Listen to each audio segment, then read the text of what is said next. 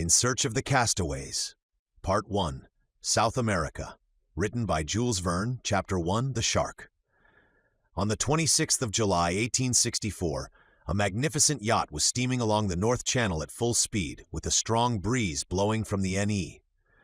The Union Jack was flying at the mizzenmast, and a blue standard bearing the initials EG, embroidered in gold, and surmounted by a ducal coronet, floated from the top-gallant head of the mainmast. The name of the yacht was the Duncan, and the owner was Lord Glenarvan, one of the 16 Scotch peers who sit in the upper house, and the most distinguished member of the Royal Thames Yacht Club, so famous throughout the United Kingdom. Lord Edward Glenarvan was on board with his young wife, Lady Helena, and one of his cousins, Major McNabbs. The Duncan was newly built, and had been making a trial trip a few miles outside the Firth of Clyde. She was returning to Glasgow, and the Isle of Arran already loomed in the distance, when the sailor on watch caught sight of an enormous fish sporting in the wake of the ship.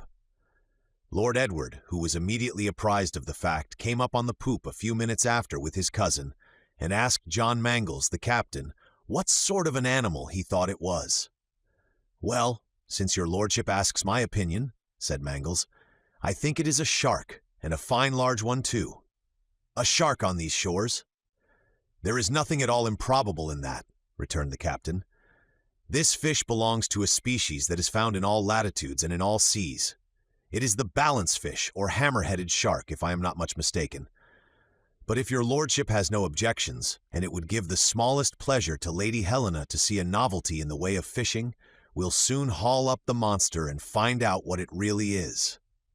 "What do you say, McNabbs? Shall we try to catch it?" asked Lord Glenarvan. "If you like, it's all one to me," was his cousin's cool reply. "The more of those terrible creatures that are killed the better, at all events," said John Mangles. "So let's seize the chance, and it will not only give us a little diversion, but be doing a good action." "Very well, set to work then," said Glenarvan. Lady Helena soon joined her husband on deck, quite charmed at the prospect of such exciting sport. The sea was splendid, and every movement of the shark was distinctly visible. In obedience to the captain's orders, the sailors threw a strong rope over the starboard side of the yacht, with a big hook at the end of it, concealed in a thick lump of bacon. The bait took at once, though the shark was full 50 yards distant. He began to make rapidly for the yacht, beating the waves violently with his fins, and keeping his tail in a perfectly straight line. As he got nearer, his great projecting eyes could be seen inflamed with greed, and his gaping jaws with their quadruple row of teeth. His head was large and shaped like a double hammer at the end of a handle. John Mangles was right. This was evidently a balance fish, the most voracious of all the squality species. The passengers and sailors on the yacht were watching all the animal's movements with the liveliest interest. He soon came within reach of the bait, turned over on his back to make a good dart at it, and in a second bacon and contents had disappeared. He had hooked himself now, as the tremendous jerk he gave the cable proved, and the sailors began to haul in the monster by means of tackle attached to the mainyard.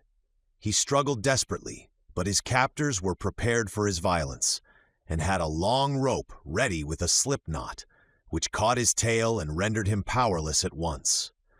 In a few minutes more, he was hoisted up over the side of the yacht and thrown on the deck. A man came forward immediately, hatchet in hand, and approaching him cautiously, with one powerful stroke cut off his tail. This ended the business, for there was no longer any fear of the shark. But though the sailors' vengeance was satisfied, their curiosity was not. They knew the brute had no very delicate appetite, and the contents of his stomach might be worth investigation. This is the common practice on all ships when a shark is captured, but Lady Glenarvan declined to be present at such a disgusting exploration, and withdrew to the cabin again. The fish was still breathing. It measured 10 feet in length, and weighed more than 600 pounds. This was nothing extraordinary, for though the hammer-headed shark is not classed among the most gigantic of the species, it is always reckoned among the most formidable. The huge brute was soon ripped up in a very unceremonious fashion. The hook had fixed right in the stomach, which was found to be absolutely empty, and the disappointed sailors were just going to throw the remains overboard, when the boatswain's attention was attracted by some large object sticking fast in one of the viscera. "I say, what's this?" he exclaimed. "That," replied one of the sailors. "Why, it's a piece of rock the beast swallowed by way of ballast." "It's just a bottle, neither more nor less, that the fellow has got in his inside, and couldn't digest," said another of the crew. "Hold your tongues, all of you," said Tom Austin, the mate of the Duncan. "Don't you see the animal has been such an inveterate tippler that he has not only drunk the wine but swallowed the bottle?" "What?" said Lord Glenarvan. "Do you mean to say it is a bottle that the shark has got in his stomach?" "Ay, it is a bottle, most certainly," replied the boatswain, "but not just from the cellar." "Well, Tom, be careful how you take it out," said Lord Glenarvan, "for bottles found in the sea often contain precious documents." "Do you think this does?" said Major McNabbs incredulously. "It possibly may, at any rate." "Oh, I'm not saying it doesn't. There may perhaps be some secret in it," returned the Major. "That's just what we're to see," said his cousin. "Well, Tom?" "Here it is," said the mate, holding up a shapeless lump he had managed to pull out, though with some difficulty. "Get the filthy thing washed, then, and bring it to the cabin." Tom obeyed, and in a few minutes brought in the bottle and laid it on the table, at which Lord Glenarvan and the Major were sitting ready with the captain, and of course Lady Helena, for women, they say, are always a little curious. Everything is an event at sea. For a moment they all sat silent, gazing at this frail relic, wondering if it told the tale of sad disaster or brought some trifling message from a frolic-loving sailor who had flung it into the sea to amuse himself when he had nothing better to do. However, the only way to know was to examine the bottle, and Glenarvan set to work without further delay, so carefully and minutely that he might have been taken for a coroner making an inquest. He commenced by a close inspection of the outside. The neck was long and slender, and round the thick rim there was still an end of wire hanging, though eaten away with rust. The sides were very thick, and strong enough to bear great pressure. It was evidently of champagne origin, and the Major said immediately, "That's one of our Clicquot's bottles." Nobody contradicted him, as he was supposed to know, but Lady Helena exclaimed, "What does it matter about the bottle, if we don't know where it comes from?" "We shall know that, too, presently, and we may affirm this much already. It comes from a long way off. Look at those petrifactions all over it. These different substances almost turned to mineral, we might say, through the action of the salt water. This waif had been tossing about in the ocean a long time before the shark swallowed it." "I quite agree with you," said McNabbs. "I dare say this frail concern has made a long voyage protected by this strong covering." "But I want to know where from," said Lady Glenarvan. "Wait a little, dear Helena, wait. We must have patience with bottles. But if I am not much mistaken, this one will answer all our questions," replied her husband, beginning to scrape away the hard substances round the neck. Soon the cork made its appearance, but much damaged by the water. "That's vexing," said Lord Edward, "for if papers are inside, they'll be in a pretty state." "It's to be feared they will," said the Major. "But it is a lucky thing the shark swallowed them, I must say," added Glenarvan, "for the bottle would have sunk to the bottom before long, with such a cork as this." "That's true enough," replied John Mangles, "and yet it would have been better to have fished them up in the open sea. Then we might have found out the road they had come by, taking the exact latitude and longitude, and studying the atmospheric and submarine currents. But with such a postman as a shark, that goes against wind and tide. There's no clue whatever to the starting point." "We shall see," said Glenarvan, gently taking out the cork. A strong odor of salt water pervaded the whole saloon, and Lady Helena asked impatiently, "Well, what is there?" "I was right," exclaimed Glenarvan. "I see papers inside, but I fear it will be impossible to remove them," he added, "for they appear to have rotted with the damp and are sticking to the sides of the bottle." "Break it," said the Major. "I would rather preserve the whole if I could." "No doubt you would," said Lady Helena, "but the contents are more valuable than the bottle, and we had better sacrifice the one than the other. If your lordship would simply break off the neck, I think we might easily withdraw the papers," suggested John Mangles. "Try it, Edward, try it," said Lady Helena. Lord Glenarvan was very unwilling, but he found there was no alternative. The precious bottle must be broken. They had to get a hammer before this could be done, though, for the stony material had acquired the hardness of granite. A few sharp strokes, however, soon shivered it to fragments, many of which had pieces of paper sticking to them. These were carefully removed by Lord Glenarvan and separated and spread out on the table before the eager gaze of his wife and friends. Chapter 2. The Three Documents. All that could be discovered, however, on these pieces of paper was a few words here and there, the remainder of the lines being almost completely obliterated by the action of the water. Lord Glenarvan examined them attentively for a few minutes, turning them over on all sides, holding them up to the light, and trying to decipher the least scrap of writing, while the others looked on with anxious eyes. At last he said, "There are three distinct documents here, apparently copies of the same document in three different languages. Here is one in English, one in French, and one in German." "But can you make any sense out of them?" asked Lady Helena. "That's hard to say, my dear Helena. The words are quite incomplete." "Perhaps the one may supplement the other," suggested Major McNabbs. "Very likely they will," said the captain. "It is impossible that the very same words should have been effaced in each document, and by putting the scraps together we might gather some intelligible meaning out of them." "That's what we will do," rejoined Lord Glenarvan. "But let us proceed methodically. Here is the English document first." All that remained of it was the following: 62. Bry, gow, sink, straw, Allen, skip, jar. That monnet of long and sistance lost. "There's not much to be made out of that," said the Major, looking disappointed. "No, but it is good English anyhow," returned the captain. "There's no doubt of it," said Glenarvan. "The words sink, Allen, lost are entire.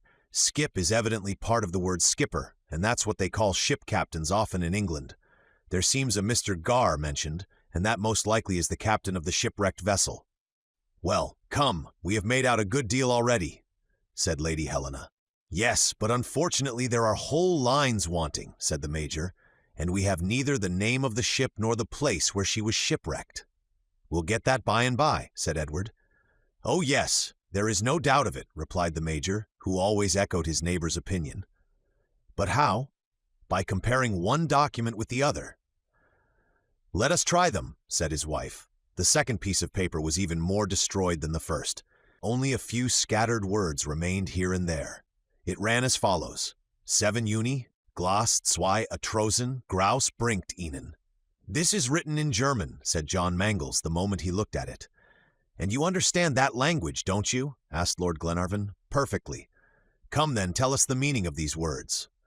The captain examined the document carefully and said, "Well, here's the date of the occurrence first. 7 Juni means June 7, and if we put that before the figure 62 we have in the other document, it gives us the exact date, 7th of June, 1862. "Capital!" exclaimed Lady Helena. "Go on, John." "On the same line," resumed the young captain, "there is the syllable GLAS, and if we add that to the GW we found in the English paper, we get the whole word Glasgow at once. The documents evidently refer to some ship that sailed out of the port of Glasgow." "That is my opinion, too," said the Major. "The second line is completely effaced," continued the captain, "but here are two important words on the third. There is zwei, which means two, and Atrosen or Matrosen, the German for sailors." "Then I suppose it is about a captain and two sailors," said Lady Helena. "It seems so," replied Lord Glenarvan. "I must confess, your lordship, that the next word puzzles me. I can make nothing of it. Perhaps the third document may throw some light on it. The last two words are plain enough. Bringt ihnen means bring them, and if you recollect, in the English paper we had sistance, so by putting the parts together it reads thus, I think, bring them assistance." "Yes, that must be it," replied Lord Glenarvan. "But where are the poor fellows? We have not the slightest indication of the place, meantime, nor of where the catastrophe happened." "Perhaps the French copy will be more explicit," suggested Lady Helena. "Here it is, then," said Lord Glenarvan, "and that is in a language we all know. The words it contained were these: Troy, Ats, Taniagoni, Austral, Abor, Contin, PR, Cruel, Indi, Jet, Ongit, at 37 degrees 11, Lat." "There are figures!" exclaimed Lady Helena. "Look, let us go steadily to work," said Lord Glenarvan, "and begin at the beginning. I think we can make out from the incomplete words in the first line that a three-mast vessel is in question, and there is little doubt about the name. We get that from the fragments of the other papers. It is the Britannia. As to the next two words, Goni and Austral, it is only Austral that has any meaning to us." "But that is a valuable scrap of information," said John Mangles. "The shipwreck occurred in the southern hemisphere." "That's a wide world," said the Major. "Well, we'll go on," resumed Glenarvan. "Here is the word abor. That is clearly the root of the verb aborder. The poor men have landed somewhere, but where? Contin, does that mean continent? Cruel," interrupted John Mangles. "I see now what grouse is part of in the second document. It is grausam, the word in German for cruel." "Let's go on," said Lord Glenarvan, becoming quite excited over his task, as the incomplete words began to fill up and develop their meaning. "Indi. Is it India where they have been shipwrecked? And what can this word onjit be part of? Ah, I see. It is longitude, and here is the latitude, 37 degrees 11. That is the precise indication at last, then." "But we haven't the longitude," objected McNabbs. "But we can't get everything, my dear Major, and it is something at all events to have the exact latitude. The French document is decidedly the most complete of the three, but it is plain enough that each is the literal translation of the other, for they all contain exactly the same number of lines. What we have to do now is to put together all the words we have found and translate them into one language and try to ascertain their most probable and logical sense." "Well, what language shall we choose?" asked the Major. "I think we had better keep to the French, since that was the most complete document of the three." "Your lordship is right," said John Mangles, "and besides, we're all familiar with the language." "Very well, then, I'll set to work." In a few minutes he had written as follows: 7/1862, Trois Mats Britannia, Glasgow Sombre, Goni, Australitaire, Deux Matelots, Capitaine, Abord, Contin, Cruel, Indi, Jet ce document de longitude at 37 degrees 11, de latitude, Baitel la cour pardit. 7th of June, 1862, three-mast Britannia, Glasgow, foundered Goni, southern on the coast. Two sailors, Gr. Captain, landed, Contin, Cruel, thrown this document, in longitude, and 37 degrees 11" latitude. Bring them assistance lost. Just at that moment, one of the sailors came to inform the captain that they were about entering the Firth of Clyde, and to ask what were his orders. "What are your lordship's intentions?" said John Mangles, addressing Lord Glenarvan. "To get to Dunbarton as quickly as possible, John, and Lady Helena will return to Malcolm Castle, while I go on to London and lay this document before the Admiralty." The sailor received orders accordingly, and went out to deliver them to the mate. "Now, friends," said Lord Glenarvan, "let us go on with our investigations, for we are on the track of a great catastrophe, and the lives of several human beings depend on our sagacity. We must give our whole minds to the solution of this enigma. First of all, there are three very distinct things to be considered in this document: the things we know, the things we may conjecture, the things we do not know. What are those we know? We know that on the 7th of June, a three-mast vessel, the Britannia of Glasgow, foundered, that two sailors and the captain threw this document into the sea in 37 degrees 11" latitude, and they entreat help. "Exactly so," said the Major. "What are those now we may conjecture?" continued Glenarvan. "That the shipwreck occurred in the southern seas, and here I would draw your attention at once to the incomplete word Goni. Doesn't the name of the country strike you even in the mere mention of it?" "Patagonia!" exclaimed Lady Helena. "Undoubtedly." "But is Patagonia crossed by the 37th parallel?" asked the Major. "That is easily ascertained," said the captain, opening a map of South America. "Yes, it is. Patagonia just touches the 37th parallel. It cuts through Araucania, goes along over the Pampas to the north, and loses itself in the Atlantic." "Well, let us proceed then with our conjectures. The two sailors and the captain land. Land where? Contin. On a continent. On a continent, mark you, not an island. What becomes of them? There are two letters here, providentially, which give a clue to their fate. PR, that must mean prisoners, and cruel Indian is evidently the meaning of the next two words. These unfortunate men are captives in the hands of cruel Indians. Don't you see it? Don't the words seem to come of themselves and fill up the blanks? Isn't the document quite clear now? Isn't the sense self-evident?" Glenarvan spoke in a tone of absolute conviction, and his enthusiastic confidence appeared contagious, for the others all exclaimed too, "Yes, it is evident, quite evident." After an instant, Lord Edward said again, "To my own mind the hypothesis is so plausible that I have no doubt whatever the event occurred on the coast of Patagonia, but still I will have inquiries made in Glasgow as to the destination of the Britannia, and we shall know if it is possible she could have been wrecked on those shores." "Oh, there's no need to send so far to find out that," said John Mangles. "I have the Mercantile and Shipping Gazette here, and we'll see the name on the list, and all about it." "Do look at once, then," said Lord Glenarvan. The file of papers for the year 1862 was soon brought, and John began to turn over the leaves rapidly, running down each page with his eye in search of the name required. But his quest was not long, for in a few minutes he called out, "I've got it! May 30th, 1862, Peru Callao, with cargo for Glasgow, the Britannia, Captain Grant." "Grant?" exclaimed Lord Glenarvan. "That is the adventurous Scotchman that attempted to found a new Scotland on the shores of the Pacific." "Yes," rejoined John Mangles, "it is the very man. He sailed from Glasgow in the Britannia in 1861, and has not been heard of since." "There isn't a doubt of it, not a shadow of doubt," repeated Lord Glenarvan. "It is just that same Captain Grant. The Britannia left Callao on the 30th of May, and on the 7th of June, a week afterward, she is lost on the coast of Patagonia. The few broken, disjointed words we find in these documents tell us the whole story. You see, friends, our conjectures hit the mark very well. We know all now except one thing, and that is the longitude. That is not needed now. We know the country. With the latitude alone, I would engage to go right to the place where the wreck happened." "Then have we really all the particulars now?" asked Lady Helena. "All, dear Helena. I can fill up every one of these blanks the sea has made in the document as easily as if Captain Grant were dictating to me." And he took up the pen and dashed off the following lines immediately. "On the 7th of June, 1862, the three-mast vessel Britannia of Glasgow has sunk on the coast of Patagonia, in the southern hemisphere. Making for the shore, 2 sailors and Captain Grant are about to land on the continent, where they will be taken prisoners by cruel Indians.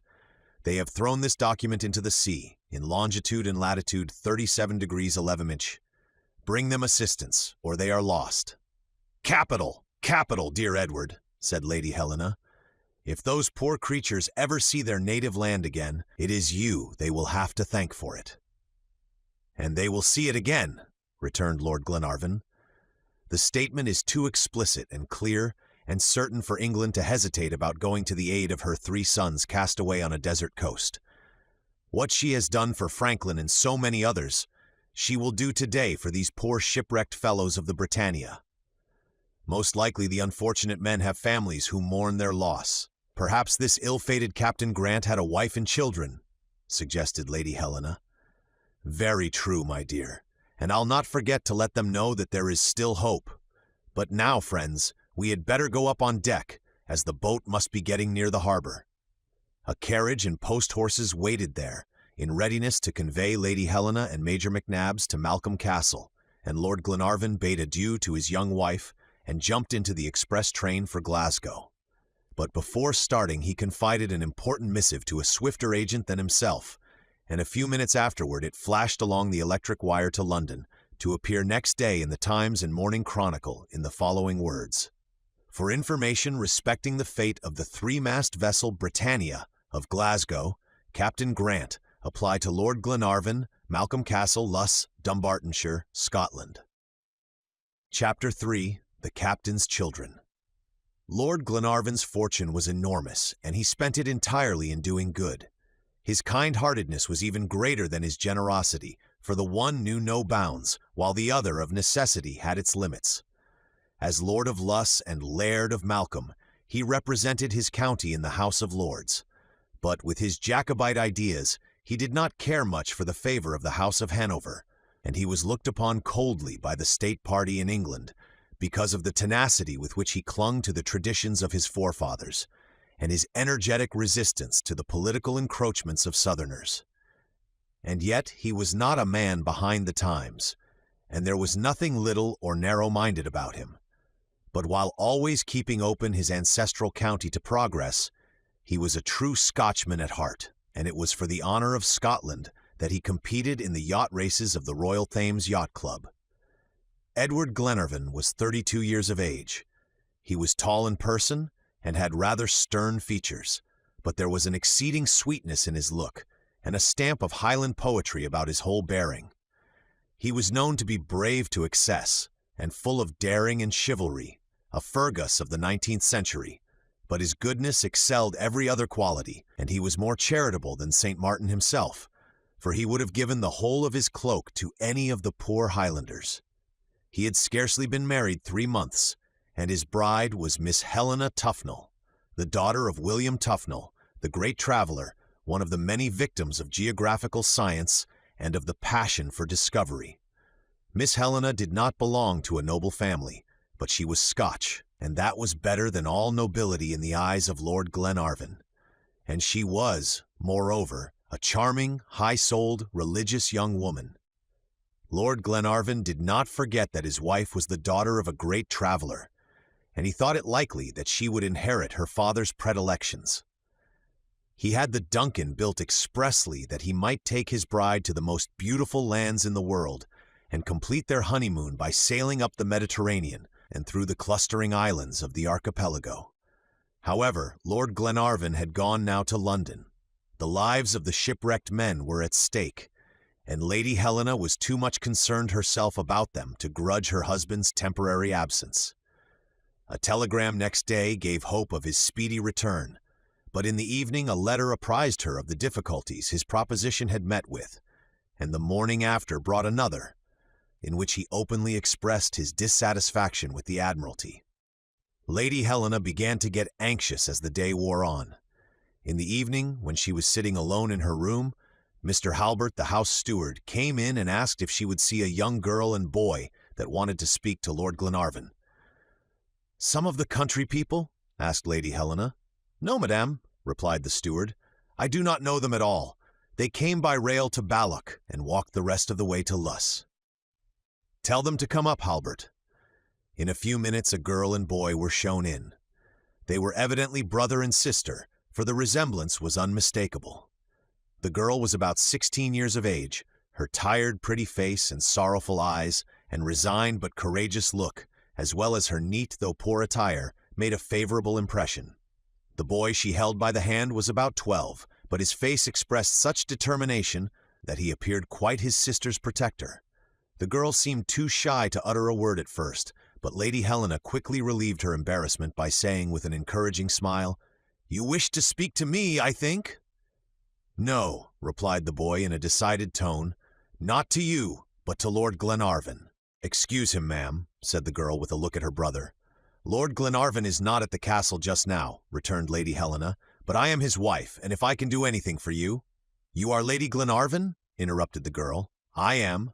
The wife of Lord Glenarvan, of Malcolm Castle, that put an announcement in the Times about the shipwreck of the Britannia?"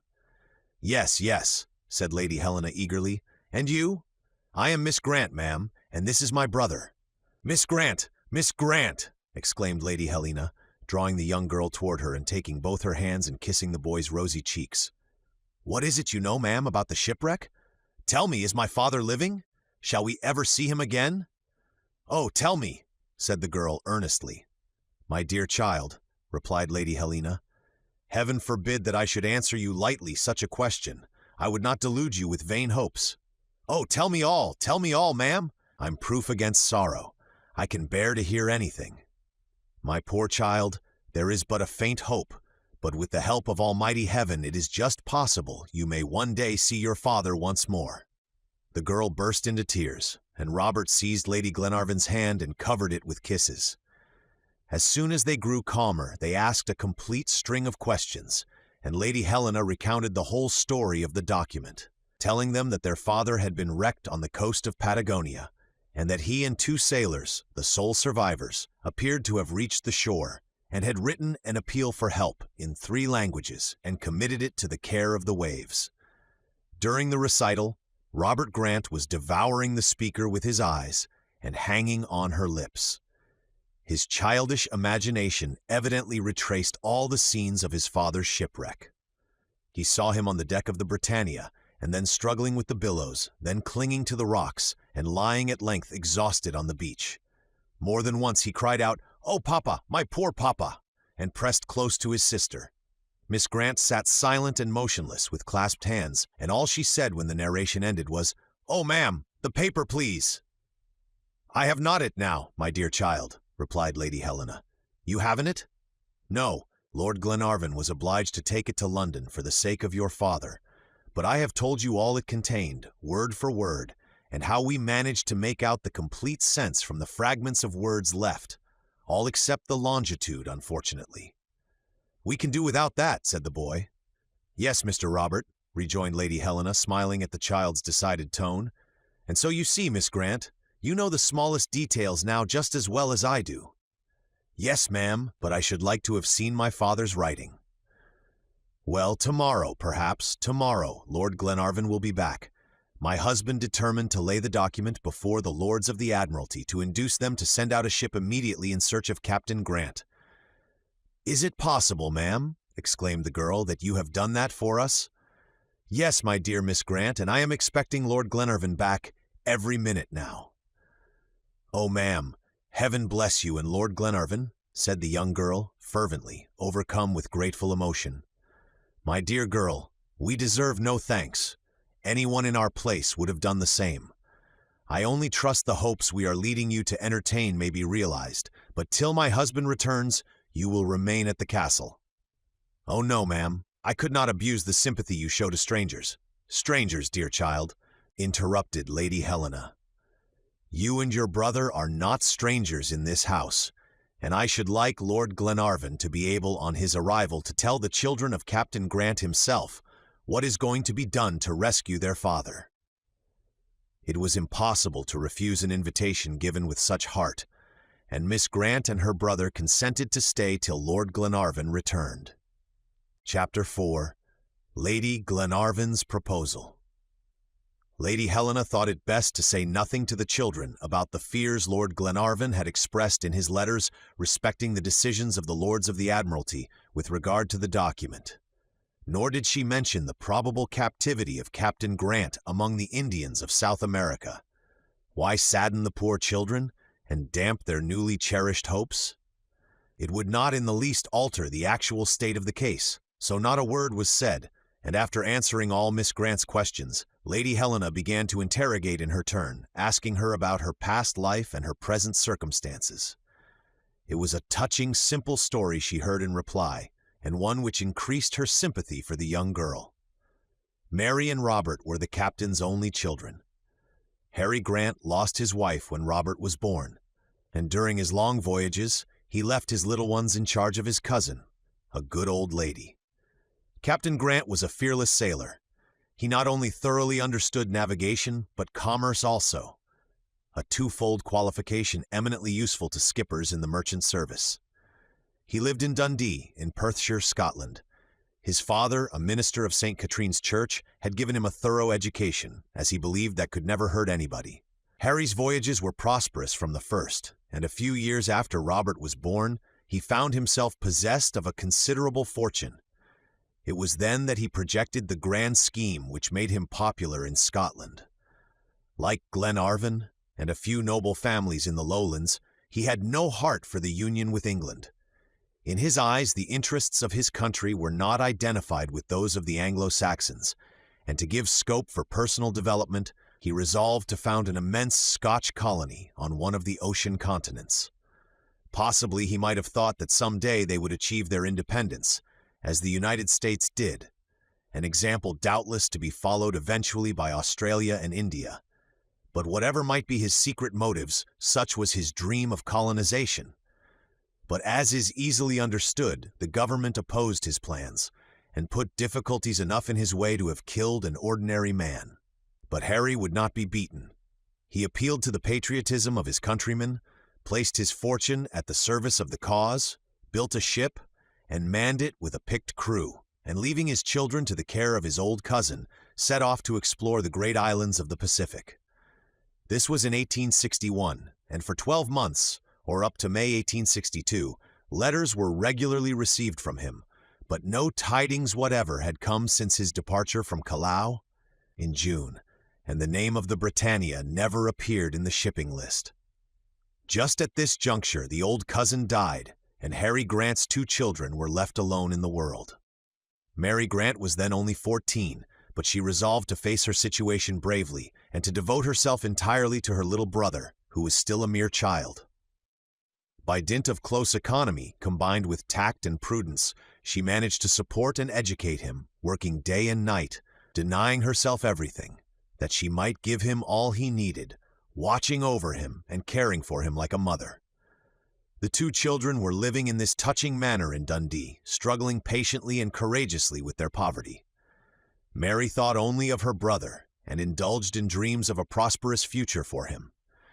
She had long given up all hope of the Britannia and was fully persuaded that her father was dead. What, then, was her emotion when she accidentally saw the notice in the Times?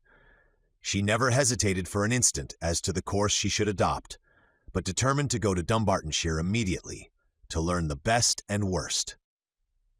Even if she were to be told that her father's lifeless body had been found on a distant shore or in the bottom of some abandoned ship, it would be a relief from incessant doubt and torturing suspense.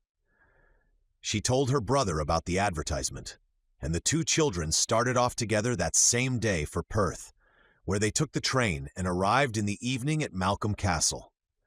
Such was Mary Grant's sorrowful story, and she recounted it in so simple and unaffected a manner that it was evident she never thought her conduct had been that of a heroine through those long, trying years. But Lady Helena thought it for her, and more than once she put her arms round both the children and could not restrain her tears. As for Robert, he seemed to have heard these particulars for the first time. All the while his sister was speaking, he gazed at her with wide-open eyes, only knowing now how much she had done and suffered for him, and as she ended, he flung himself on her neck and exclaimed, "Oh, Mamma, my dear little Mamma!" It was quite dark by this time, and Lady Helena made the children go to bed, for she knew they must be tired after their journey. They were soon both sound asleep, dreaming of happy days.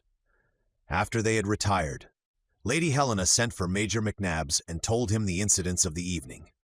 "That Mary Grant must be a brave girl," said the Major. "I only hope my husband will succeed, for the poor children's sake," said his cousin. "It would be terrible for them if he did not. He will be sure to succeed, or the Lords of the Admiralty must have hearts harder than Portland stone." But, notwithstanding McNabb's assurance, Lady Helena passed the night in great anxiety and could not close her eyes. Mary Grant and her brother were up very early next morning and were walking about in the courtyard when they heard the sound of a carriage approaching. It was Lord Glenarvan, and almost immediately Lady Helena and the Major came out to meet him. Lady Helena flew toward her husband the moment he alighted, but he embraced her silently and looked gloomy and disappointed, indeed even furious. "Well, Edward," she said, "tell me." "Well, Helena, dear, those people have no heart." "They have refused?" "Yes, they have refused me a ship." They talked of the millions that had been wasted in search for Franklin, and declared the document was obscure and unintelligible.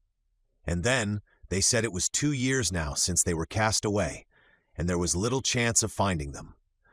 Besides, they would have it that the Indians, who made them prisoners, would have dragged them into the interior, and it was impossible, they said, to hunt all through Patagonia for 3 men, 3 Scotchmen, that the search would be vain and perilous, and cost more lives than it saved. In short, they assigned all the reasons that people invent who have made up their minds to refuse. The truth is, they remembered Captain Grant's projects, and that is the secret of the whole affair. So the poor fellow is lost forever.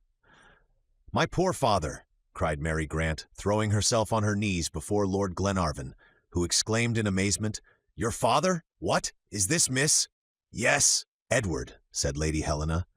"This is Miss Mary Grant and her brother, the 2 children condemned to orphanage by the cruel Admiralty." "Oh, Miss Grant," said Lord Glenarvan, raising the young girl, "if I had known of your presence, He said no more, and there was a painful silence in the courtyard, broken only by sobs. No one spoke, but the very attitude of both servants and masters spoke their indignation at the conduct of the English government. At last the major said, addressing Lord Glenarvan, "Then you have no hope whatever?" "None," was the reply. "Very well, then," exclaimed little Robert. "I'll go and speak to those people myself, and we'll see if they—" He did not complete his sentence, for his sister stopped him, but his clenched fists showed his intentions were the reverse of pacific. "No, Robert," said Mary Grant, "we will thank this noble lord and lady for what they have done for us, and never cease to think of them with gratitude, and then we'll both go together." "Mary," said Lady Helena, in a tone of surprise. "Go where?" asked Lord Glenarvan. "I am going to throw myself at the Queen's feet, and we shall see if she will turn a deaf ear to the prayers of two children who implore their father's life." Lord Glenarvan shook his head. Not that he doubted the kind heart of Her Majesty, but he knew Mary would never gain access to her. Suppliants but too rarely reach the steps of a throne. It seems as if royal palaces had the same inscription on their doors that the English have on their ships. Passengers are requested not to speak to the man at the wheel. Lady Glenarvan understood what was passing in her husband's mind, and she felt the young girl's attempt would be useless, and only plunge the poor children in deeper despair. Suddenly, a grand, generous purpose fired her soul, and she called out, "Mary Grant! Wait, my child, and listen to what I'm going to say." Mary had just taken her brother by the hand and turned to go away, but she stepped back at Lady Helena's bidding. The young wife went up to her husband and said, with tears in her eyes, though her voice was firm and her face beamed with animation, "Edward, when Captain Grant wrote that letter and threw it into the sea, he committed it to the care of God. God has sent it to us. To us. Undoubtedly, God intends us to undertake the rescue of these poor men." "What do you mean, Helena?" "I mean this, that we ought to think ourselves fortunate if we can begin our married life with a good action. Well, you know, Edward, that to please me you planned a pleasure trip. But what could give us such genuine pleasure, or be so useful, as to save those unfortunate fellows cast off by their country?" "Helena!"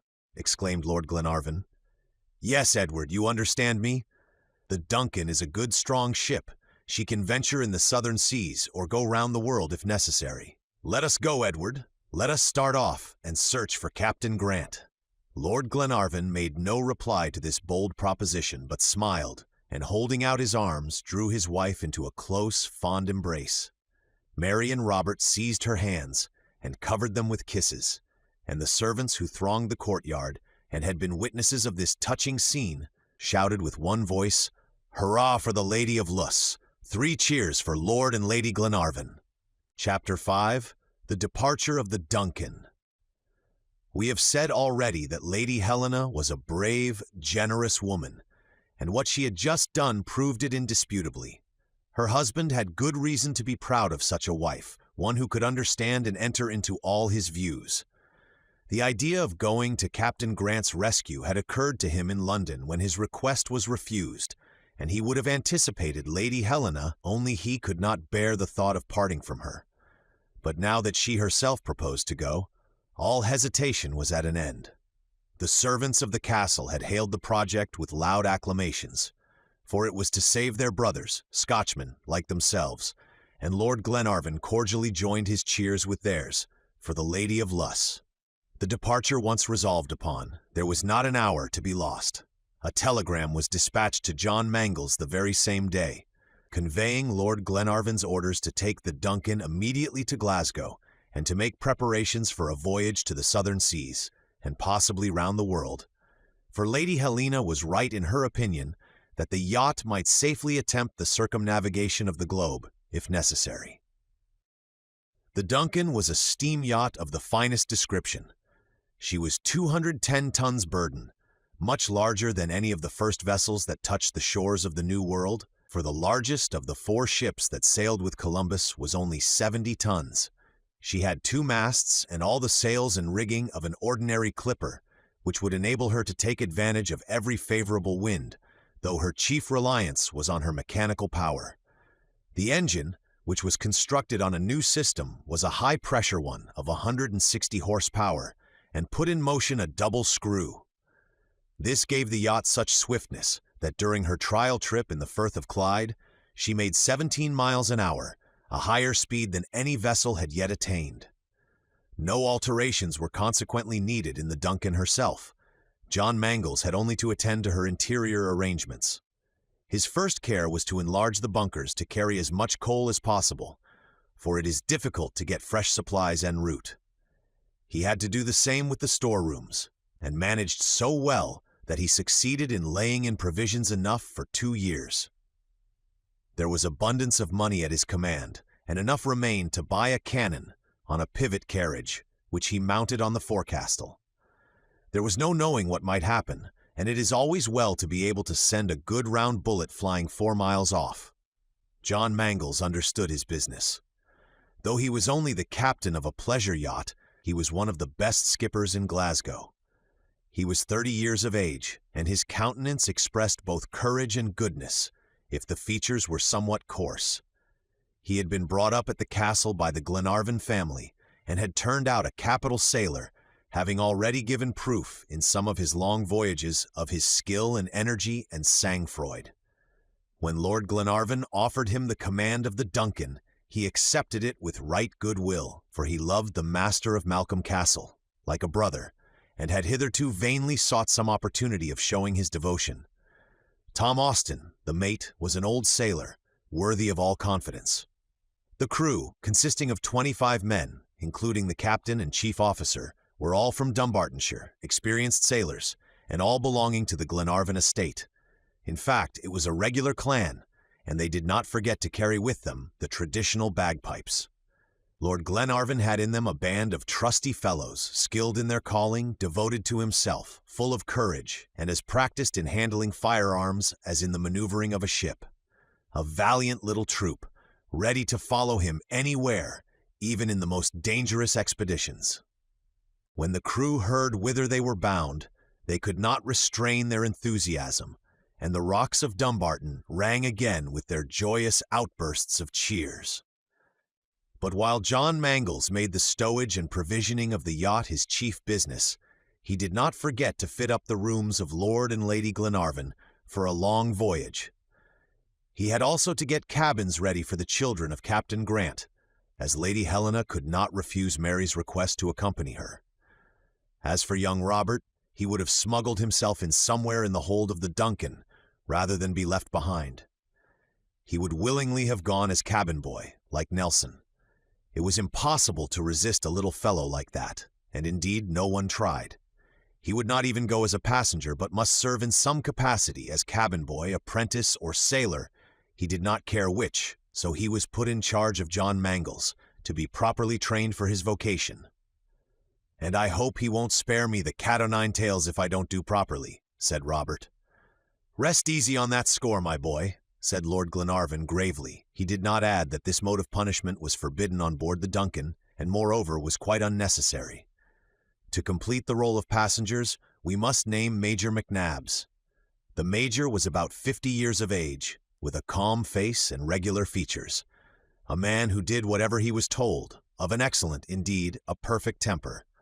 Modest, silent, peaceable, and amiable, agreeing with everybody on every subject, never discussing, never disputing, never getting angry. He wouldn't move a step quicker or slower, whether he walked upstairs to bed or mounted a breach. Nothing could excite him, nothing could disturb him, not even a cannonball. And no doubt he will die without ever having known even a passing feeling of irritation. This man was endowed in an eminent degree, not only with ordinary animal courage, that physical bravery of the battlefield, which is solely due to muscular energy, but he had what is far nobler, moral courage, firmness of soul. If he had any fault, it was his being so intensely Scotch from top to toe, a Caledonian of the Caledonians, an obstinate stickler for all the ancient customs of his country. This was the reason he would never serve in England, and he gained his rank of major in the 42nd Regiment, the Highland Black Watch, composed entirely of Scotch noblemen. As a cousin of Glenarvan, he lived in Malcolm Castle, and as a major he went as a matter of course with the Duncan. Such, then, was the personnel of this yacht, so unexpectedly called to make one of the most wonderful voyages of modern times. From the hour she reached the steamboat quay at Glasgow, she completely monopolized the public attention. A considerable crowd visited her every day, and the Duncan was the one topic of interest and conversation, to the great vexation of the different captains in the port, among others of Captain Burton, in command of the Scotia, a magnificent steamer lying close beside her, and bound for Calcutta. Considering her size, the Scotia might justly look upon the Duncan as a mere flyboat, and yet this pleasure yacht of Lord Glenarvan was quite the center of attraction, and the excitement about her daily increased. The Duncan was to sail out with the tide at 3 o'clock on the morning of the 25th of August. But before starting, a touching ceremony was witnessed by the good people of Glasgow. At 8 o'clock the night before, Lord Glenarvan and his friends and the entire crew, from the stokers to the captain, all who were to take part in this self-sacrificing voyage, left the yacht and repaired to St. Mungo's, the ancient cathedral of the city. This venerable edifice, so marvelously described by Walter Scott, remains intact amid the ruins made by the Reformation, and it was there, beneath its lofty arches, in the grand nave, in the presence of an immense crowd, and surrounded by tombs as thickly set as in a cemetery, that they all assembled to implore the blessing of heaven on their expedition, and to put themselves under the protection of Providence. The Reverend Mr. Morton conducted the service, and when he had ended and pronounced the benediction, a young girl's voice broke the solemn silence that followed. It was Mary Grant, who poured out her heart to God in prayer for her benefactors, while grateful, happy tears streamed down her cheeks and almost choked her utterance. The vast assembly dispersed under the influence of deep emotion, and at 10 o'clock the passengers and crew returned on board the vessel. Chapter 6. An Unexpected Passenger. The ladies passed the whole of the first day of the voyage in their berths, for there was a heavy swell in the sea, and toward evening the wind blew pretty fresh, and the Duncan tossed and pitched considerably. But the morning after, the wind changed, and the captain ordered the men to put up the foresail, and brigantine and foretopsail, which greatly lessened the rolling of the vessel. Lady Helena and Mary Grant were able to come on deck at daybreak, where they found Lord Glenarvan, Major McNabbs, and the captain. "And how do you stand the sea, Miss Mary?" said Lord Glenarvan. "Pretty well, my lord. I am not very much inconvenienced by it. Besides, I shall get used to it." "And our young Robert?" "Oh, as for Robert," said the captain, "whenever he is not poking about down below in the engine-room, he is perched somewhere aloft among the rigging. A youngster like that laughs at seasickness. Why, look at him this very moment. Do you see him?" The captain pointed toward the foremast, and sure enough there was Robert hanging on the yards of the topgallant mast, 100 feet above in the air. Mary involuntarily gave a start, but the captain said, "Oh, don't be afraid, Miss Mary. He is all right, take my word for it. I'll have a capital sailor to present to Captain Grant before long, for we'll find the worthy captain, depend upon it." "Heaven grant it, Mr. John," replied the young girl. "My dear child," said Lord Glenarvan, "there is something so providential in the whole affair that we have every reason to hope. We are not going, we are led, we are not searching, we are guided. And then see all the brave men that have enlisted in the service of the good cause. We shall not only succeed in our enterprise, but there will be little difficulty in it. I promised Lady Helena a pleasure trip, and I am much mistaken if I don't keep my word." "Edward," said his wife, "you are the best of men." "Not at all," was the reply, "but I have the best of crews and the best of ships. You don't admire the Duncan, I suppose, Miss Mary?" "On the contrary, my lord, I do admire her, and I'm a connoisseur in ships," returned the young girl. "Indeed, yes, I have played all my life on my father's ships. He should have made me a sailor, for I dare say, at a push, I could reef a sail or plait a gasket easily enough." "Do you say so, miss?" exclaimed John Mangles. "If you talk like that, you and John will be great friends, for he can't think any calling is equal to that of a seaman. He can't fancy any other, even for a woman. Isn't it true, John?" "Quite so," said the captain. "And yet, your lordship, I must confess that Miss Grant is more in her place on the poop than reefing a topsail. But for all that, I am quite flattered by her remarks." "And especially when she admires the Duncan," replied Glenarvan. "Well, really," said Lady Glenarvan, "you are so proud of your yacht that you make me wish to look all over it, and I should like to go down and see how our brave men are lodged." "Their quarters are first-rate," replied John. "They are as comfortable as if they were at home." "And they really are at home, my dear Helena," said Lord Glenarvan. "This yacht is a portion of our old Caledonia, a fragment of Dumbartonshire, making a voyage by special favor, so that in a manner we are still in our own country. The Duncan is Malcolm Castle, and the ocean is Loch Lomond." "Very well, dear Edward. Do the honors of the castle, then." "At your service, madam, but let me tell Olbinett first." The steward of the yacht was an excellent maître d'hôtel, and might have been French for his airs of importance, but for all that he discharged his functions with zeal and intelligence. "Olbinett," said his master, as he appeared in answer to his summons, "we are going to have a turn before breakfast. I hope we shall find it ready when we come back." He said this just as if it had been a walk to Tarbert or Loch Katrine they were going, and the steward bowed with perfect gravity in reply. "Are you coming with us, Major?" asked Lady Helena. "If you command me," replied McNabbs. "Oh," said Lord Glenarvan, "the Major is absorbed in his cigar? You mustn't tear him from it. He is an inveterate smoker, Miss Mary, I can tell you. He is always smoking, even while he sleeps." The Major gave an assenting nod, and Lord Glenarvan and his party went below. McNabbs remained alone, talking to himself, as was his habit, and was soon enveloped in still thicker clouds of smoke. He stood motionless, watching the track of the yacht. After some minutes of this silent contemplation, he turned round, and suddenly found himself face to face with a newcomer. Certainly, if anything could have surprised him, this rencontre would, for he had never seen the stranger in his life before. He was a tall, thin, withered-looking man, about 40 years of age, and resembled a long nail with a big head.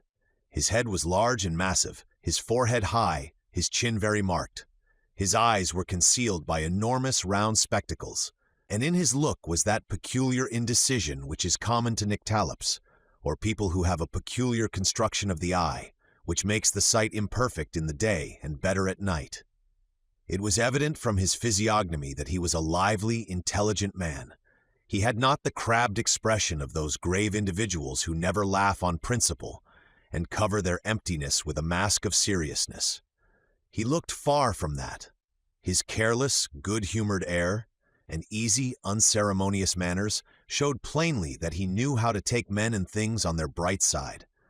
But though he had not yet opened his mouth, he gave one the impression of being a great talker, and moreover, one of those absent folks who neither see though they are looking, nor hear though they are listening. He wore a traveling cap and strong, low, yellow boots with leather gaiters.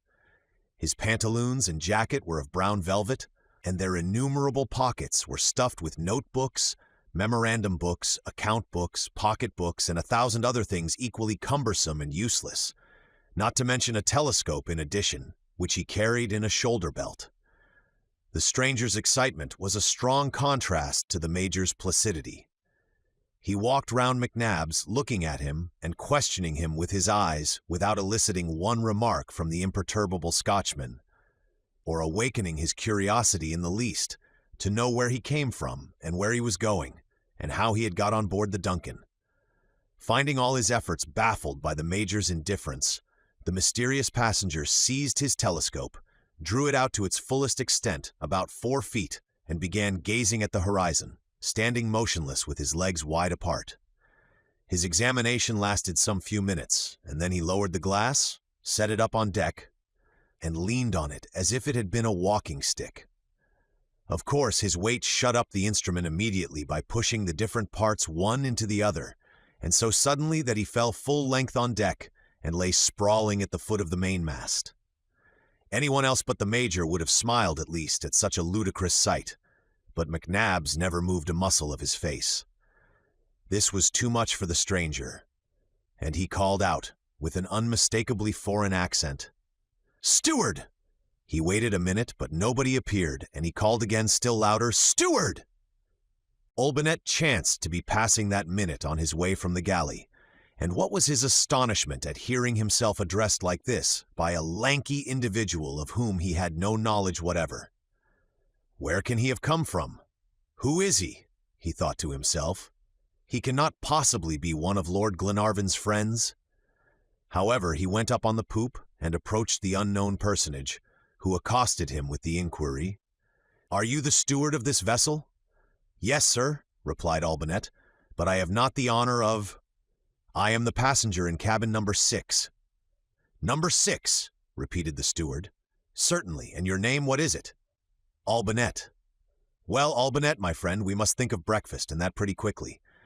It is 36 hours since I have had anything to eat, or rather 36 hours that I have been asleep. Pardonable enough in a man who came all the way without stopping from Paris to Glasgow. What is the breakfast hour?" 9 o'clock, replied Olbinett mechanically. The stranger tried to pull out his watch to see the time, but it was not till he had rummaged through the 9th pocket that he found it. "Ah, well," he said, "it is only 8 o'clock at present. Fetch me a glass of sherry and a biscuit while I am waiting, for I am actually falling through sheer inanition." Olbinett heard him without understanding what he meant, for the voluble stranger kept on talking incessantly, flying from one subject to another. "The captain? Isn't the captain up yet? And the chief officer? What is he doing? Is he asleep still? It is fine weather, fortunately, and the wind is favorable, and the ship goes all alone." Just at that moment, John Mangles appeared at the top of the stairs. "Here is the captain," said Olbinett. "Ah, delighted, Captain Burton, delighted to make your acquaintance," exclaimed the unknown. John Mangles stood stupefied, as much at seeing the stranger on board as at hearing himself called Captain Burton. But the newcomer went on in the most affable manner. "Allow me to shake hands with you, sir, and if I did not do so yesterday evening, it was only because I did not wish to be troublesome when you were starting. But today, Captain, it gives me great pleasure to begin my intercourse with you." John Mangles opened his eyes as wide as possible and stood staring at Olbinett and the stranger alternately. But without waiting for a reply, the rattling fellow continued. "Now the introduction is made, my dear captain. We are old friends. Let's have a little talk, and tell me how you like the Scotia." "What do you mean by the Scotia?" put in John Mangles at last. "By the Scotia? Why, the ship we're on, of course. A good ship that has been commended to me, not only for its physical qualities, but also for the moral qualities of its commander, the brave Captain Burton. You will be some relation of the famous African traveler of that name. A daring man he was, sir. I offer you my congratulations." "Sir," interrupted John, "I am not only no relation of Burton the great traveler, but I am not even Captain Burton." "Ah, is that so? It is Mr. Burdness, the chief officer, that I am talking to at present." "Mr. Burdness," repeated John Mangles, beginning to suspect how the matter stood. Only he asked himself whether the man was mad or some heedless rattle-pate. He was beginning to explain the case in a categorical manner when Lord Glenarvan and his party came up on the poop. The stranger caught sight of them directly and exclaimed, "Ah, the passengers, the passengers! I hope you are going to introduce me to them, Mr. Burdness." But he could not wait for anyone's intervention, and going up to them with perfect ease and grace, said, bowing to Miss Grant, "Madam," then to Lady Helena with another bow, "Miss," and to Lord Glenarvan, "Sir." Here John Mangles interrupted him and said, "Lord Glenarvan?" "My lord," continued the unknown, "I beg pardon for presenting myself to you, but at sea it is well to relax the strict rules of etiquette a little.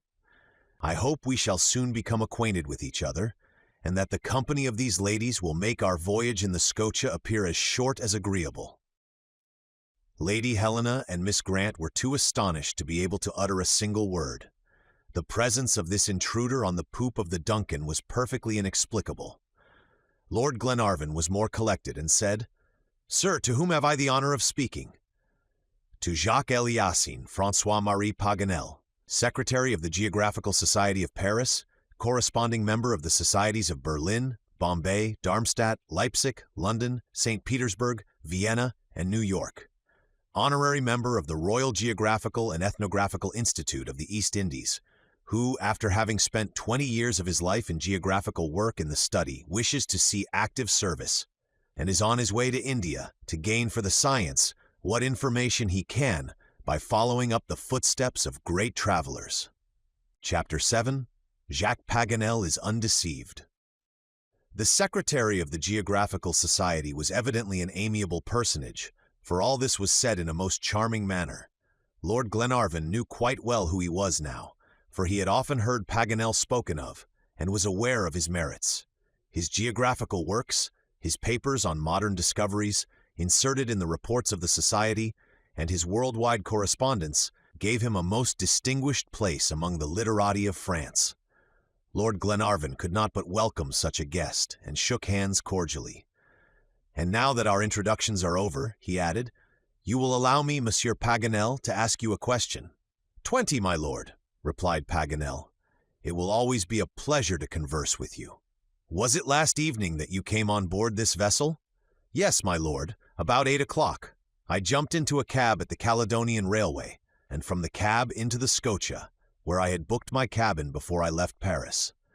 It was a dark night, and I saw no one on board, so I found cabin number 6, and went to my berth immediately, for I had heard that the best way to prevent seasickness is to go to bed as soon as you start, and not to stir for the first few days. And moreover, I had been traveling for 30 hours. So I tucked myself in, and slept conscientiously, I assure you, for 36 hours. Paganel's listeners understood the whole mystery now of his presence on the Duncan. The French traveler had mistaken his vessel, and gone on board while the crew were attending the service at St. Mungo's. All was explained. But what would the learned geographer say when he heard the name and destination of the ship in which he had taken passage? "Then it is Calcutta, M. Paganel, that you have chosen as your point of departure on your travels?" "Yes, my lord, to see India has been a cherished purpose with me all my life. It will be the realization of my fondest dreams, to find myself in the country of elephants and thugs." "Then it would be by no means a matter of indifference to you to visit another country instead." "No, my lord, indeed it would be very disagreeable, for I have letters from Lord Somerset, the Governor-General, and also a commission to execute for the Geographical Society." "Ah, you have a commission." "Yes, I have to attempt a curious and important journey, the plan of which has been drawn up by my learned friend and colleague, M. Vivian de Saint Martin. I am to pursue the track of the Schlagen-White brothers, and Colonels Waugh and Webb, and Hodgson, and Huck and Gabbett, the missionaries, and Moorcroft and M. Jules Remy, and so many celebrated travelers. I mean to try and succeed where Crick, the missionary, so unfortunately failed in 1846. In a word, I want to follow the course of the river Yaru Dzangbo Chu, which waters Thibet for a distance of 1,500 kilometers, flowing along the northern base of the Himalayas, and to find out at last whether this river does not join itself to the Brahmaputra in the northeast of Assam. The gold medal, my lord, is promised to the traveler who will succeed in ascertaining a fact which is one of the greatest desiderata to the geography of India." Paganel was magnificent.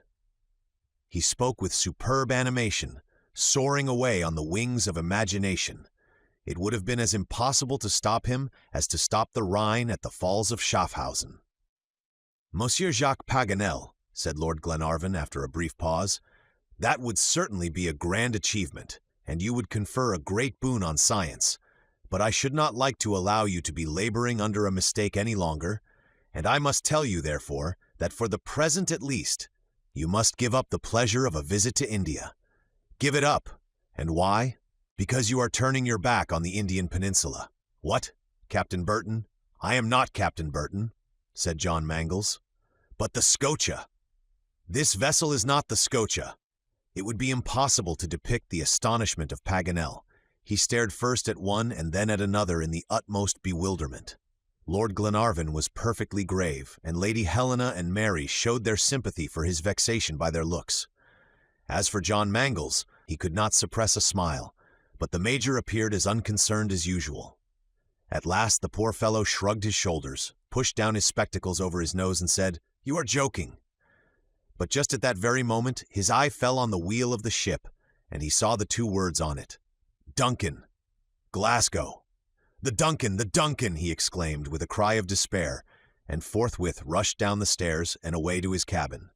As soon as the unfortunate savant had disappeared, Every one, except the major, broke out into such peals of laughter that the sound reached the ears of the sailors in the forecastle. To mistake a railway or to take the train to Edinburgh when you want to go to Dumbarton might happen, but to mistake a ship and be sailing for Chile when you meant to go to India, that is a blunder indeed. However, said Lord Glenarvan, I am not much astonished at it in Paganel. He is quite famous for such misadventures. One day he published a celebrated map of America and put Japan in it. But for all that, he is distinguished for his learning, and he is one of the best geographers in France.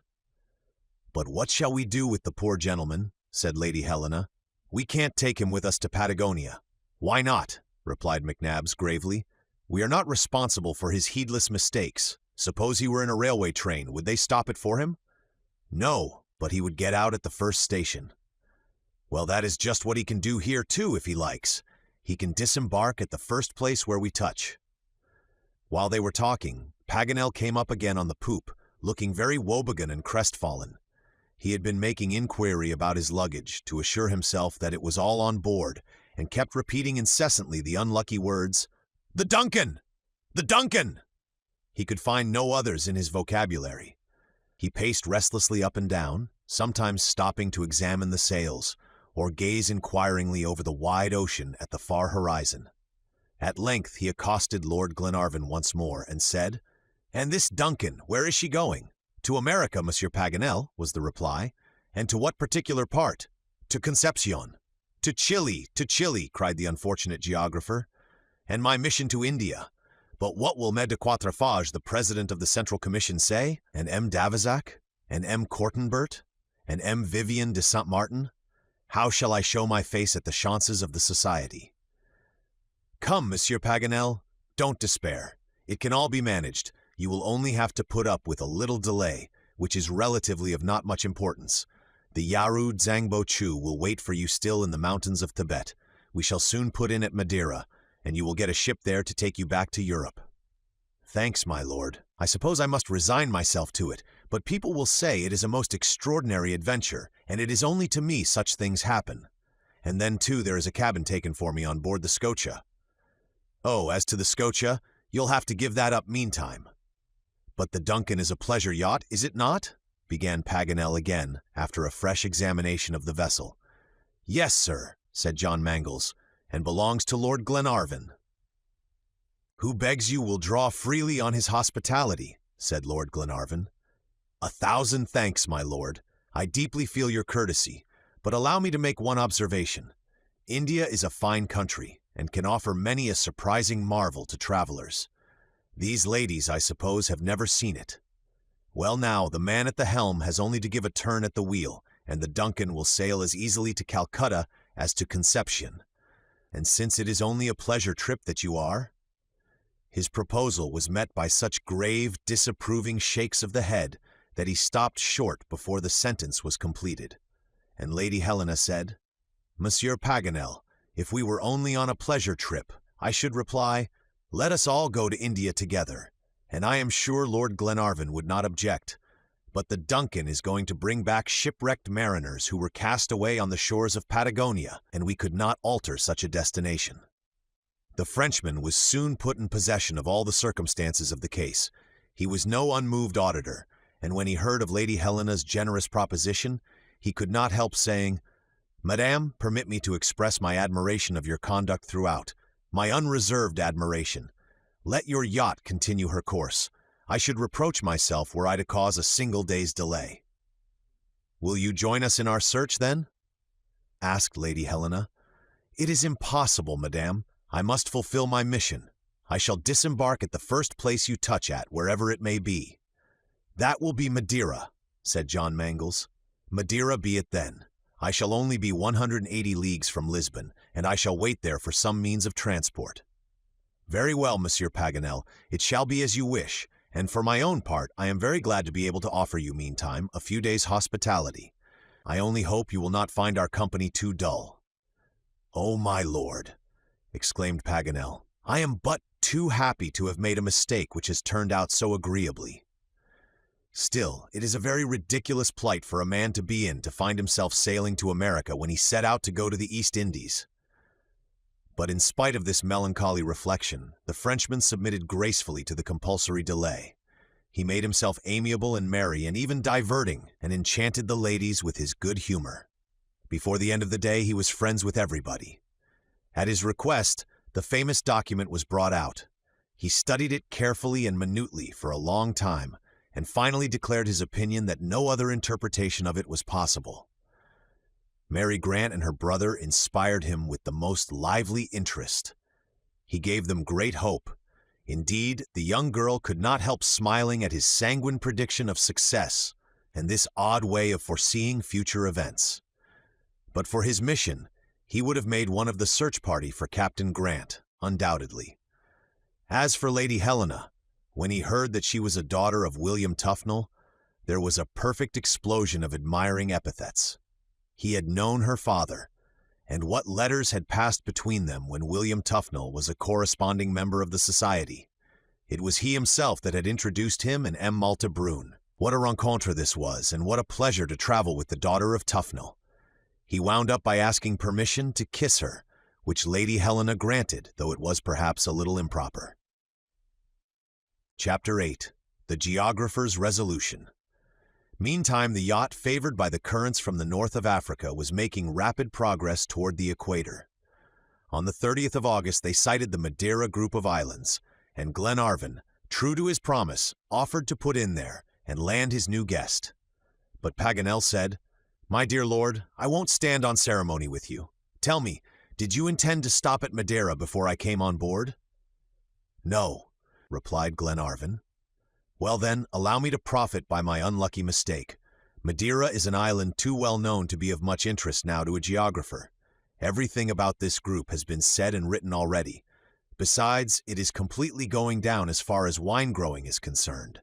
Just imagine no vines to speak of being in Madeira. In 1813, 22,000 pipes of wine were made there, and in 1845 the number fell to 2,669. It is a grievous spectacle. If it is all the same to you, we might go on to the Canary Isles instead."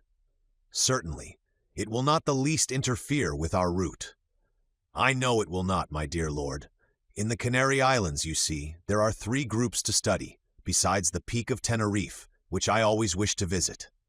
This is an opportunity, and I should like to avail myself of it and make the ascent of the famous mountain while I am waiting for a ship to take me back to Europe."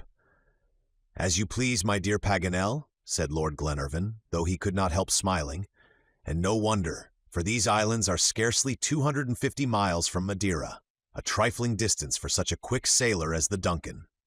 Next day, about 2 p.m., John Mangles and Paganel were walking on the poop.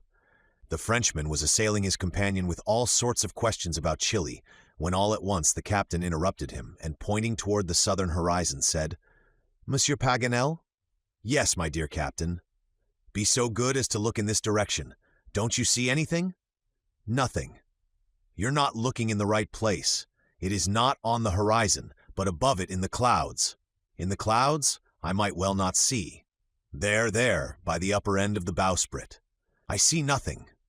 "Then you don't want to see. Anyway, though we are 40 miles off, yet I tell you the Peak of Teneriffe is quite visible yonder above the horizon." But whether Paganel could not or would not see it then, 2 hours later he was forced to yield to ocular evidence or own himself blind. "You do see it at last, then?" said John Mangles.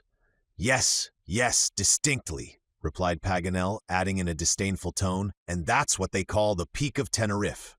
"That's the peak. It doesn't look much of a height. It is 11,000 feet, though, above the level of the sea. That is not equal to Mont Blanc. Likely enough, but when you come to ascend it, probably you'll think it high enough." "Oh, ascend it, my dear captain. What would be the good after Humboldt and Bonpland? That Humboldt was a great genius. He made the ascent of this mountain, and has given a description of it which leaves nothing unsaid.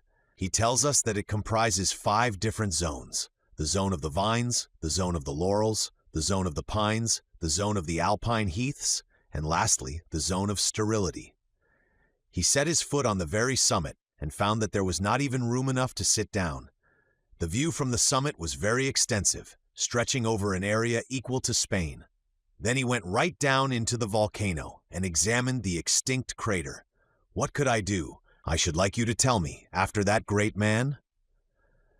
Well, certainly, there isn't much left to glean. That is vexing, too, for you would find it dull work waiting for a vessel in the Peak of Tenerife. But, I say, Mangles, my dear fellow, are there no ports in the Cape Verde Islands that we might touch at? Oh, yes, nothing would be easier than putting you off at Villa Praya.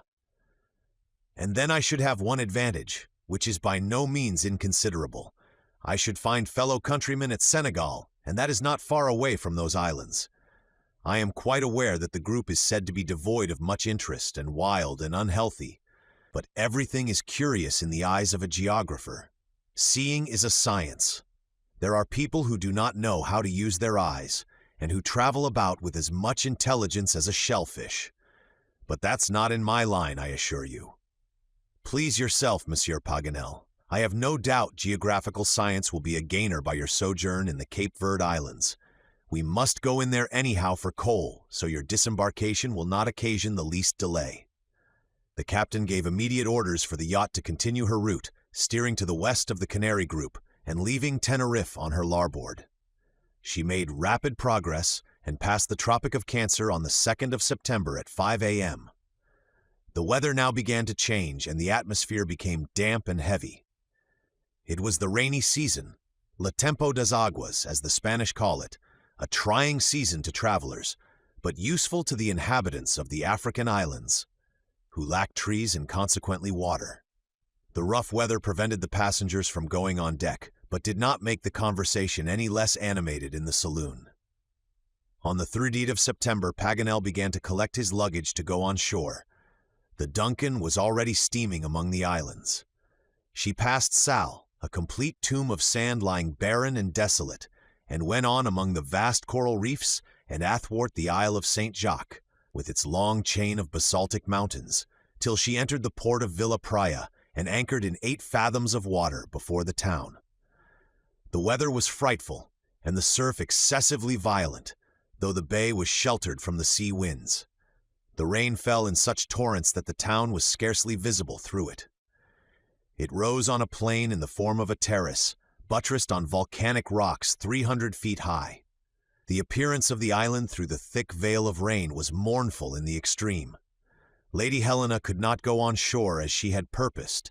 Indeed, even coaling was a difficult business, and the passengers had to content themselves below the poop as best they might.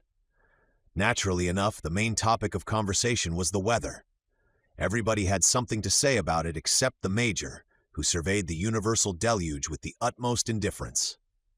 Paganel walked up and down shaking his head. "It is clear enough, Paganel," said Lord Glenarvan, "that the elements are against you." "I'll be even with them for all that," replied the Frenchman. "You could not face rain like that, Monsieur Paganel," said Lady Helena. "Oh, quite well, madam, as far as I myself am concerned. It is for my luggage and instruments that I am afraid. Everything will be ruined. The disembarking is the worst part of the business. Once at Villa Praya, you might manage to find pretty good quarters. They wouldn't be over clean, and you might find the monkeys and pigs not always the most agreeable companions. But travelers are not too particular, and moreover, in 7 or 8 months you would get a ship, I dare say, to take you back to Europe." 7 or 8 months, exclaimed Paganel. "At least, the Cape Verde Islands are not much frequented by ships during the rainy season, but you can employ your time usefully. This archipelago is still but little known. You can go up the large rivers," suggested Lady Helena. "There are none, madam." "Well, then, the small ones." "There are none, madam." "The running brooks, then." "There are no brooks, either." "You can console yourself with the forests, if that's the case," put in the Major. "You can't make forests without trees, and there are no trees." "A charming country," said the Major. "Comfort yourself, my dear Paganel. You'll have the mountains at any rate," said Glenarvan. "Oh, they are neither lofty nor interesting, my lord, and beside they have been described already." "Already!" said Lord Glenarvan. "Yes, that is always my luck. At the Canary Islands I saw myself anticipated by Humboldt, and here by M. Charles St. Clair de Ville, a geologist." "Impossible." "It is too true," replied Paganel in a doleful voice. Monsieur de Ville was on board the government corvette La Décidée when she touched at the Cape Verde Islands, and he explored the most interesting of the group and went to the top of the volcano in Isle Fogo. What is left for me to do after him? It is really a great pity, said Helena. What will become of you, Monsieur Paganel? Paganel remained silent. You would certainly have done much better to have landed at Madeira, even though there had been no wine, said Glenarvan. Still the learned secretary was silent. I should wait, said the Major, just as if he had said, I should not wait. Paganel spoke again at length and said, My dear Glenarvan, where do you mean to touch next? At Concepcion. Plague it, that is a long way out of the road to India. Not it. From the moment you pass Cape Horn, you are getting nearer to it. I doubt it much. Beside, resumed Lord Glenarvan with perfect gravity, when people are going to the Indies, it doesn't matter much whether it is to the east or west. What? It does not matter much? Without taking into account the fact that the inhabitants of the Pampas in Patagonia are as much Indians as the natives of the Punjab. Well done, my lord. That's a reason that would never have entered my head.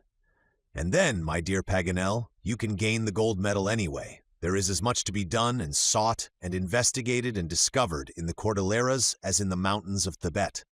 But the course of the Yaru Zangbo Chu, what about that?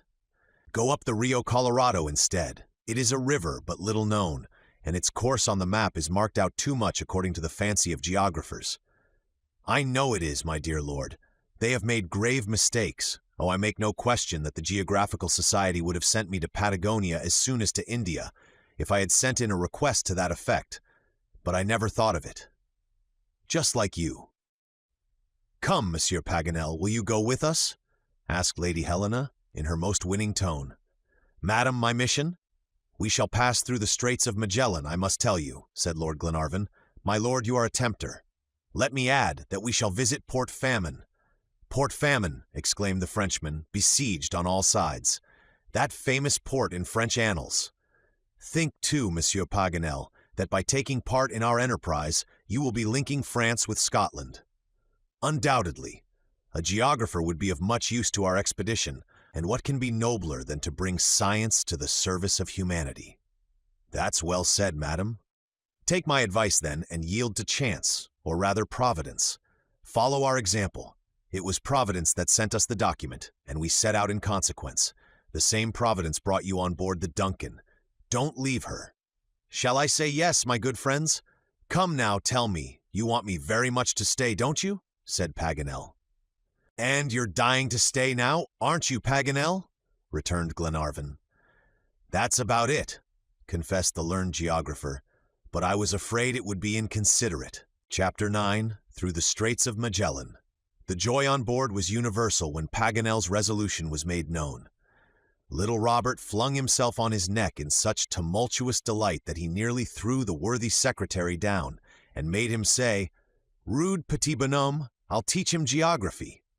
Robert bade fair to be an accomplished gentleman some day, for John Mangles was to make a sailor of him, and the Major was to teach him sang-froid, and Glenarvan and Lady Helena were to instill into him courage and goodness and generosity, while Mary was to inspire him with gratitude toward such instructors.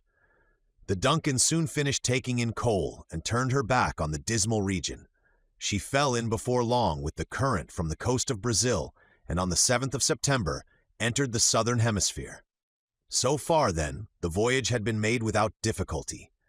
Everybody was full of hope, for in this search for Captain Grant, each day seemed to increase the probability of finding him. The captain was among the most confident on board, but his confidence mainly arose from the longing desire he had to see Miss Mary happy. He was smitten with quite a peculiar interest for this young girl, and managed to conceal his sentiments so well that everyone on board saw it except himself and Mary Grant. As for the learned geographer, he was probably the happiest man in all the southern hemisphere. He spent the whole day in studying maps, which were spread out on the saloon table, to the great annoyance of M. Olbinett, who could never get the cloth laid for meals, without disputes on the subject. But all the passengers took his part except the Major, who was perfectly indifferent about geographical questions, especially at dinner time. Paganel also came across a regular cargo of old books in the chief officer's chest. They were in a very damaged condition, but among them he raked out a few Spanish volumes, and determined forthwith to set to work to master the language of Cervantes, as no one on board understood it, and it would be helpful in their search along the Chilean coast. Thanks to his taste for languages, he did not despair of being able to speak the language fluently when they arrived at Concepcion. He studied it furiously and kept constantly muttering heterogeneous syllables. He spent his leisure hours in teaching young Robert and instructed him in the history of the country they were so rapidly approaching. On the 25th of September, the yacht arrived off the Straits of Magellan and entered them without delay. This route is generally preferred by steamers on their way to the Pacific Ocean. The exact length of the straits is 372 miles. Ships of the largest tonnage find throughout sufficient depth of water, even close to the shore, and there is a good bottom everywhere, an abundance of fresh water, and rivers abounding in fish, and forests in game, and plenty of safe and accessible harbors. In fact, 1,000 things which are lacking in Strait Le Maire and Cape Horn, with its terrible rocks, incessantly visited by hurricane and tempest. For the first 3 or 4 hours, that is to say for about 60 to 80 miles as far as Cape Gregory, the coast on either side was low and sandy. Jacques Paganel would not lose a single point of view, nor a single detail of the straits. It would scarcely take 36 hours to go through them, and the moving panorama on both sides, seen in all the clearness and glory of the light of a southern sun, was well worth the trouble of looking at and admiring. On the Terra del Fuego side, a few wretched-looking creatures were wandering about on the rocks, but on the other side, not a solitary inhabitant was visible. Paganel was so vexed at not being able to catch a glimpse of any Patagonians that his companions were quite amused at him. He would insist that Patagonia without Patagonians was not Patagonia at all, but Glenarvan replied, "Patience, my worthy geographer, we shall see the Patagonians yet. I am not sure of it." "But there is such a people, anyhow," said Lady Helena. "I doubt it much, madam, since I don't see them. But surely the very name Patagonia, which means great feet in Spanish, would not have been given to imaginary beings." "Oh, the name is nothing," said Paganel, who was arguing simply for the sake of arguing. "And besides, to speak the truth, we are not sure if that is their name." "What an idea!" exclaimed Glenarvan. "Did you know that, Major?" "No," replied McNabbs, "and wouldn't give a Scotch pound note for the information. You shall hear it, however, Major, indifferent. Though Magellan called the natives Patagonians, the Fuegians called them Tiramenan, the Chileans Caucalhuas, the colonists of Carmente Welchis, the Araucans Huiliches. Bougainville gives them the name of Chauha, and Faulkner that of Tehuelhets. The name they give themselves is Inakan. Now tell me then, how would you recognize them? Indeed, is it likely that a people with so many names has any actual existence?" "That's a queer argument, certainly," said Lady Helena. "Well, let us admit it," said her husband, "but our friend Paganel must own that, even if there are doubts about the name of the race, there is none about their size." "Indeed, I will never own anything so outrageous as that," replied Paganel. "They are tall," said Glenarvan. "I don't know that." "Are they little, then?" asked Lady Helena. "No one can affirm that they are." "About the average, then?" said McNabbs. "I don't know that either." "That's going a little too far," said Glenarvan. "Travelers who have seen them tell us." "Travelers who have seen them," interrupted Paganel, "don't agree at all in their accounts. Magellan said that his head scarcely reached to their waist." "Well, then, that proves." "Yes, but Drake declares that the English are taller than the tallest Patagonian?" "Oh, the English, that may be," replied the Major, disdainfully. "But we are talking of the Scotch." "Cavendish assures us that they are tall and robust," continued Paganel. "Hawkins makes out they are giants. Le Maire and Schouten declare that they are 11 feet high." "These are all credible witnesses," said Glenarvan. "Yes, quite as much as Wood, Narborough, and Faulkner, who say they are of medium stature. Again, Byron, Giraudet, Bougainville, Wallace, and Carteret declared that the Patagonians are 6 feet 6 inches tall." "But what is the truth, then, among all these contradictions?" asked Lady Helena. "Just this, madame. The Patagonians have short legs and a large bust, or by way of a joke we might say that these natives are 6 feet high when they are sitting and only 5 when they are standing. "Bravo, my dear geographer," said Glenarvan. "That is very well put." "Unless the race has no existence, that would reconcile all statements," returned Paganel. "But here is one consolation, at all events. The Straits of Magellan are very magnificent, even without Patagonians." Just at this moment the Duncan was rounding the peninsula of Brunswick between splendid panoramas. 70 miles after doubling Cape Gregory, she left on her starboard the penitentiary of Punta Arena. The church steeple and the Chilean flag gleamed for an instant among the trees, and then the strait wound on between huge granitic masses which had an imposing effect. Cloud-capped mountains appeared, their heads white with eternal snows, and their feet hid in immense forests. Toward the southwest, Mount Tarn rose 6,500 feet high. Night came on after a long, lingering twilight, the light insensibly melting away into soft shades. These brilliant constellations began to bestud the sky, and the Southern Cross shone out.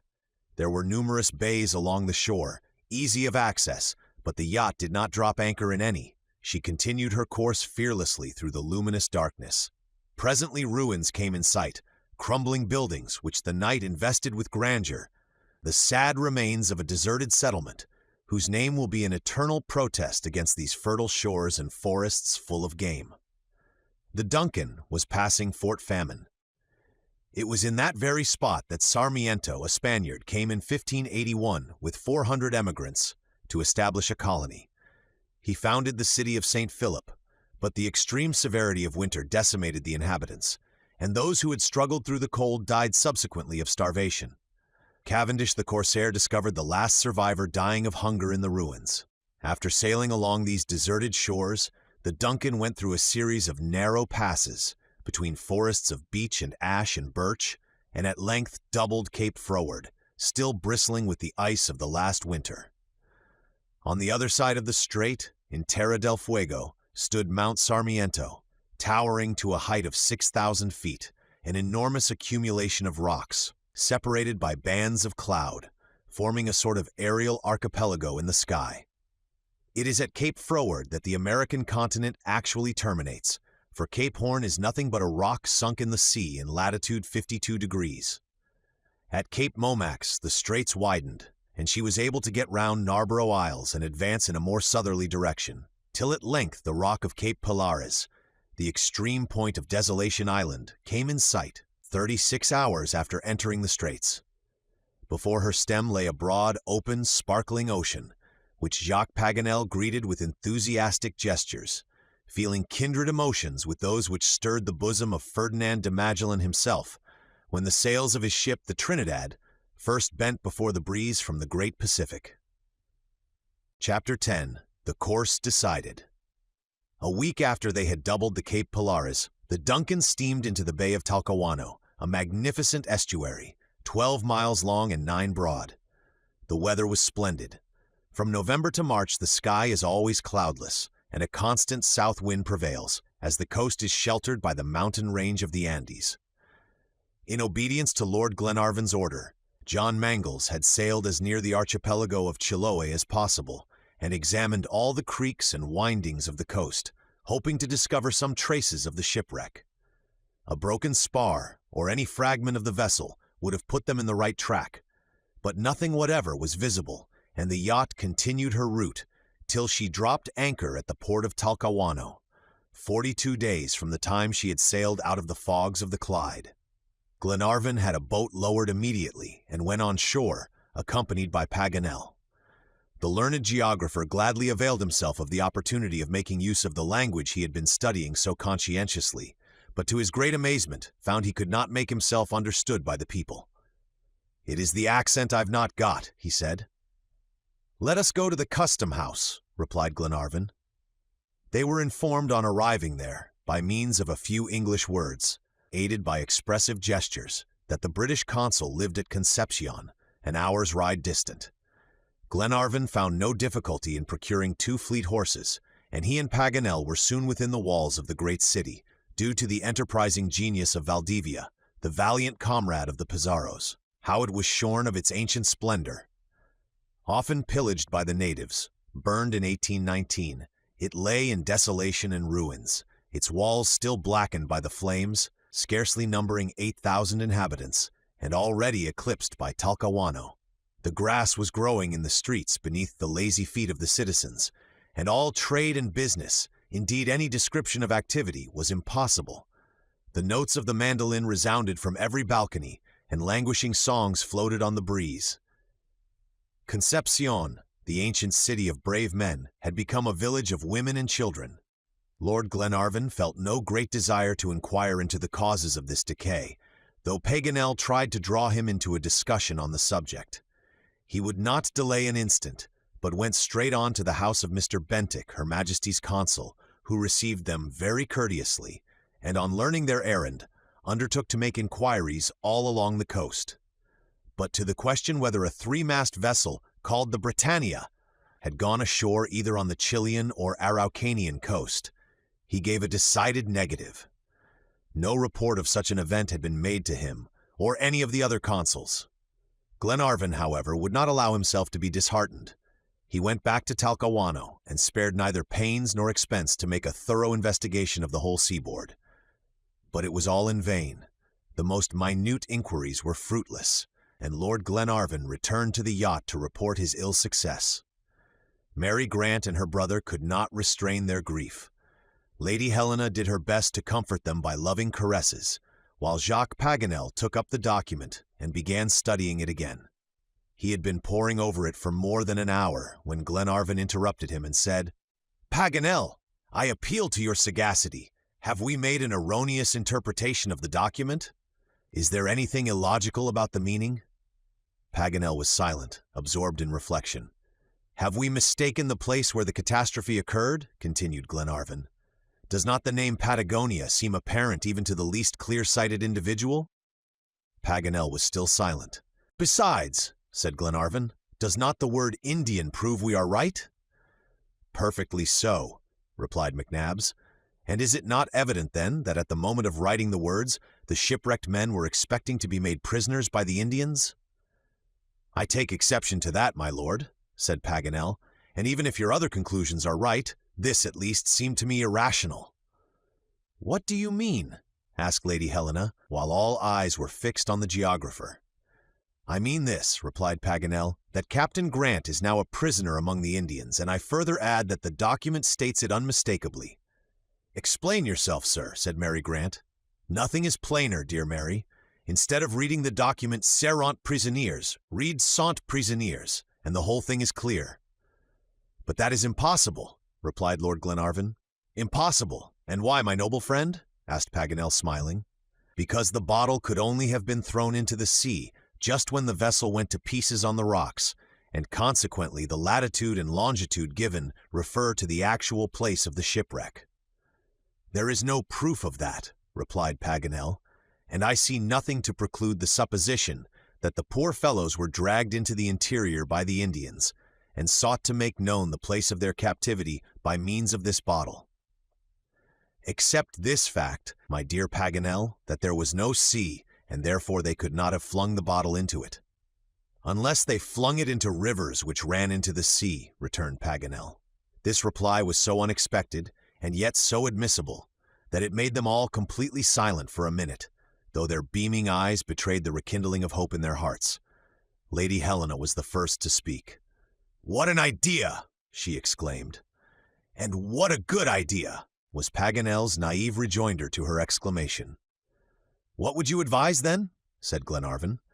"My advice is to follow the 37th parallel from the point where it touches the American continent to where it dips into the Atlantic, without deviating from it half a degree, and possibly in some part of its course we shall fall in with the shipwrecked party." "There is a poor chance of that," said the Major. "Poor as it is," returned Paganel, "we ought not to lose it, if I am right in my conjecture that the bottle has been carried into the sea on the bosom of some river. We cannot fail to find the track of the prisoners. You can easily convince yourselves of this by looking at this map of the country." He unrolled a map of Chile and the Argentine provinces as he spoke, and spread it out on the table. "Just follow me for a moment," he said, "across the American continent. Let us make a stride across the narrow strip of Chile and over the Cordilleras of the Andes, and get into the heart of the Pampas. Shall we find any lack of rivers and streams and currents? No, for here are the Rio Negro and Rio Colorado, and their tributaries intersected by the 37th parallel, and any of them might have carried the bottle on its waters. Then, perhaps, in the midst of a tribe in some Indian settlement on the shores of these almost unknown rivers, those whom I may call my friends await some providential intervention. Ought we to disappoint their hopes? Do you not all agree with me that it is our duty to go along the line my finger is pointing out at this moment on the map?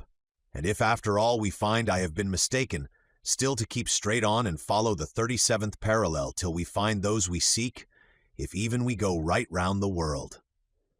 His generous enthusiasm so touched his auditors that, involuntarily, they rose to their feet and grasped his hands, while Robert exclaimed as he devoured the map with his eyes, "Yes, my father is there!" "And where he is," replied Glenarvan, "we'll manage to go, my boy, and find him. Nothing can be more logical than Paganel's theory, and we must follow the course he points out without the least hesitation. Captain Grant may have fallen into the hands of a numerous tribe, or his captors may be but a handful. In the latter case, we shall carry him off at once, but in the event of the former, after we have reconnoitered the situation, we must go back to the Duncan on the eastern coast and get to Buenos Aires, where we can soon organize a detachment of men, with Major McNabbs at their head, strong enough to tackle all the Indians in the Argentine provinces." "That's capital, my lord," said John Mangles, "and I may add that there is no danger whatever crossing the continent." "Monsieur Paganel," asked Lady Helena, "you have no fear then that if the poor fellows have fallen into the hands of the Indians, their lives at least have been spared?" "What a question! Why, madam, the Indians are not anthropophagi. Far from it. One of my own countrymen, Ems Ginnard, associated with me in the Geographical Society, was 3 years a prisoner among the Indians in the Pampas. He had to endure sufferings and ill treatment, but came off victorious at last. A European is a useful being in these countries. The Indians know his value and take care of him as if he were some costly animal." "There is not the least room then for hesitation," said Lord Glenarvan. "Go we must, and as soon as possible. What route must we take?" "One that is both easy and agreeable," replied Paganel. "Rather mountainous at first, and then sloping gently down the eastern side of the Andes into a smooth plain, turfed and graveled quite like a garden." "Let us see the map," said the Major. "Here it is, my dear McNabbs. We shall go through the capital of Araucania, and cut the Cordilleras by the pass of Antuco, leaving the volcano on the south, and gliding gently down the mountainsides, past the Neuquén and the Rio Colorado onto the Pampas, till we reach the Sierra Tapalquén, from whence we shall see the frontier of the province of Buenos Aires. These we shall pass by, and cross over the Sierra Tandil, pursuing our search to the very shores of the Atlantic, as far as Point Medano." Paganel went through this program of the expedition without so much as a glance at the map. He was so posted up in the travels of Frezier, Molina, Humboldt, Mears, and Orbigny that he had the geographical nomenclature at his fingers' ends, and could trust implicitly to his never-failing memory. "You see then, friend," he added, "that it is a straight course. In 30 days we shall have gone over it, and gained the eastern side before the Duncan, however little she may be delayed by the westerly winds." "Then the Duncan is to cruise between Corrientes and Cape St. Antony," said John Mangles. "Just so." "And how is the expedition to be organized?" asked Glenarvan. "As simply as possible. All there is to be done is to reconnoiter the situation of Captain Grant and not to come to gunshot with the Indians. I think that Lord Glenarvan, our natural leader, the Major, who would not yield his place to anybody, and your humble servant, Jacques Paganel." "And me," interrupted Robert. "Robert, Robert," exclaimed Mary. "And why not?" returned Paganel. "Travels form the youthful mind. Yes, Robert, we 4 and 3 of the sailors." "And does your lordship mean to pass me by?" said John Mangles, addressing his master. "My dear John," replied Glenarvan, "we leave passengers on board, those dearer to us than life, and who is to watch over them but the devoted captain?" "Then we can't accompany you?" said Lady Helena, while a shade of sadness beclouded her eyes. "My dear Helena, The journey will so soon be accomplished that it will be but a brief separation and— Yes, dear, I understand it is all right, and I do hope you may succeed. Besides, you can hardly call it a journey, added Paganel. What is it, then? It is just making a flying passage across the continent, the way a good man goes through the world, doing all the good he can. Transire beneficiendo, that is our motto. This ended the discussion, if a conversation can be so called, where all who take part in it are of the same opinion. Preparations commenced the same day, but as secretly as possible to prevent the Indians getting scent of it. The day of departure was fixed for the 14th of October. The sailors were all so eager to join the expedition that Glenarvan found the only way to prevent jealousy among them was to draw lots who should go. This was accordingly done, and fortune favored the chief officer, Tom Austin, Wilson, a strong, jovial young fellow, and Mulready, so good a boxer that he might have entered the lists with Tom Sayers himself. Glenarvan displayed the greatest activity about the preparations, for he was anxious to be ready by the appointed day. John Mangles was equally busy in coaling the vessel, that she might weigh anchor at the same time. There was quite a rivalry between Glenarvan and the young captain about getting first to the Argentine coast. Both were ready on the 14th. The whole search party assembled in the saloon to bid farewell to those who remained behind. The Duncan was just about to get under way, and already the vibration of the screw began to agitate the limpid waters of Talcahuano. Glenarvan, Paganel, McNabbs, Robert Grant, Tom Austin, Wilson, and Mulready stood armed with carbines and Colt's revolvers. Guides and mules awaited them at the landing stairs of the harbor. "It is time," said Lord Glenarvan at last. "Go then, dear Edward," said Lady Helena, restraining her emotion. Lord Glenarvan clasped her closely to his breast for an instant, and then turned away, while Robert flung his arms round Mary's neck. "And now, friends," said Paganel, "let's have one good hearty shake of the hand all round, to last us till we get to the shores of the Atlantic." This was not much to ask, but he certainly got strong enough grips to go some way towards satisfying his desire. All went on deck now, and the 7 explorers left the vessel. They were soon on the quay, and as the yacht turned round to pursue her course, she came so near where they stood that Lady Helena could exchange farewells once more. "God help you!" she called out. "Heaven will help us, madam," shouted Paganel, in reply, "for you may be sure we'll help ourselves." "Go on," sung out the captain to his engineer. At the same moment, Lord Glenarvan gave the signal to start, and away went the mules along the coast, while the Duncan steamed out at full speed toward the broad ocean. Chapter 11. Traveling in Chile. The native troops organized by Lord Glenarvan consisted of 3 men and a boy. The captain of the muleteers was an Englishman, who had become naturalized through 20 years' residence in the country. He made a livelihood by letting out mules to travelers, and leading them over the difficult passes of the Cordilleras, after which he gave them in charge of a vaqueano, or Argentine guide, to whom the route through the Pampas was perfectly familiar. This Englishman had not so far forgotten his mother tongue among mules and Indians that he could not converse with his countrymen, and a lucky thing it was for them, as Lord Glenarvan found it far easier to give orders than to see them executed. Paganel was still unsuccessful in making himself understood. The Castaways, as he was called in Chilean, had 2 natives called peons and a boy about 12 years of age under him. The peons took care of the baggage mules, and the boy led the madrina, a young mare adorned with rattle and bells, which walked in front, followed by 10 mules. The travelers rode 7 of these, and the Castaways another. The remaining 2 carried provisions and a few bales of goods, intended to secure the goodwill of the caciques of the plain. The peons walked according to their usual habit. Every arrangement had been made to ensure safety and speed, for crossing the Andes is something more than an ordinary journey. It could not be accomplished without the help of the hardy mules of the far-famed Argentine breed. Those reared in the country are much superior to their progenitors. They are not particular about their food, and only drink once a day, and they can go with ease 10 leagues in 8 hours. There are no inns along this road from one ocean to another. The only viands on which travelers can regale themselves are dried meat, rice seasoned with pimento, and such game as may be shot en route.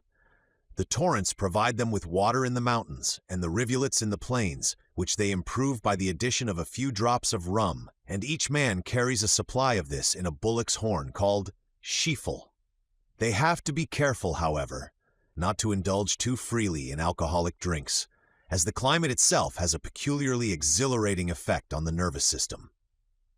As for bedding, it is all contained in the saddle used by the natives, called recado. This saddle is made of sheepskins, tanned on one side and woolly on the other, fastened by gorgeous embroidered straps. Wrapped in these warm coverings, a traveler may sleep soundly and brave exposure to the damp nights. Glenarvan, an experienced traveler, who knew how to adapt himself to the customs of other countries, adopted the Chilean costume for himself and his whole party. Paganel and Robert, both alike children, though of different growth, were wild with delight as they inserted their heads in the national poncho, an immense plaid with a hole in center, and their legs in high leather boots. The mules were richly caparisoned, with the Arab bit in their mouths, and long reins of plaited leather, which served as a whip. The headstall of the bridle was decorated with metal ornaments, and the alforjas, double sacks of gay-colored linen, containing the day's provisions. Paganel, distrait as usual, was flung several times before he succeeded in bestriding his good steed, but once in the saddle, his inseparable telescope on his shoulder belt, he held on well enough, keeping his feet fast in the stirrups and trusting entirely to the sagacity of his beast. As for Robert, his first attempt at mounting was successful, and proved that he had the making in him of an excellent horseman. The weather was splendid when they started, the sky a deep, cloudless blue, and yet the atmosphere so tempered by the sea breezes as to prevent any feeling of oppressive heat. They marched rapidly along the winding shore of the Bay of Talcahuano in order to gain the extremity of the parallel 30 miles south. No one spoke much the first day, for the smoke of the Duncan was still visible on the horizon, and the pain of parting too keenly felt. Paganel talked to himself in Spanish, asking and answering questions. The Catapez, moreover, was a taciturn man naturally, and had not been rendered loquacious by his calling. He hardly spoke to his peons. They understood their duties perfectly. If one of the mules stopped, they urged it on with a guttural cry, and if that proved unavailing, a good-sized pebble, thrown with unerring aim, soon cured the animal's obstinacy. If a strap got loose or a rein fell, a peon came forward instantly, and throwing off his poncho, flung it over his beast's head till the accident was repaired and the march resumed. The custom of the muleteers is to start immediately after breakfast, about 8 o'clock, and not to stop till they camp for the night, about 4 p.m. Glenarvan fell in with the practice, and the first halt was just as they arrived at Arauco, situated at the very extremity of the bay. To find the extremity of the 37th degree of latitude, they would have required to proceed as far as the Bay of Carnero, 20 miles further. But the agents of Glenarvan had already scoured that part of the coast, and to repeat the exploration would have been useless. It was, therefore, decided that Arauco should be the point of departure, and they should keep on from there toward the east in a straight line. Since the weather was so favorable and the whole party, even Robert, were in perfect health, and altogether the journey had commenced under such favorable auspices, it was deemed advisable to push forward as quickly as possible. Accordingly, the next day they marched 35 miles or more, and encamped at nightfall on the banks of Rio Biobio. The country still presented the same fertile aspect and abounded in flowers, but animals of any sort only came in sight occasionally, and there were no birds visible except a solitary heron or owl, and a thrush or grebe flying from the falcon. Human beings there were none, not a native appeared.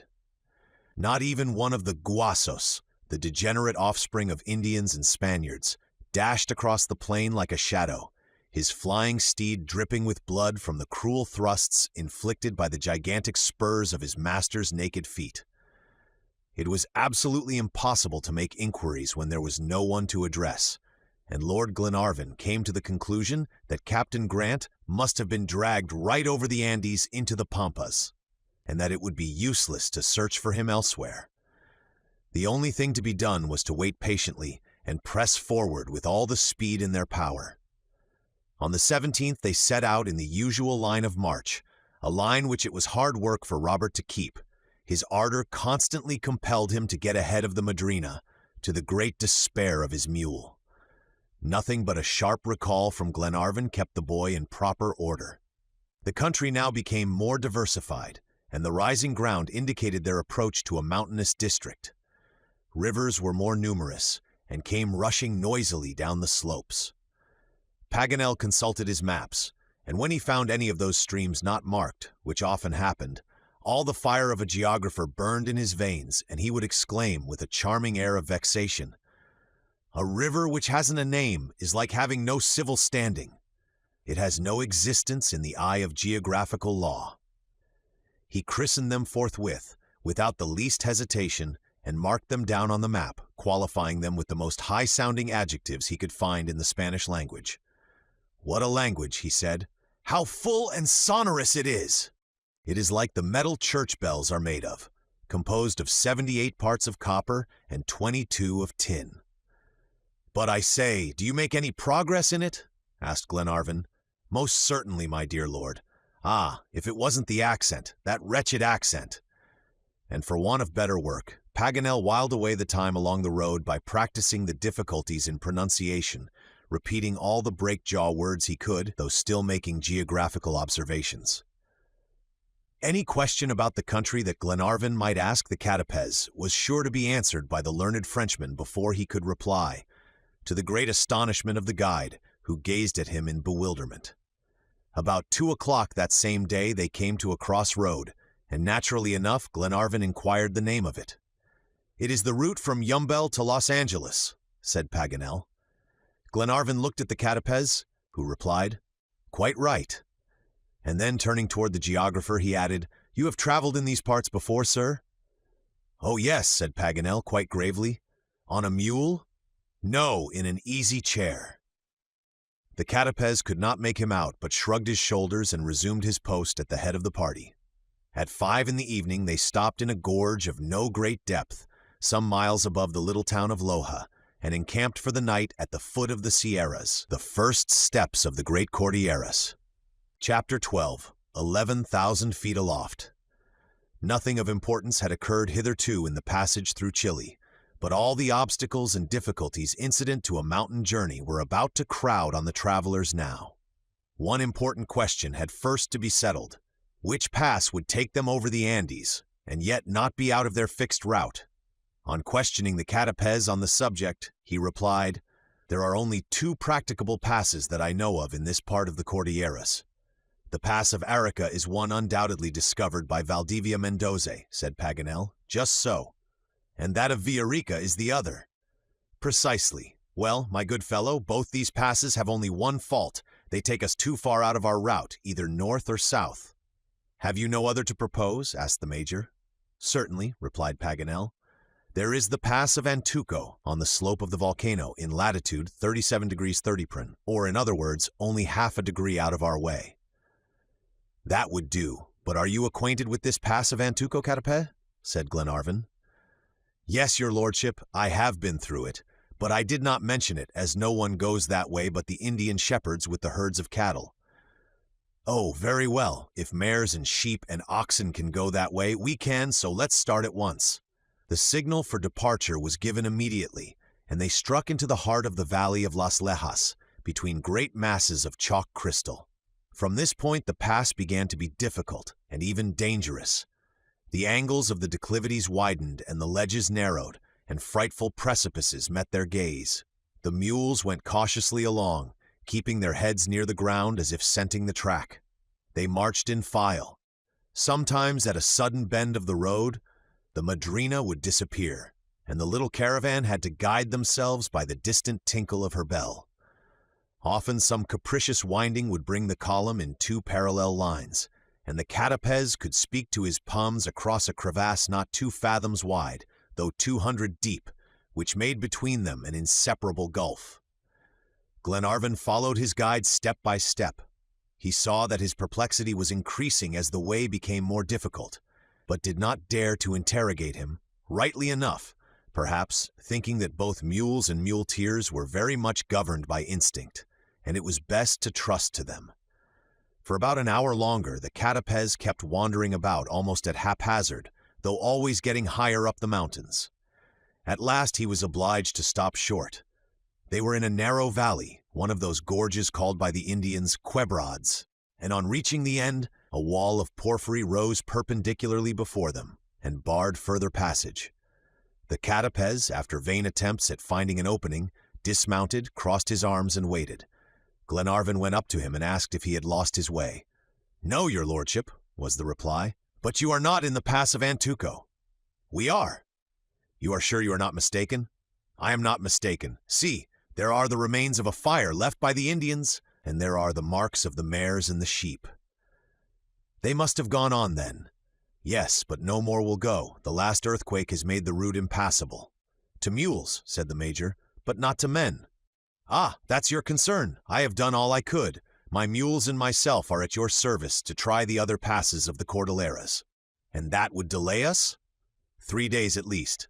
Glenarvan listened silently. He saw the Castaways was right. His mules could not go farther. When he talked of returning, however, Glenarvan appealed to his companions and said, "Will you go on in spite of all the difficulty?" "We will follow your lordship," replied Tom Austin. "And even precede you," added Paganel. "What is it after all? We have only to cross the top of the mountain chain, and once over, nothing can be easier of descent than the slopes we shall find there. When we get below, we shall find Baquianos, Argentine shepherds, who will guide us through the pampas, and swift horses accustomed to gallop over the plains. Let's go forward then, I say, and without a moment's hesitation." "Forward!" they all exclaimed. "You will not go with us, then?" said Glenarvan to the Castaways. "I am the muleteer," was the reply. "As you please," said Glenarvan. "We can do without him," said Paganel. "On the other side we shall get back into the road to Antuco, and I'm quite sure I'll lead you to the foot of the mountain as straight as the best guide in the Cordilleras." Accordingly, Glenarvan settled accounts with the Castaways, and bade farewell to him and his peons and mules. The arms and instruments and a small stock of provisions were divided among the 7 travelers, and it was unanimously agreed that the ascent should recommence at once, and if necessary should continue part of the night. There was a very steep winding path on the left, which the mules never would have attempted. It was toilsome work, but after 2 hours' exertion and a great deal of roundabout climbing, the little party found themselves once more in the pass of Antuco. They were not far now from the highest peak of the Cordilleras, but there was not the slightest trace of any beaten path. The entire region had been overturned by recent shocks of earthquake, and all they could do was to keep on climbing higher and higher. Paganel was rather disconcerted at finding no way out to the other side of the chain, and laid his account with having to undergo great fatigue before the topmost peaks of the Andes could be reached, for their mean height is between 11 and 12,600 feet. Fortunately, the weather was calm and the sky clear, in addition to the season being favorable, but in winter, from May to October, such an ascent would have been impracticable. The intense cold quickly kills travelers, and those who even manage to hold out against it fall victims to the violence of the temporales, a sort of hurricane peculiar to those regions, which yearly fills the abysses of the Cordilleras with dead bodies. They went on toiling steadily upward all night, hoisting themselves up to almost inaccessible plateau and leaping over broad, deep crevasses. They had no ropes, but arms linked in arms supplied the lack, and shoulders served for ladders. The strength of Mulrady and the dexterity of Wilson were taxed heavily now. These 2 brave Scots multiplied themselves, so to speak. Many a time, but for their devotion and courage, the small band could not have gone on. Glenarvan never lost sight of young Robert, for his age and vivacity made him imprudent. Paganel was a true Frenchman in his impetuous ardor, and hurried furiously along. The Major, on the contrary, only went as quick as was necessary, neither more nor less, climbing without the least apparent exertion. Perhaps he hardly knew, indeed, that he was climbing at all, or perhaps he fancied he was descending. The whole aspect of the region had now completely changed. Huge blocks of glittering ice, of a bluish tint on some of the declivities, stood up on all sides, reflecting the early light of morn. The ascent became very perilous. They were obliged to reconnoiter carefully before making a single step on account of the crevasses. Wilson took the lead and tried the ground with his feet. His companions followed exactly in his footprints, lowering their voices to a whisper, as the least sound would disturb the currents of air and might cause the fall of the masses of snow suspended in the air 700 or 800 feet above their heads. They had come now to the region of shrubs and bushes, which, higher still, gave place to grasses and cacti. At 11,000 feet, all trace of vegetation had disappeared. They had only stopped once to rest and snatch a hurried meal to recruit their strength. With superhuman courage, the ascent was then resumed amid increasing dangers and difficulties. They were forced to bestride sharp peaks and leap over chasms so deep that they did not dare to look down them.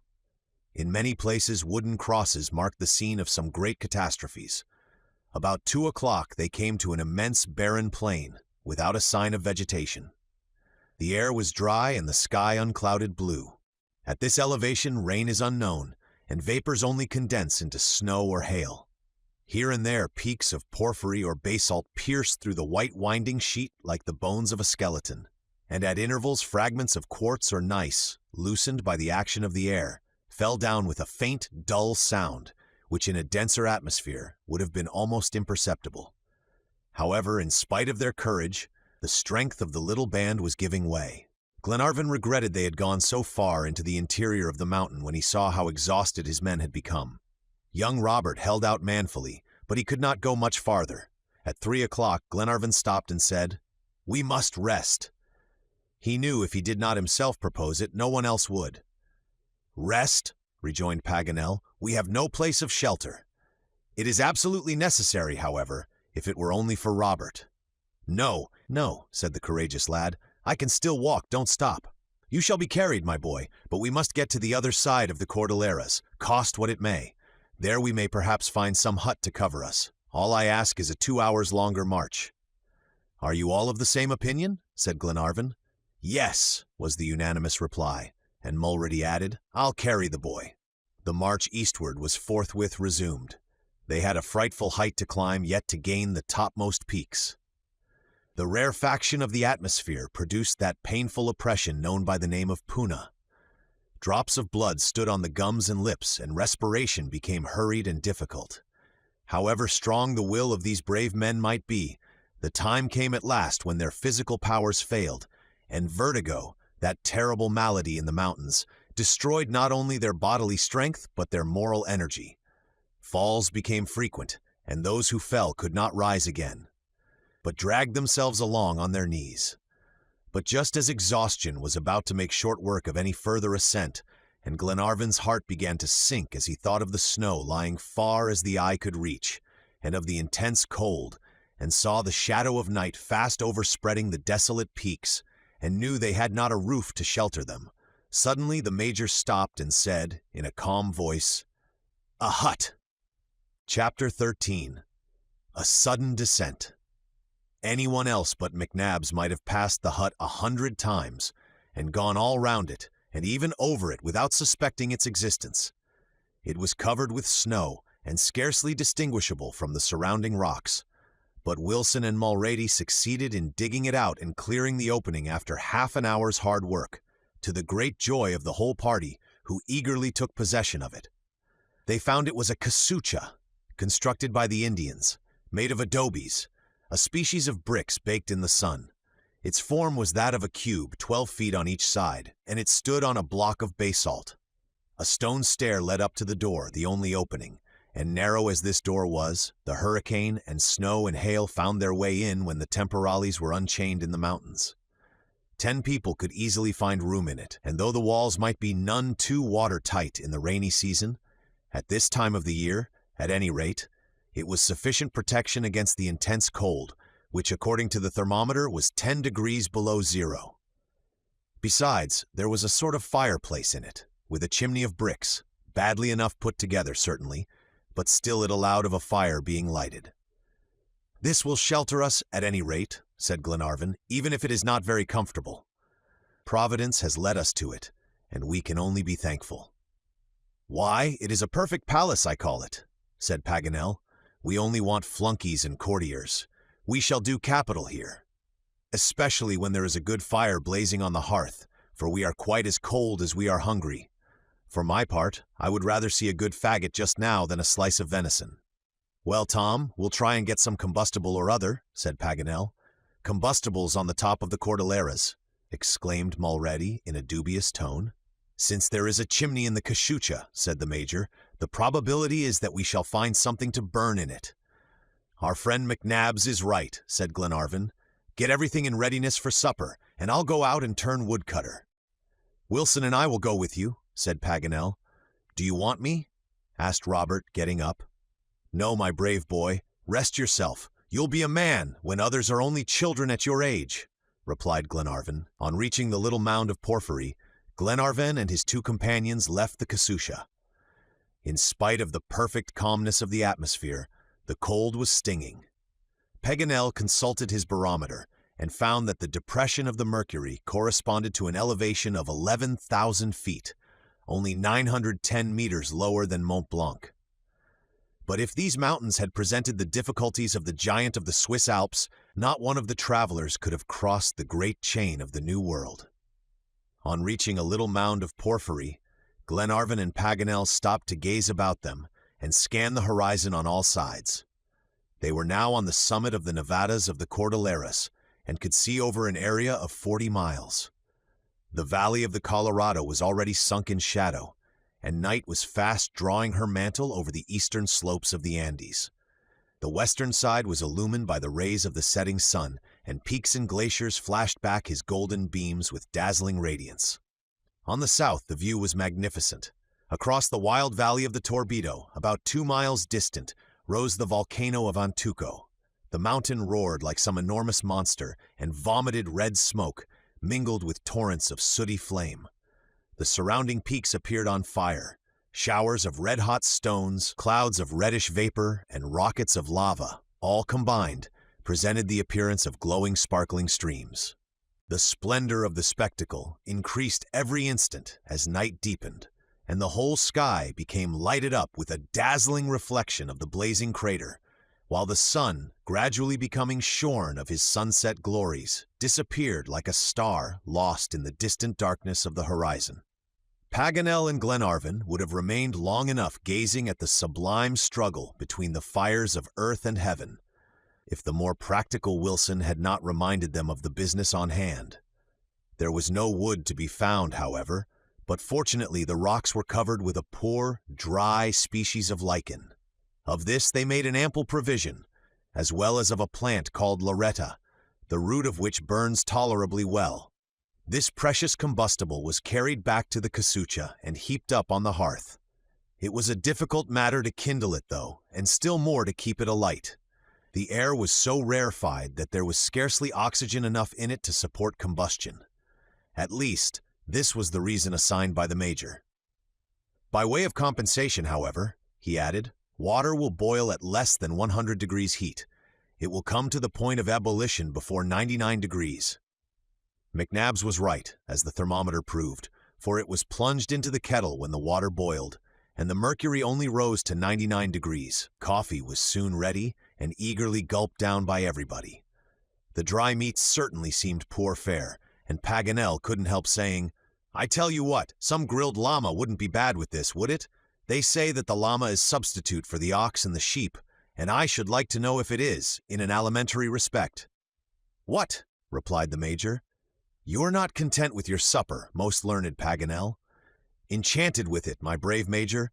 Still, I must confess I should not say no to a dish of llama." "You are a Seborite." "I plead guilty to the charge. But come now, though you call me that, you wouldn't sulk at a beefsteak yourself, would you?" "Probably not." "And if you were asked to lie in wait for a llama, notwithstanding the cold and the darkness, you would do it without the least hesitation?"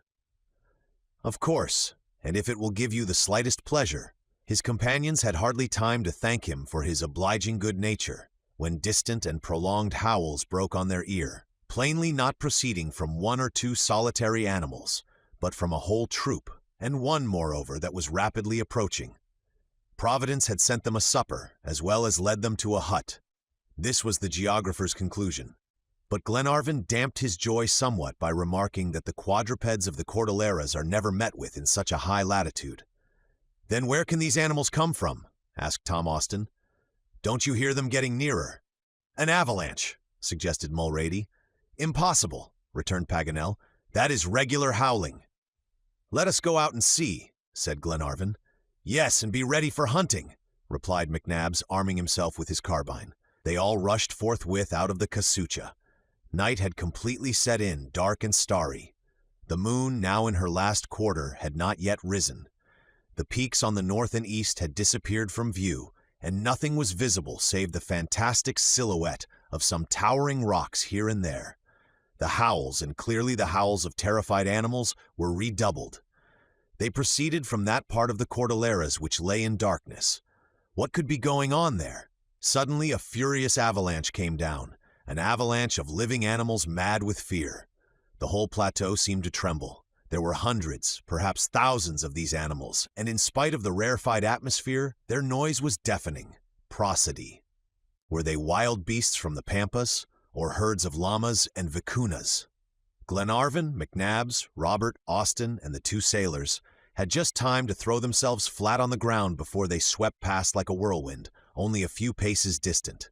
Paganel, who had remained standing to take advantage of his peculiar powers of sight, was knocked down in a twinkling. At the same moment the report of firearms was heard.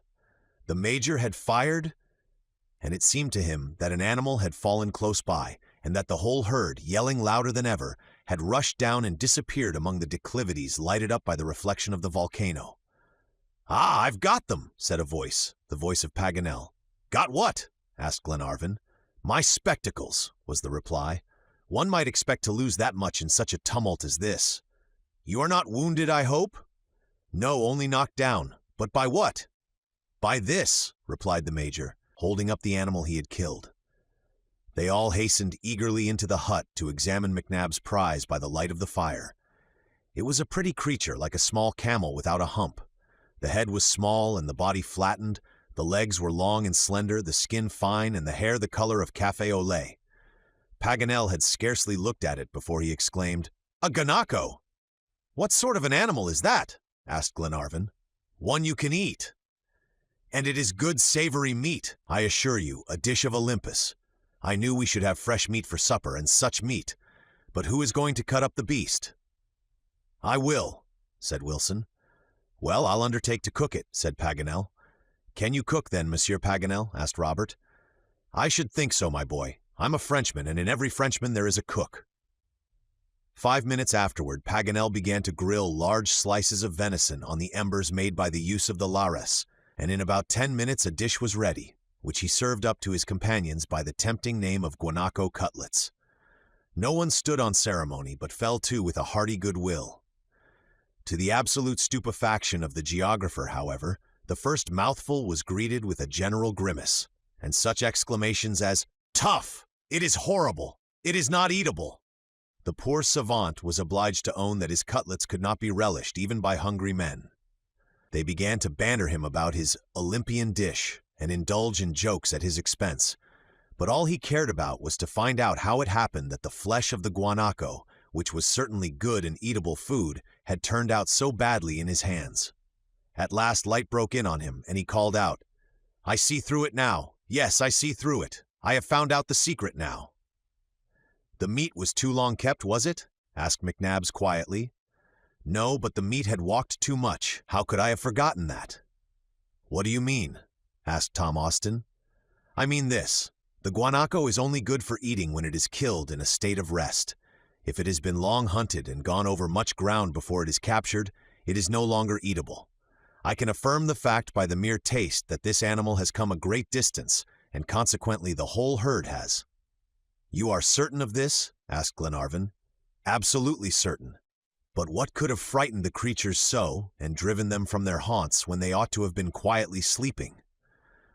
"That's a question, my dear Glenarvan, I could not possibly answer. Take my advice, and let us go to sleep without troubling our heads about it. I say, Major, shall we go to sleep?" "Yes, we'll go to sleep, Paganel." Each one thereupon wrapped himself up in his poncho, and the fire was made up for the night. Loud snores in every tune and key soon resounded from all sides of the hut, the deep bass contribution of Paganel completing the harmony. But Glenarvan could not sleep. Secret uneasiness kept him in a continual state of wakefulness. His thoughts reverted involuntarily to those frightened animals flying in one common direction, impelled by one common terror. They could not be pursued by wild beasts, for at such an elevation there were almost none to be met with, and of hunters still fewer. What terror, then, could have driven them among the precipices of the Andes? Glenarvan felt a presentiment of approaching danger, but gradually he fell into a half-drowsy state, and his apprehensions were lulled. Hope took the place of fear. He saw himself on the morrow on the plains of the Andes, where the search would actually commence, and perhaps success was close at hand. He thought of Captain Grant and his 2 sailors, and their deliverance from cruel bondage. As these visions passed rapidly through his mind, every now and then he was roused by the crackling of the fire, or sparks flying out, or some little jet of flame would suddenly flare up and illumine the faces of his slumbering companions. Then his presentiments returned in greater strength than before, and he listened anxiously to the sounds outside the hut. At certain intervals he fancied he could hear rumbling noises in the distance, dull and threatening like the mutterings of thunder before a storm. There surely must be a storm raging down below at the foot of the mountains. He got up and went out to see. The moon was rising. The atmosphere was pure and calm, not a cloud visible either above or below. Here and there was a passing reflection from the flames of Antuco, but neither storm nor lightning, and myriads of bright stars studded the zenith. Still the rumbling noises continued. They seemed to meet together and cross the chain of the Andes. Glenarvan returned to the casucha more uneasy than ever, questioning within himself as to the connection between these sounds and the flight of the guanacos. He looked at his watch and found the time was about 2 in the morning. As he had no certainty, however, of any immediate danger, he did not wake his companions, who were sleeping soundly after their fatigue, and after a little dozed off himself, and slumbered heavily for some hours. All of a sudden, a violent crash made him start to his feet. A deafening noise fell on his ear like the roar of artillery. He felt the ground giving way beneath him, and the casucha rocked to and fro, and opened. He shouted to his companions, but they were already awake, and tumbling pell-mell over each other. They were being rapidly dragged down a steep declivity. Day dawned and revealed a terrible scene. The form of the mountains changed in an instant. Cones were cut off. Tottering peaks disappeared as if some trap had opened at their base. Owing to a peculiar phenomenon of the Cordilleras, an enormous mass, many miles in extent, had been displaced entirely and was speeding down toward the plain. "An earthquake!" exclaimed Paganel. He was not mistaken. It was one of those cataclysms frequent in Chile, and in this very region where Copiapo had been twice destroyed, and Santiago 4 times laid in ruins in 14 years. This region of the globe is so underlaid with volcanic fires, and the volcanoes of recent origin are such insufficient safety valves for the subterranean vapors, that shocks are of frequent occurrence, and are called by the people tremblors. The plateau to which the 7 men were clinging, holding on by tufts of lichen, and giddy and terrified in the extreme, was rushing down the declivity with the swiftness of an express, at the rate of 50 miles an hour. Not a cry was possible, nor an attempt to get off or stop. They could not even have heard themselves speak. The internal rumblings, the crash of the avalanches, the fall of masses of granite and basalt, and the whirlwind of pulverized snow made all communication impossible. Sometimes they went perfectly smoothly along without jolts or jerks, and sometimes, on the contrary, the plateau would reel and roll like a ship in a storm, coasting past abysses in which fragments of the mountain were falling, tearing up trees by the roots, and leveling, as if with the keen edge of an immense scythe, every projection of the declivity. How long this indescribable descent would last, no one could calculate, nor what it would end in ultimately. None of the party knew whether the rest were still alive, whether one or another were not already lying in the depths of some abyss.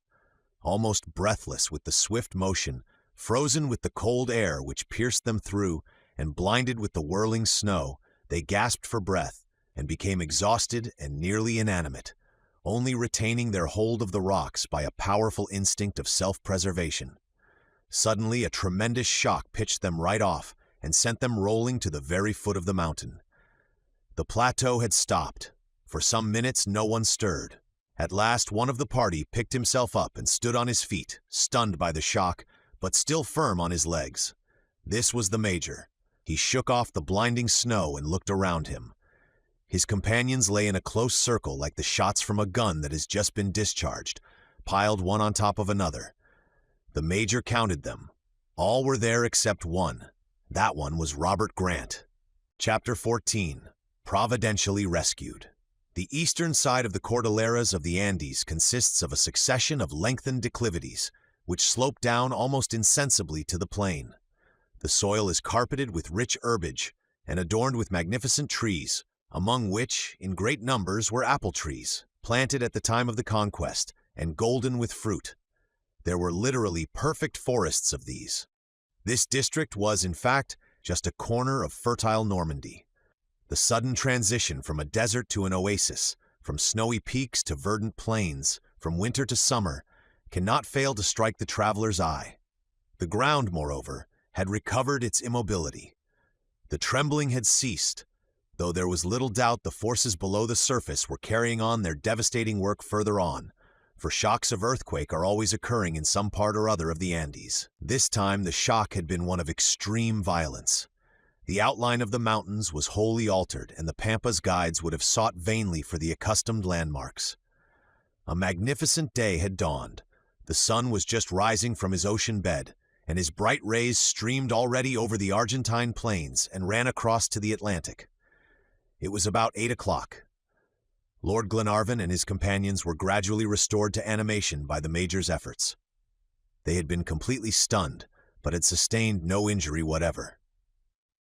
The descent of the Cordilleras was accomplished, and as Dame Nature had conveyed them at her own expense, they could only have praised her method of locomotion if one of their number, and that one the feeblest and youngest, the child of the party, had not been missing at the roll call.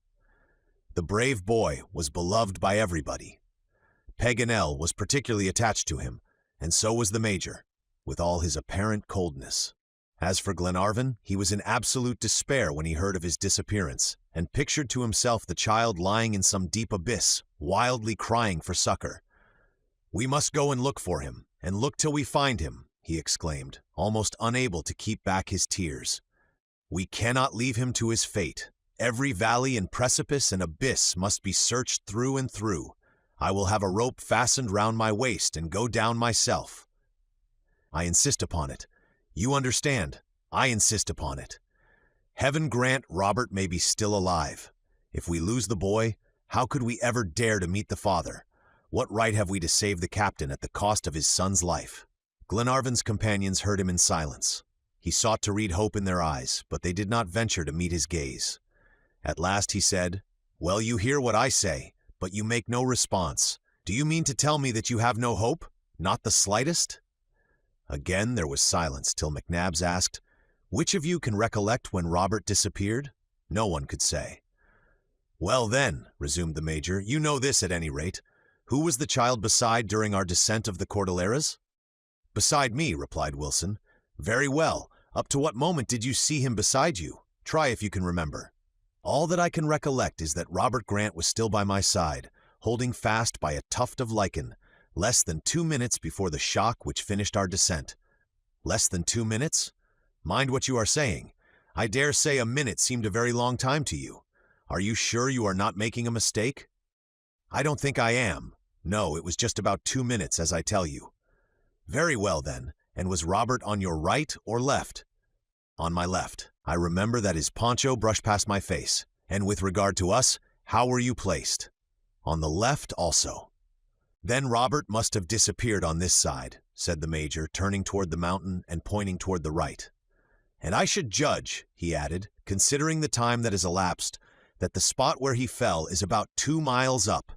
Between that height and the ground is where we must search, dividing the different zones among us, and it is there we shall find him." Not another word was spoken. The 6 men commenced their explorations. keeping constantly to the line they had made in their descent, examining closely every fissure, and going into the very depths of the abysses, choked up though they partly were with fragments of the plateau. And more than one came out again with garments torn to rags, and feet and hands bleeding. For many long hours these brave fellows continued their search without dreaming of taking rest. But all in vain. The child had not only met his death on the mountain, but found a grave which some enormous rock had sealed forever. About 1 o'clock, Glenarvan and his companions met again in the valley. Glenarvan was completely crushed with grief. He scarcely spoke. The only words that escaped his lips amid his sighs were, "I shall not go away! I shall not go away!" No one of the party but could enter into his feeling and respect it. "Let us wait," said Paganel to the Major and Tom Austin. "We will take a little rest and recruit our strength. We need it anyway, either to prolong our search or continue our route. Yes, and as Edward wishes it, we will rest. He has still hope, but what is it he hopes?" "Who knows?" said Tom Austin. "Poor Robert," replied Paganel, brushing away a tear. The valley was thickly wooded, and the Major had no difficulty in finding a suitable place of encampment. He chose a clump of tall carob trees, under which they arranged their few belongings. Few indeed, for all they had were sundry wraps and firearms, and a little dried meat and rice. Not far off there was a rio, which supplied them with water, though it was still somewhat muddy after the disturbance of the avalanche. Mulrady soon had a fire lighted on the grass and a warm, refreshing beverage to offer his master. But Glenarvan refused to touch it, and lay stretched on his poncho in a state of absolute prostration. So the day passed, and night came on, calm and peaceful as the preceding had been. While his companions were lying motionless, though wide awake, Glenarvan betook himself once more to the slopes of the Cordilleras, listening intently in hope that some cry for help would fall upon his ear. He ventured far up in spite of his being alone, straining his ear with painful eagerness to catch the faintest sound, and calling aloud in an agony of despair. But he heard nothing save the beatings of his own heart, though he wandered all night on the mountain. Sometimes the Major followed him, and sometimes Paganel, ready to lend a helping hand among the slippery peaks and dangerous precipices among which he was dragged by his rash and useless imprudence. All his efforts were in vain, however, and to his repeated cries of "Robert, Robert," echo was the only response. Day dawned, and it now became a matter of necessity to go and bring back the poor lord from the distant plateau, even against his will. His despair was terrible. Who could dare to speak of quitting this fatal valley? Yet provisions were done, and Argentine guides and horses were not far off to lead them to the Pampas. To go back would be more difficult than to go forward. Besides, the Atlantic Ocean was the appointed meeting place with the Duncan. These were strong reasons against any long delay. Indeed, it was best for all parties to continue the route as soon as possible. McNabbs undertook the task of rousing Lord Glenarvan from his grief. For a long time his cousin seemed not to hear him. At last he shook his head and said, almost inaudibly, "Did you say we must start?" "Yes, we must start." "Wait 1 hour longer." "Yes, we'll wait another," replied the Major. The hour slipped away, and again Glenarvan begged for longer grace. To hear his imploring tones, one might have thought him a criminal begging a respite. So the day passed on till it was almost noon. McNabbs hesitated now no longer, but acting on the advice of the rest, told his cousin that start they must, for all their lives depended on prompt action. "Yes, yes," replied Glenarvan. "Let us start! Let us start!" But he spoke without looking at McNabbs. His gaze was fixed intently on a certain dark speck in the heavens. Suddenly he exclaimed, extending his arm and keeping it motionless as if petrified, "There, there! Look, look!" All eyes turned immediately in the direction indicated so imperiously. The dark speck was increasing visibly. It was evidently some bird hovering above them. "A condor," said Paganel. "Yes, a condor," replied Glenarvan. "Who knows? He is coming down. He is gradually getting lower. Let us wait." Paganel was not mistaken. It was assuredly a condor. This magnificent bird is the king of the southern Andes and was formerly worshipped by the Incas. It attains an extraordinary development in those regions. Its strength is prodigious. It has frequently driven oxen over the edge of precipices down into the depths of abysses. It seizes sheep and kids and young calves browsing on the plains and carries them off to inaccessible heights. It hovers in the air far beyond the utmost limits of human sight, and its powers of vision are so great that it can discern the smallest objects on the earth beneath. What had this condor discovered then?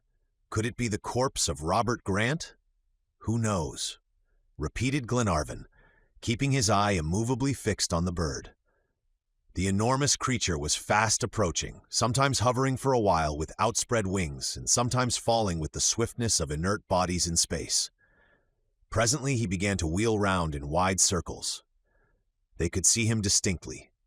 He measured more than 15 feet, and his powerful wings bore him along with scarcely the slightest effort, for it is the prerogative of large birds to fly with calm majesty, while insects have to beat their wings 1,000 times a second. The Major and Wilson had seized their carbines, but Glenarvan stopped them by a gesture. The condor was encircling in his flight a sort of inaccessible plateau about 1/4 of a mile up the side of the mountain. He wheeled round and round with dazzling rapidity, opening and shutting his formidable claws and shaking his cartilaginous carbuncle, or comb. "It is there!" exclaimed Glenarvan.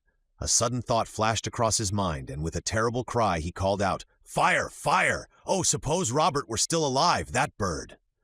But it was too late. The condor had dropped out of sight behind the crags. Only a second passed, a second that seemed an age, and the enormous bird reappeared, carrying a heavy load and flying at a slow rate. A cry of horror rose on all sides. It was a human body the condor had in his claws, dangling in the air, and apparently lifeless. It was Robert Grant. The bird had seized him by his clothes, and had him hanging already at least 150 feet in the air. He had caught sight of the travelers, and was flapping his wings violently, endeavoring to escape with his heavy prey. "Oh, would that Robert were dashed to pieces against the rocks, rather than be a—" He did not finish his sentence, but seizing Wilson's carbine, took aim at the condor. His arm was too trembling, however, to keep the weapon steady. "Let me do it," said the Major.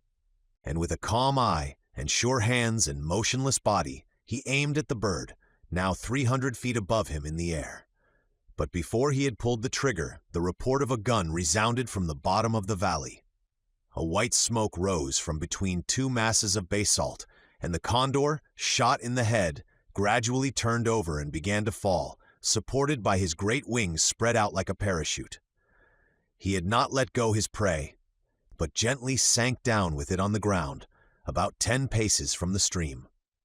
"We've got him! We've got him!" shouted Glenarvan, and without waiting to see where the shot so providentially came from, he rushed toward the condor, followed by his companions. When they reached the spot, the bird was dead, and the body of Robert was quite concealed beneath his mighty wings. Glenarvan flung himself on the corpse, and dragging it from the condor's grasp, placed it flat on the grass, and knelt down and put his ear to the heart. But a wilder cry of joy never broke from human lips than Glenarvan uttered the next moment, as he started to his feet and exclaimed, "He is alive! He is still alive!" The boy's clothes were stripped off in an instant, and his face bathed with cold water. He moved slightly, opened his eyes, looked round, and murmured, "Oh, my lord, is it you?" he said. "My father!" Glenarvan could not reply. He was speechless with emotion, and kneeling down by the side of the child so miraculously saved, burst into tears. Chapter 15. Thalcave. Robert had no sooner escaped one terrible danger than he ran the risk of another scarcely less formidable. He was almost torn to pieces by his friends, for the brave fellows were so overjoyed at the sight of him that in spite of his weak state, none of them would be satisfied without giving him a hug. However, it seemed as if good rough hugging did not hurt sick people. At any rate, it did not hurt Robert, but quite the contrary. But the first joy of deliverance over, the next thought was who was the deliverer. Of course it was the Major who suggested looking for him, and he was not far off, for about 50 paces from the Rio a man of very tall stature was seen standing motionless on the lowest crags at the foot of the mountain. A long gun was lying at his feet. He had broad shoulders and long hair bound together with leather thongs. He was over 6 feet in height. His bronzed face was red between the eyes and mouth, black by the lower eyelids, and white on the forehead. He wore the costume of the Patagonians on the frontiers, consisting of a splendid cloak ornamented with scarlet arabesques made of the skins of the guanaco, sewed together with ostrich tendons and with the silky wool turned up on the edge. Under this mantle was a garment of fox skin, fastened round the waist and coming down to a point in front. A little bag hung from his belt, containing colors for painting his face. His boots were pieces of ox hide, fastened round the ankles by straps across. This Patagonian had a splendid face, indicating real intelligence, notwithstanding the medley of colors by which it was disfigured. His waiting attitude was full of dignity. Indeed, to see him standing grave and motionless on his pedestal of rocks, one might have taken him for a statue of Sangfroid. As soon as the Major perceived him, he pointed him out to Glenarvan, who ran toward him immediately. The Patagonian came 2 steps forward to meet him, and Glenarvan caught hold of his hand and pressed it in his own. It was impossible to mistake the meaning of the action, for the noble face of the Scotch lord so beamed with gratitude that no words were needed. The stranger bowed slightly in return, and said a few words that neither Glenarvan nor the Major could understand. The Patagonian surveyed them attentively for a few minutes and spoke again in another language, but this second idiom was no more intelligible than the first. Certain words, however, caught Glenarvan's ear as sounding like Spanish, a few sentences of which he could speak. "Español?" he asked. The Patagonian nodded in reply, a movement of the head which has an affirmative significance among all nations. "That's good," said the Major. "Our friend Paganel will be the very man for him. It is lucky for us that he took it into his head to learn Spanish." Paganel was called forthwith. He came at once and saluted the stranger with all the grace of a Frenchman. But his compliments were lost on the Patagonian, for he did not understand a single syllable. However, on being told how things stood, he began in Spanish, and opening his mouth as wide as he could, the better to articulate, said, "Vos sois un homen de bem." "You are a brave man." The native listened, but made no reply. "He doesn't understand," said the geographer. "Perhaps you haven't the right accent," suggested the Major. "That's just it. Confound the accent." Once more Paganel repeated his compliment, but with no better success. "I'll change the phrase," he said, and in slow, deliberate tones he went on, "Sam duvida Patagao," a Patagonian, undoubtedly. No response still. "Dizame," said Paganel, "answer me." But no answer came. "Vos comprendes?" "Do you understand?" shouted Paganel at the very top of his voice, as if he would burst his throat. Evidently the Indian did not understand, for he replied in Spanish, "No comprendo, I do not understand." It was Paganel's turn now to be amazed.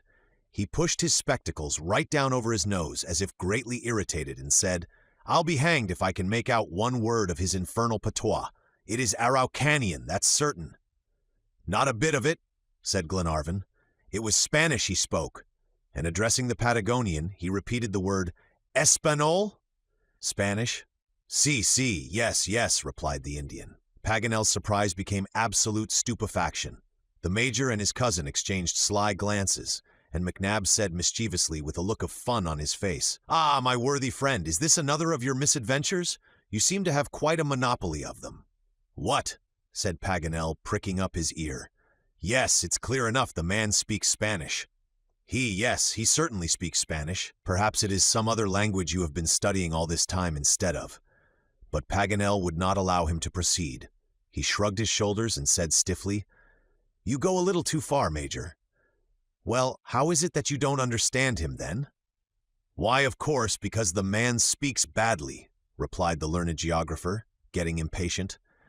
"He speaks badly, that is to say, because you can't understand him," returned the Major coolly. Come, McNabbs," put in Glenarvan. "Your supposition is quite inadmissible. However distrait our friend Paganel is, it is hardly likely he would study one language for another." "Well, Edward, or rather you, my good Paganel, explain it then."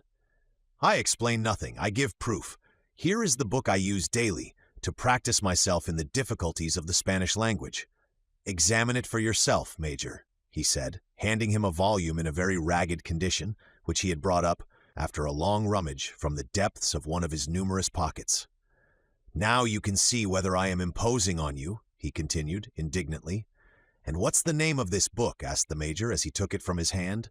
"The Lusiades, an admirable epic, which—" "The Lusiades," exclaimed Glenarvan. "Yes, my friend, the Lusiades of the great Camoens, neither more nor less." "Camoens," repeated Glenarvan. "But, Paganel, my unfortunate fellow, Camoens was a Portuguese. It is Portuguese you have been learning for the last 6 weeks." "Camoens! Luisa is Portuguese!" Paganel could not say more. He looked vexed, while his companions, who had all gathered round, broke out in a furious burst of laughter. The Indian never moved a muscle of his face. He quietly awaited the explanation of this incomprehensible mirth. "Fool, idiot that I am!" at last uttered Paganel. "Is it really a fact? You are not joking with me? It is what I have actually been doing? Why, it is a second confusion of tongues, like Babel. Ah me, alack a day, my friends, what is to become of me? To start for India and arrive at Chile, to learn Spanish and talk Portuguese. Why, if I go on like this, some day I shall be throwing myself out of the window instead of my cigar." To hear Paganel bemoan his misadventures and see his comical discomfiture would have upset anyone's gravity. Besides, he set the example himself and said, "Laugh away, my friends, laugh as loud as you like. You can't laugh at me half as much as I laugh at myself." "But I say," said the Major after a minute, "this doesn't alter the fact that we have no interpreter." "Oh, don't distress yourself about that," replied Paganel.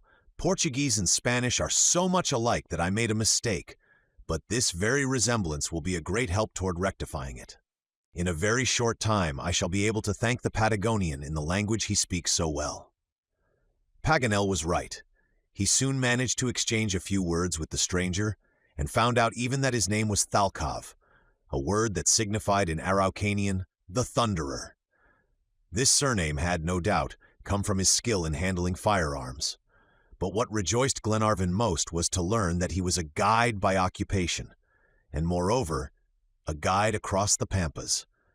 To his mind, the meeting with him was so providential that he could not doubt now of the success of their enterprise. The deliverance of Captain Grant seemed an accomplished fact. When the party went back to Robert, the boy held out his arms to the Patagonian, who silently laid his hand on his head and proceeded to examine him with the greatest care, gently feeling each of his aching limbs. Then he went down to the Rio and gathered a few handfuls of wild celery, which grew on the banks, with which he rubbed the child's body all over. He handled him with the most exquisite delicacy, and his treatment so revived the lad's strength that it was soon evident that a few hours' rest would set him all right. It was accordingly decided that they should encamp for the rest of the day and the ensuing night. 2 grave questions, moreover, had to be settled: where to get food and means of transport. Provisions and mules were both lacking. Happily, they had Thalcave, however, a practiced guide and one of the most intelligent of his class. He undertook to find all that was needed and offered to take him to a tolderia of Indians, not further than 4 miles off at most, where he could get supplies of all he wanted.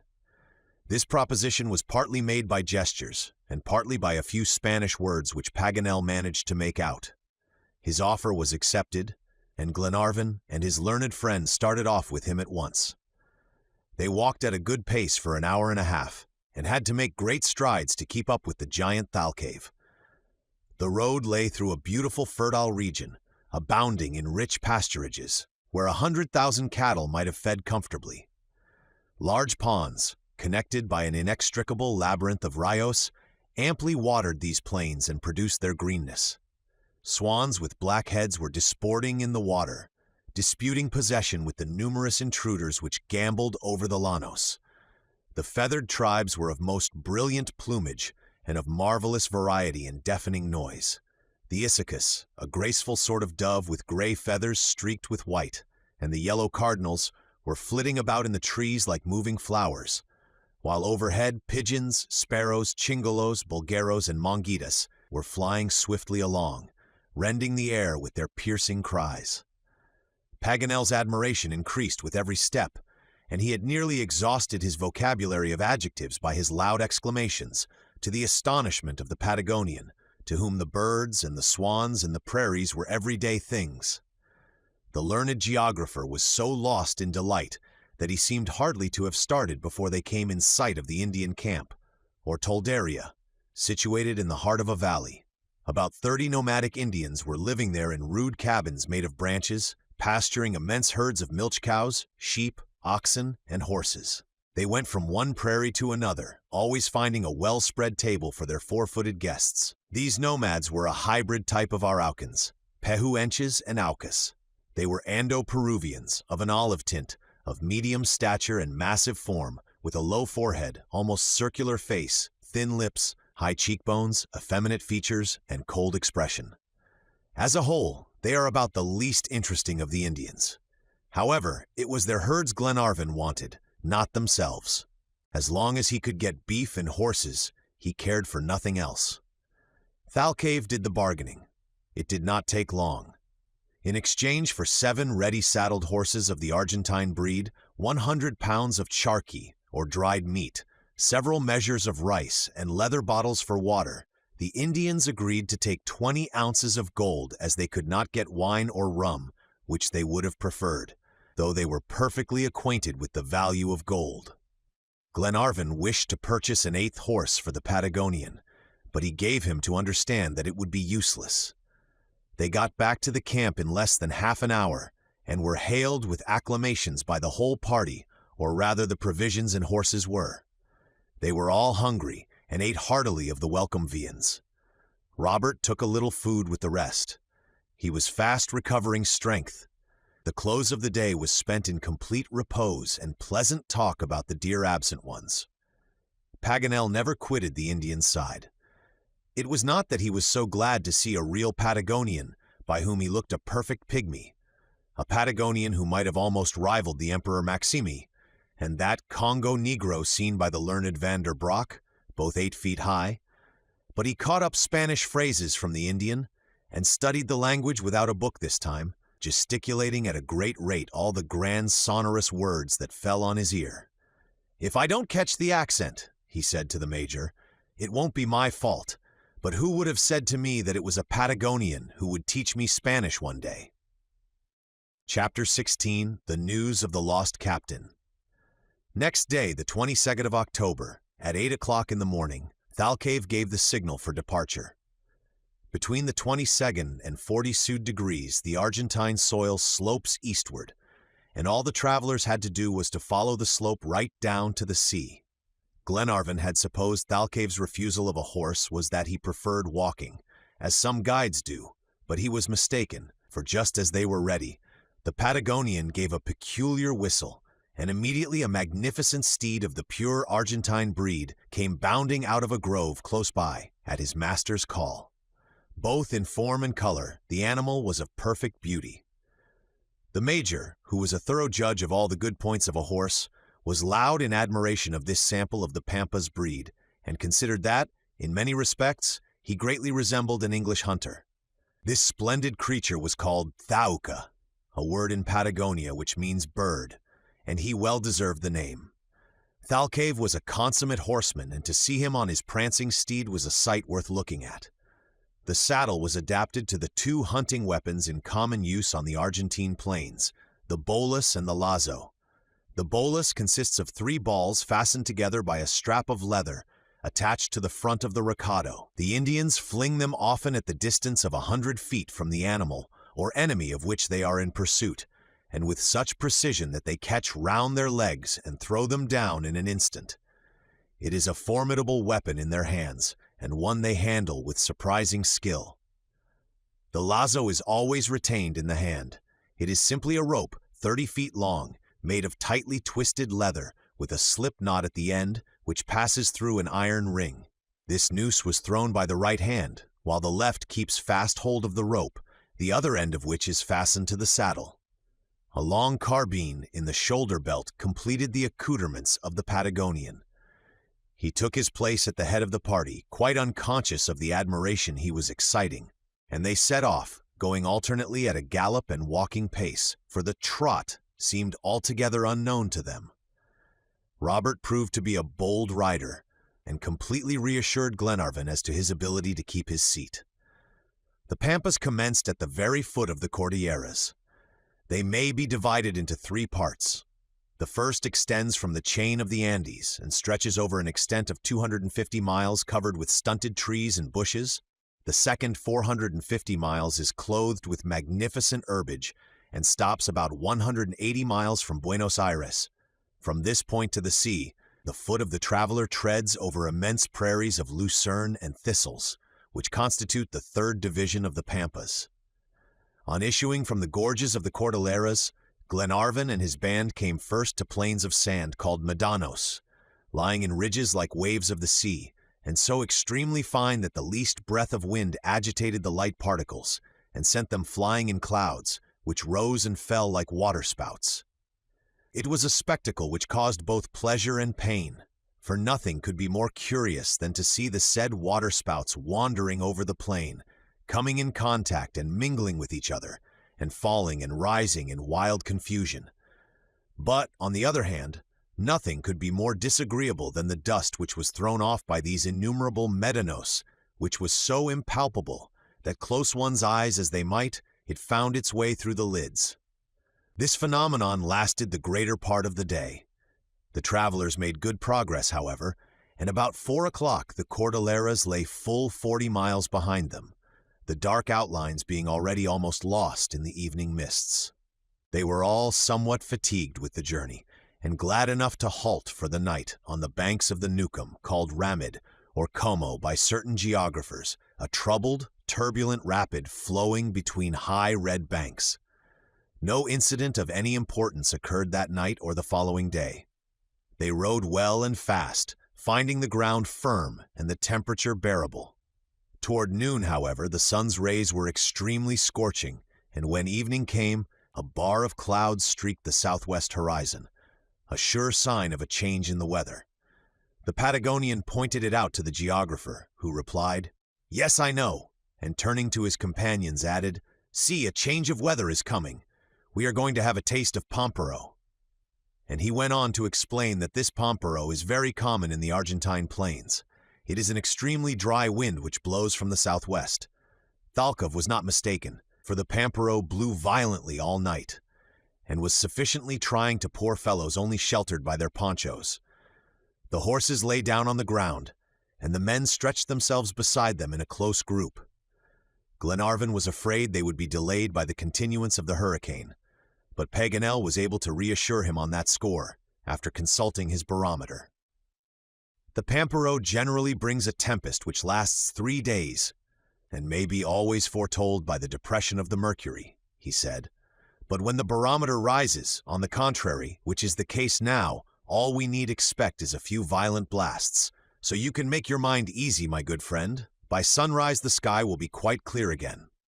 "You talk like a book, Paganel," replied Glenarvan, "and I am one, and what's more, you are welcome to turn over my leaves whenever you like." The book was right. At 1 o'clock the wind suddenly lulled, and the weary men fell asleep and woke at daybreak, refreshed and invigorated. It was the 20th of October, and the 10th day since they had left Talcahuano. They were still 90 miles from the point where the Rio Colorado crosses the 37th parallel, that is to say, about 2 days' journey. Glenarvan kept a sharp lookout for the appearance of any Indians, intending to question them through Thalcave about Captain Grant, as Paganel could not speak to him well enough for this. But the track they were following was one little frequented by the natives, for the ordinary routes across the Pampas lie further north. If by chance some nomadic horseman came in sight far away, he was off again like a dart, not caring to enter into conversation with strangers. To a solitary individual, a little troop of 8 men, all mounted and well armed, wore a suspicious aspect, so that any intercourse either with honest men or even banditti was almost impossible. Glenarvan was regretting this exceedingly when he unexpectedly met with a singular justification of his rendering of the eventful document. In pursuing the course the travelers had laid down for themselves, they had several times crossed the routes over the plains in common use, but had struck into none of them. Hitherto Thalcave had made no remark about this. He understood quite well, however, that they were not bound for any particular town or village or settlement. Every morning they set out in a straight line toward the rising sun and went on without the least deviation. Moreover, it must have struck Thalcave that instead of being the guide he was guided, yet with true Indian reserve he maintained absolute silence. But on reaching a particular point, he checked his horse suddenly and said to Paganel, "The Carmen route." "Yes, my good Patagonian," replied Paganel in his best Spanish, "the route from Carmen to Mendoza." "We are not going to take it?" "No," replied Paganel. "Where are we going then?" "Always to the east." "That's going nowhere." "Who knows?" Thalcave was silent and gazed at the geographer with an air of profound surprise. He had no suspicion that Paganel was joking, for an Indian is always grave. "You are not going to Carmen, then?" he added, after a moment's pause. "No." "Nor to Mendoza?" "No, nor to Mendoza." Just then Glenarvan came up to ask the reason of the stoppage, and what he and Thalcave were discussing.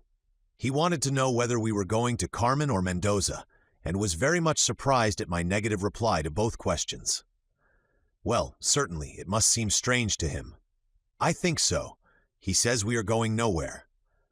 "Well, Paganel, I wonder if it is possible to make him understand the object of our expedition and what our motive is for always going east." "That would be a difficult matter, for an Indian knows nothing about degrees, and the finding of the document would appear to him a mere fantastic story." "Is it the story he would not understand, or the storyteller?" said McNabbs quietly. "Ah, McNabbs, I see you have small faith in my Spanish yet. Well, try it, my good friend." "So I will." And turning round to the Patagonian, he began his narrative, breaking down frequently for the want of a word and the difficulty of making certain details intelligible to a half-civilized Indian. It was quite a sight to see the learned geographer.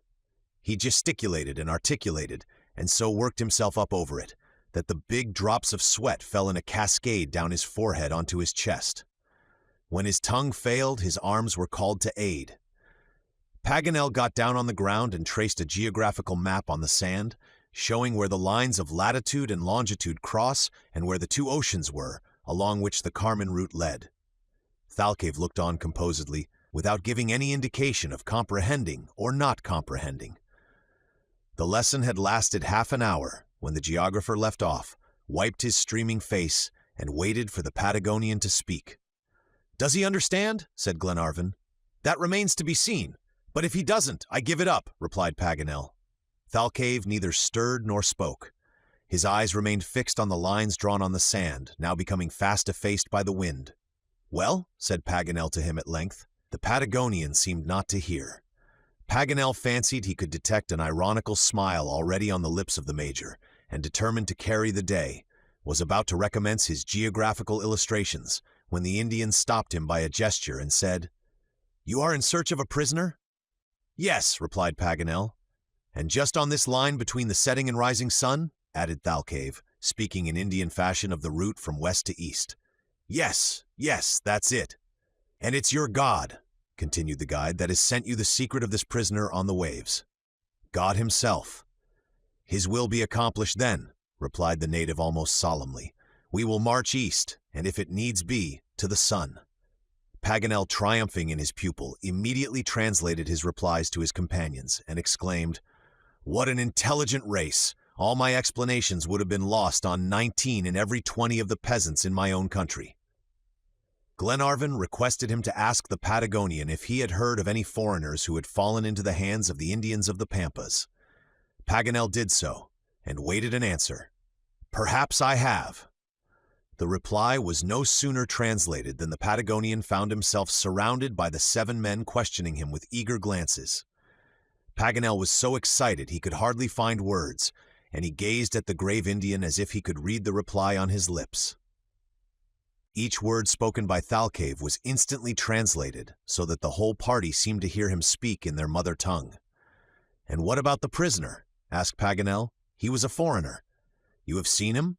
"No, but I have heard the Indians speak of him. He is brave. He has the heart of a bull." "The heart of a bull," said Paganel. "Ah, this magnificent Patagonian language. You understand him, my friends. He means a courageous man." "My father!" exclaimed Robert Grant, and turning to Paganel, he asked what the Spanish was for. "Is it my father?" "Es mio padre," replied the geographer. Immediately taking Thalcave's hands in his own, the boy said, in a soft tone, "Es mio padre." "Suo padre," replied the Patagonian, his face lighting up. He took the child in his arms, lifted him up on his horse, and gazed at him with peculiar sympathy. His intelligent face was full of quiet feeling. But Paganel had not completed his interrogations. This prisoner, who was he? What was he doing? When had Thalcave heard of him? All these questions poured upon him at once. He had not long to wait for an answer, and learned that the European was a slave in one of the tribes that roamed the country between the Colorado and the Rio Negro. But where was the last place he was in? With the cacique Calfucura. In the line we have been following? Yes. And who is this cacique? The chief of the Poyuches Indians, a man with 2 tongues and 2 hearts. That's to say false in speech and false in action, said Paganel after he had translated this beautiful figure of the Patagonian language. And can we deliver our friend? He added. You may if he is still in the hands of the Indians. And when did you last hear of him?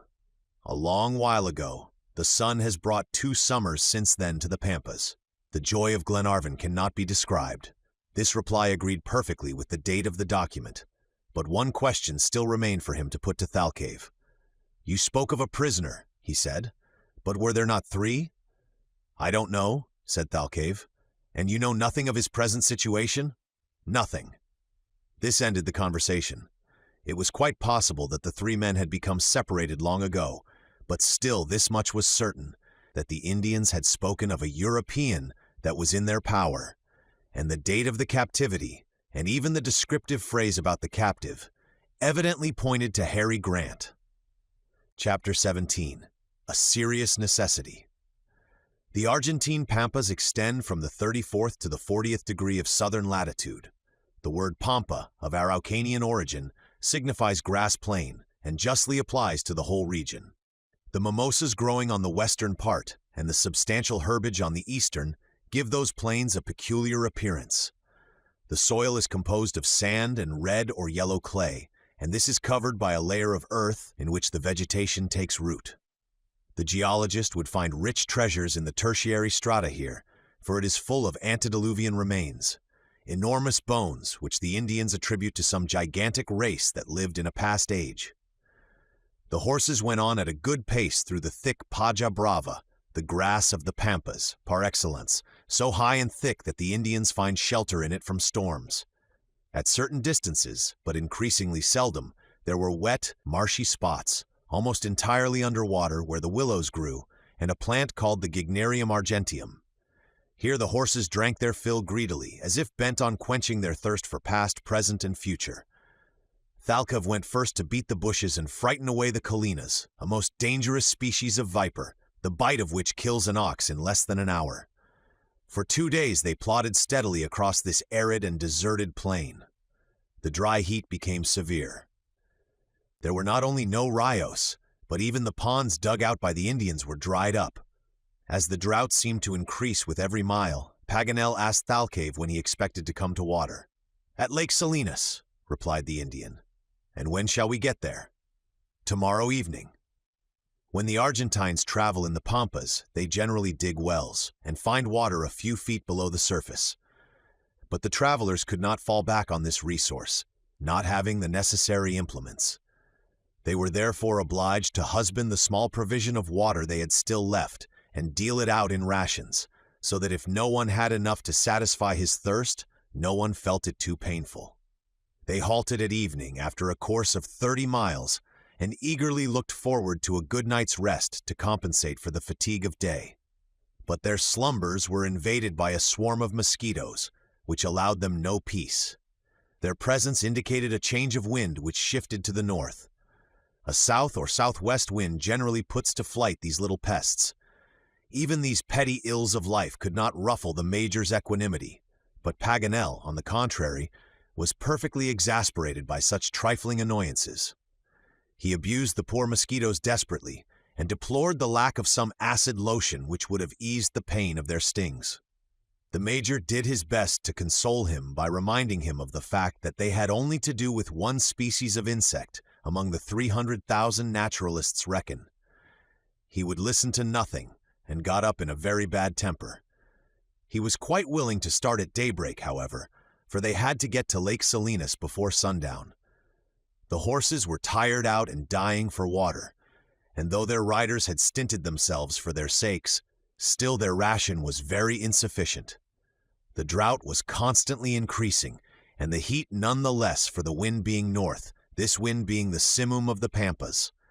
There was a brief interruption this day to the monotony of the journey. Mulready, who was in front of the others, rode hastily back to report the approach of a troop of Indians. The news was received with very different feelings by Glenarvan and Thalcave. The Scotchman was glad of the chance of gleaning some information about his shipwrecked countryman, while the Patagonian hardly cared to encounter the nomadic Indians of the prairie, knowing their bandit propensities. He rather sought to avoid them, and gave orders to his party to have their arms in readiness for any trouble. Presently the nomads came in sight, and the Patagonian was reassured at finding they were only 10 in number. They came within 100 yards of them and stopped. This was near enough to observe them distinctly. They were fine specimens of the native races, which had been almost entirely swept away in 1833 by General Rosas, tall in stature, with arched forehead and olive complexion. They were dressed in guanaco skins and carried lances 20 feet long, knives, slings, bolas, and lassos, and by their dexterity in the management of their horses, showed themselves to be accomplished riders. They appeared to have stopped for the purpose of holding a council with each other, for they shouted and gesticulated at a great rate. Glenarvan determined to go up to them, but he had no sooner moved forward than the whole band wheeled round and disappeared with incredible speed. It would have been useless for the travelers to attempt to overtake them with such worn-out horses. "The cowards!" exclaimed Paganel. "They scampered off too quick for honest folks," said McNabbs. "Who are these Indians, Thalcave?" asked Paganel. "Gauchos!" "The Gauchos!" cried Paganel, and turning to his companions he added, "We need not have been so much on our guard. There was nothing to fear." "How is that?"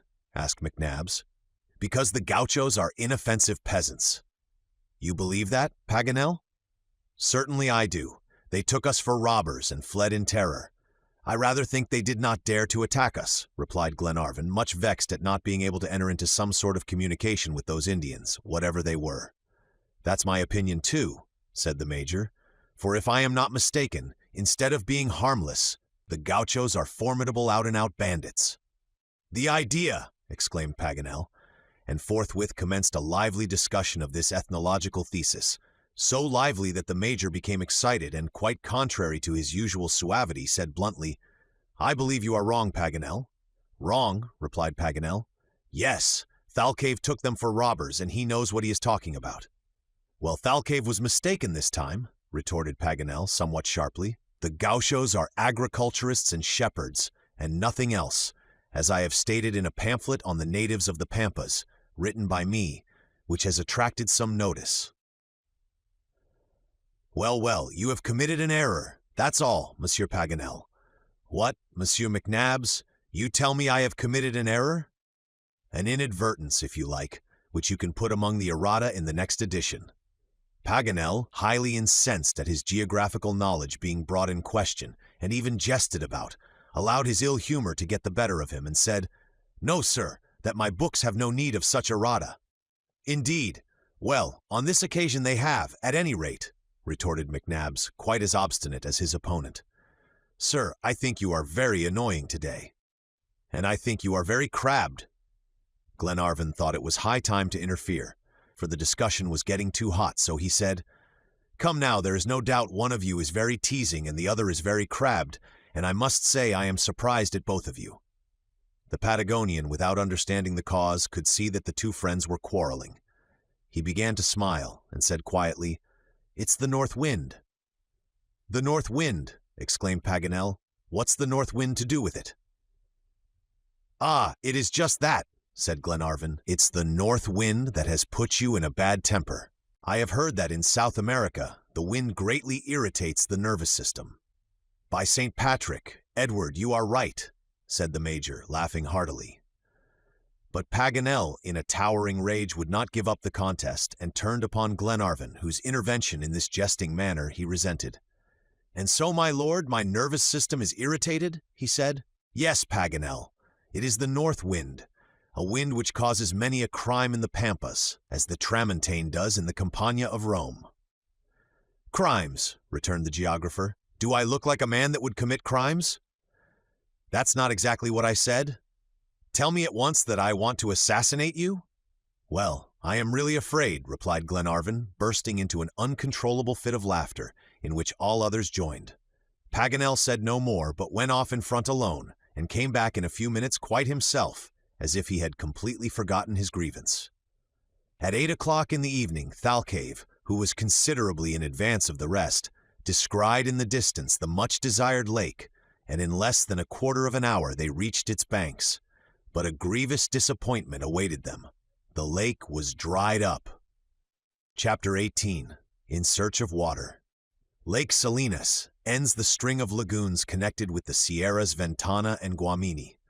Numerous expeditions were formerly made there from Buenos Aires to collect the salt deposited on its banks, as the waters contain great quantities of chloride of sodium. But when Thalcave spoke of the lake as supplying drinkable water, he was thinking of the rios of fresh water which run into it. Those streams, however, were all dried up also.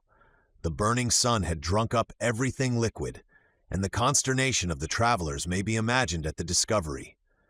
Some action must be taken immediately, however, for what little water still remained was almost bad, and could not quench thirst. Hunger and fatigue were forgotten in the face of this imperious necessity.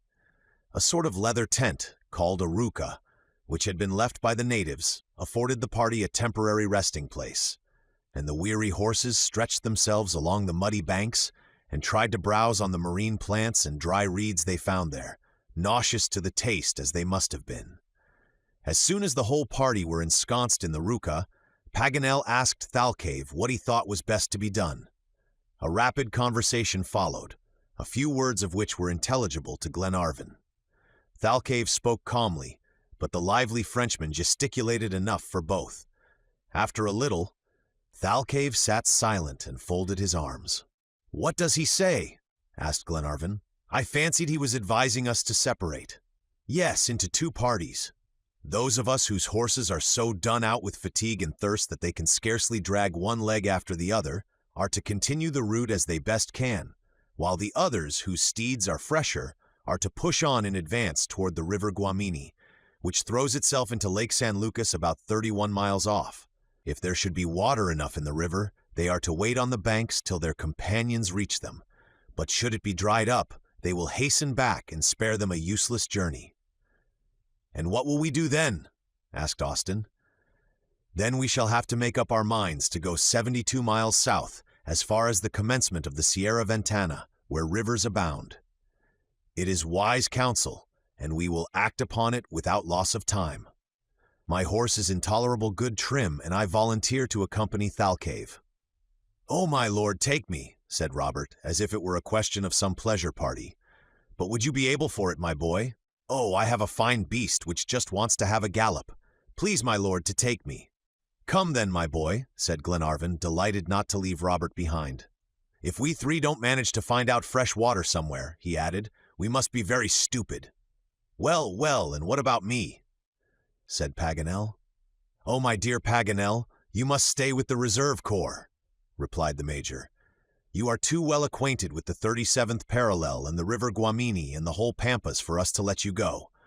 Neither Mulrady, nor Wilson, nor myself would be able to rejoin Thalcave at the given rendezvous, but we will put ourselves under the banner of the brave Jacques Paganel with perfect confidence." "I resign myself," said the geographer, much flattered at having supreme command. "But mind, Paganel, no distractions," added the Major. "Don't you take us to the wrong place, to the borders of the Pacific, for instance." "Oh, you insufferable Major, it would serve you right," replied Paganel, laughing. "But how will you manage to understand what Thalcave says, Glenarvan?" he continued. "I suppose," replied Glenarvan, "the Patagonian and I won't have much to talk about.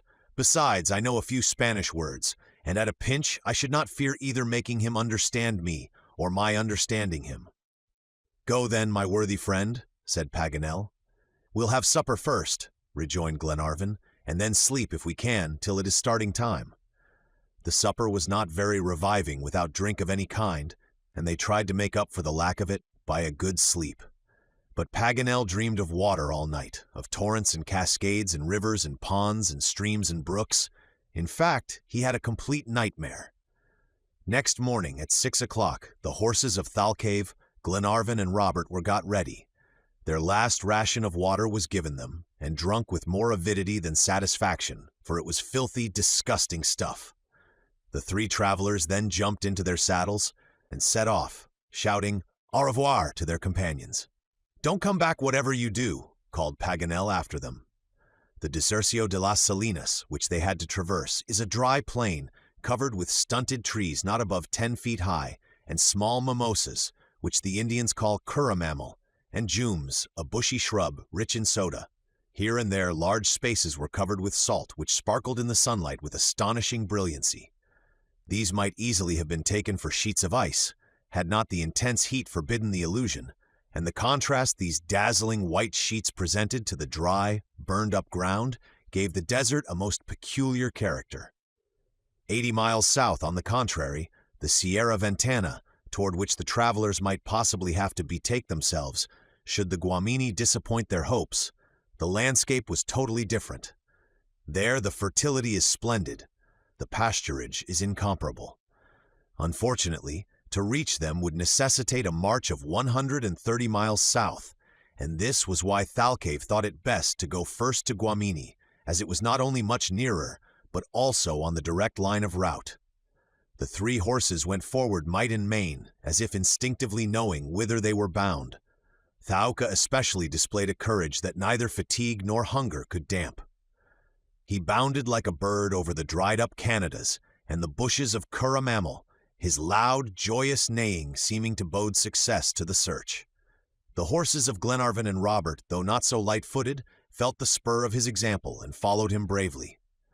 Thalcave inspirited his companions as much as Thaouka did his four-footed brethren. He sat motionless in the saddle, but often turned his head to look at Robert, and ever and anon gave him a shout of encouragement and approval, as he saw how well he rode. Certainly the boy deserved praise, for he was fast becoming an excellent cavalier. "Bravo, Robert," said Glenarvan. "Thalcave is evidently congratulating you, my boy, and paying you compliments." "What for, my lord?" "For your good horsemanship." "I can hold firm on, that's all," replied Robert, blushing with pleasure at such an encomium. "That is the principal thing, Robert, but you are too modest. I tell you that some day you will turn out an accomplished horseman." "What would Papa say to that?" said Robert, laughing. "He wants me to be a sailor." "The one won't hinder the other. If all cavaliers wouldn't make good sailors, there is no reason why all sailors should not make good horsemen. To keep one's footing on the yards must teach a man to hold on firm, and as to managing the reins and making a horse go through all sorts of movements, that's easily acquired. Indeed, it comes naturally." "Poor father," said Robert. "How he will thank you for saving his life." "You love him very much, Robert?" "Yes, my lord, dearly. He was so good to me and my sister. We were his only thought, and whenever he came home from his voyages, we were sure of some souvenir from all the places he had been to, and, better still, of loving words and caresses. Ah, if you knew him, you would love him too. Mary is most like him. He has a soft voice, like hers. That's strange for a sailor, isn't it?" "Yes, Robert, very strange. I see him still," the boy went on, as if speaking to himself. "Good, brave Papa. He put me to sleep on his knee, crooning an old Scotch ballad about the lochs of our country. The time sometimes comes back to me, but very confused like. So it does to Mary, too. Ah, my lord, how we loved him. Well, I do think one needs to be little to love one's father like that." "Yes, and to be grown up, my child, to venerate him," replied Glenarvan, deeply touched by the boy's genuine affection. During this conversation, the horses had been slackening speed and were only walking now. "You will find him?" said Robert again after a few minutes' silence. "Yes, we'll find him," was Glenarvan's reply. "Thalcave has set us on the track, and I have great confidence in him." "Thalcave is a brave Indian, isn't he?" said the boy. "That indeed he is." "Do you know something, my lord?" "What is it? And then I will tell you." "That all the people you have with you are brave. Lady Helena, whom I love so, and the Major with his calm manner, and Captain Mangles, and Monsieur Paganel, and all the sailors on the Duncan. How courageous and devoted they are." "Yes, my boy, I know that," replied Glenarvan.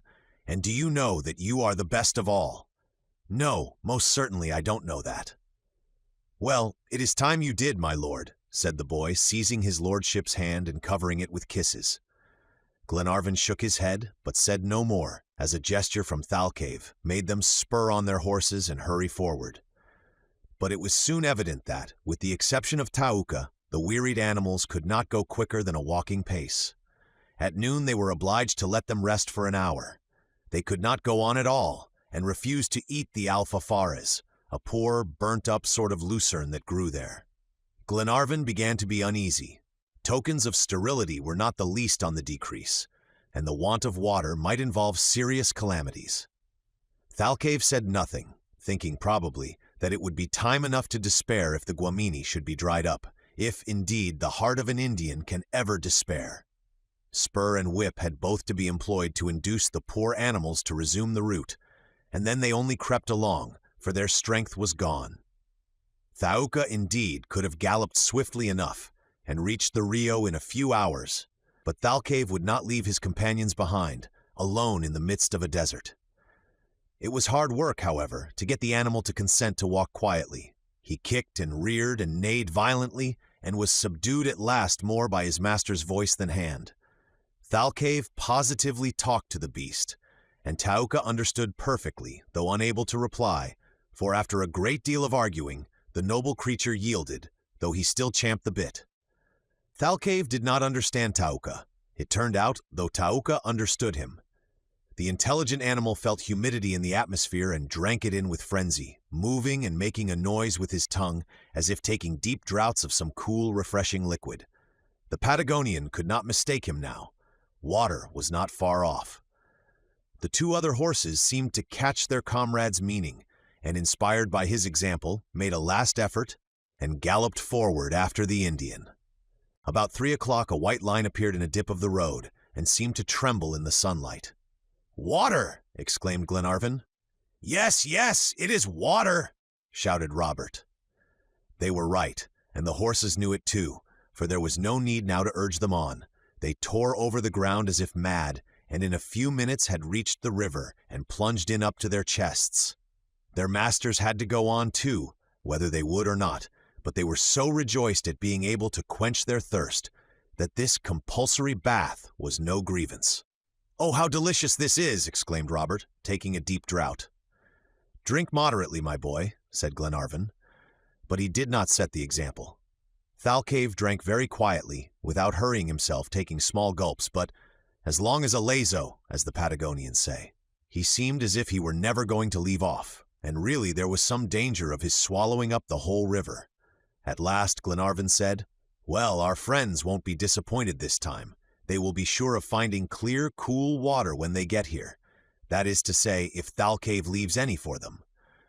But couldn't we go to meet them? It would spare them several hours' suffering and anxiety." "You're right, my boy, but how could we carry them this water? The leather bottles were left with Wilson. No, it is better for us to wait for them as we agreed.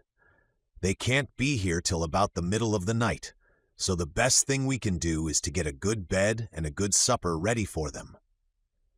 Thalcave had not waited for Glenarvan's proposition to prepare an encampment. He had been fortunate enough to discover on the banks of the Rio a ramada, a sort of enclosure, which had served as a fold for flocks, and was shut in on 3 sides. A more suitable place could not be found for their night's lodging, provided they had no fear of sleeping in the open air beneath the star-lit heavens, and none of Thalcave's companions had much solicitude on that score. Accordingly, they took possession at once, and stretched themselves at full length on the ground in the bright sunshine to dry their dripping garments. "Well, now we've secured a lodging, we must think of supper," said Glenarvan. "Our friends must not have reason to complain of the couriers they sent to precede them, and if I am not much mistaken, they will be very satisfied. It strikes me that an hour's shooting won't be lost time. Are you ready, Robert?" "Yes, my lord," replied the boy, standing up, gun in hand. Why Glenarvan proposed this was, that the banks of the Guamini seemed to be the general rendezvous of all the game in the surrounding plains, a sort of partridge peculiar to the Pampas, called tinnimus, black wood hens, a species of plover, called teru-teru, yellow rays, and waterfowl with magnificent green plumage rose in coveys. No quadrupeds, however, were visible, but Thalcave pointed to the long grass and thick brushwood and gave his friends to understand they were lying there in concealment. Disdaining the feathered tribes when more substantial game was at hand, the hunters' first shots were fired into the underwood. Instantly there rose by the 100 roebucks and guanacos, like those that had swept over them that terrible night on the Cordilleras. But the timid creatures were so frightened that they were all out of gunshot in a twinkling. The hunters were obliged to content themselves with humbler game, though in an alimentary point of view, nothing better could be wished. A dozen of red partridges and rays were speedily brought down, and Glenarvan also managed very cleverly to kill a tai tetre, or peccary, a pachydermatous animal, the flesh of which is excellent eating. In less than half an hour, the hunters had all the game they required. Robert had killed a curious animal belonging to the order Edentata, an armadillo, a sort of tattoo, covered with a hard bony shell, in movable pieces, and measuring 1.5 feet long. It was very fat and would make an excellent dish, the Patagonian said. Robert was very proud of his success. Thalcave did his part by capturing a nando, a species of ostrich, remarkable for its extreme swiftness. There could be no entrapping such an animal, and the Indian did not attempt it. He urged Tauka to a gallop and made a direct attack, knowing that if the first aim missed, the nando would soon tire out horse and rider by involving them in an inextricable labyrinth of windings. The moment, therefore, that Thalcave got to a right distance, he flung his bolus with such a powerful hand, and so skillfully, that he caught the bird round the legs and paralyzed his efforts at once. In a few seconds it lay flat on the ground. The Indian had not made his capture for the mere pleasure and glory of such a novel chase. The flesh of the nando is highly esteemed, and Thalcave felt bound to contribute his share of the common repast. They returned to the Ramada, bringing back the string of partridges, the ostrich, the peccary, and the armadillo. The ostrich and the peccary were prepared for cooking by divesting them of their tough skins and cutting them up into thin slices. As to the armadillo, he carries his cooking apparatus with him, and all that had to be done was to place him in his own shell over the glowing embers. The substantial dishes were reserved for the nightcomers, and the 3 hunters contented themselves with devouring the partridges and washed down their meal with clear, fresh water, which was pronounced superior to all the porter in the world, even to the famous Highland Usquebaugh, or whiskey. The horses had not been overlooked. A large quantity of dry fodder was discovered lying heaped up in the Ramada, and this supplied them amply with both food and bedding. When all was ready, the 3 companions wrapped themselves in the ponchos and stretched themselves on an eiderdown of alfafares, the usual bed of hunters on the pampas. Chapter 19. The Red Wolves. Night came, but the orb of night was invisible to the inhabitants of the earth, for she was just in her first quarter. The dim light of the stars was all that illumined the plain. The waters of the Guamini ran silently, like a sheet of oil over a surface of marble. Birds, quadrupeds, and reptiles were resting motionless after the fatigues of the day, and the silence of the desert brooded over the far-spreading pampas. Glenarvan, Robert, and Thalcave had followed the common example, and lay in profound slumber on their soft couch of lucerne. The worn-out horses had stretched themselves full length on the ground, except Tauka, who slept standing, true to his high blood, proud in repose as in action, and ready to start at his master's call. Absolute silence reigned within the enclosure, over which the dying embers of the fire shed a fitful light. However, the Indian's sleep did not last long. For about 10 o'clock he woke, sat up, and turned his ear toward the plain, listening intently with half-closed eyes. An uneasy look began to depict itself on his usually impassive face. Had he caught scent of some party of Indian marauders, or of jaguars, water tigers, and other terrible animals that haunt the neighborhood of rivers? Apparently it was the latter, for he threw a rapid glance on the combustible materials heaped up in the enclosure, and the expression of anxiety on his countenance seemed to deepen. This was not surprising, as the whole pile of alfafares would soon burn out and could only ward off the attacks of wild beasts for a brief interval. There was nothing to be done in the circumstances but wait, and wait he did, in a half-recumbent posture, his head leaning on his hands and his elbows on his knees, like a man roused suddenly from his night's sleep. A whole hour passed, and anyone except Thalcave would have lain down again on his couch, reassured by the silence round him. But where a stranger would have suspected nothing, the sharpened senses of the Indian detected the approach of danger. As he was thus watching and listening, Theuka gave a low neigh and stretched his nostrils toward the entrance of the ramada. This startled the Patagonian and made him rise to his feet at once. "Theuka scents an enemy," he said to himself, going toward the opening to make careful survey of the plains. Silence still prevailed, but not tranquility, for Thalcave caught a glimpse of shadows moving noiselessly over the tufts of Kura mammal.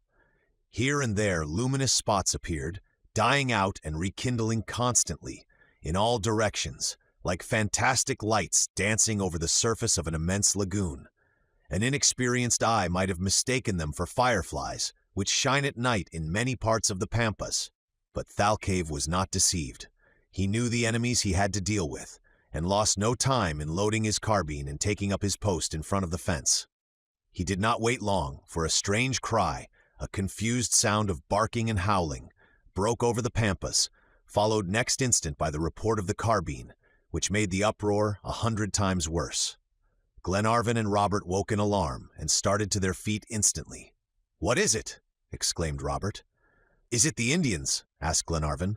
"No," replied Thalcave, "the Aguaras." "Aguaras?" said Robert, looking inquiringly at Glenarvan. "Yes," replied Glenarvan, "the red wolves of the pampas."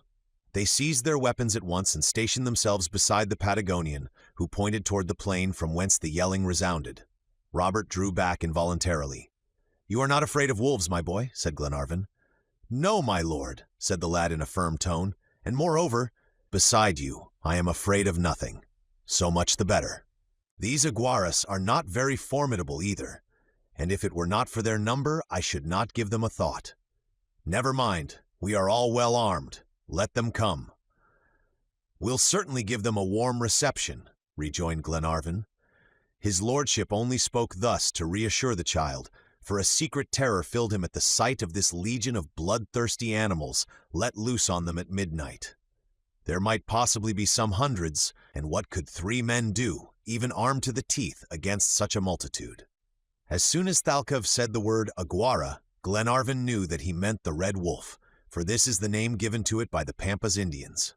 This voracious animal, called by naturalists the Canis jubatus, is in shape like a large dog and has the head of a fox. Its fur is a reddish cinnamon color, and there is a black mane all down the back. It is a strong, nimble animal, generally inhabiting marshy places and pursuing aquatic animals by swimming, prowling about by night, and sleeping during the day. Its attacks are particularly dreaded at the estancias, or sheep stations, as it often commits considerable ravages, carrying off the finest of the flock. Singly, the Aguara is not much to be feared, but they generally go in immense packs, and one had better have to deal with a jaguar or cougar than with them.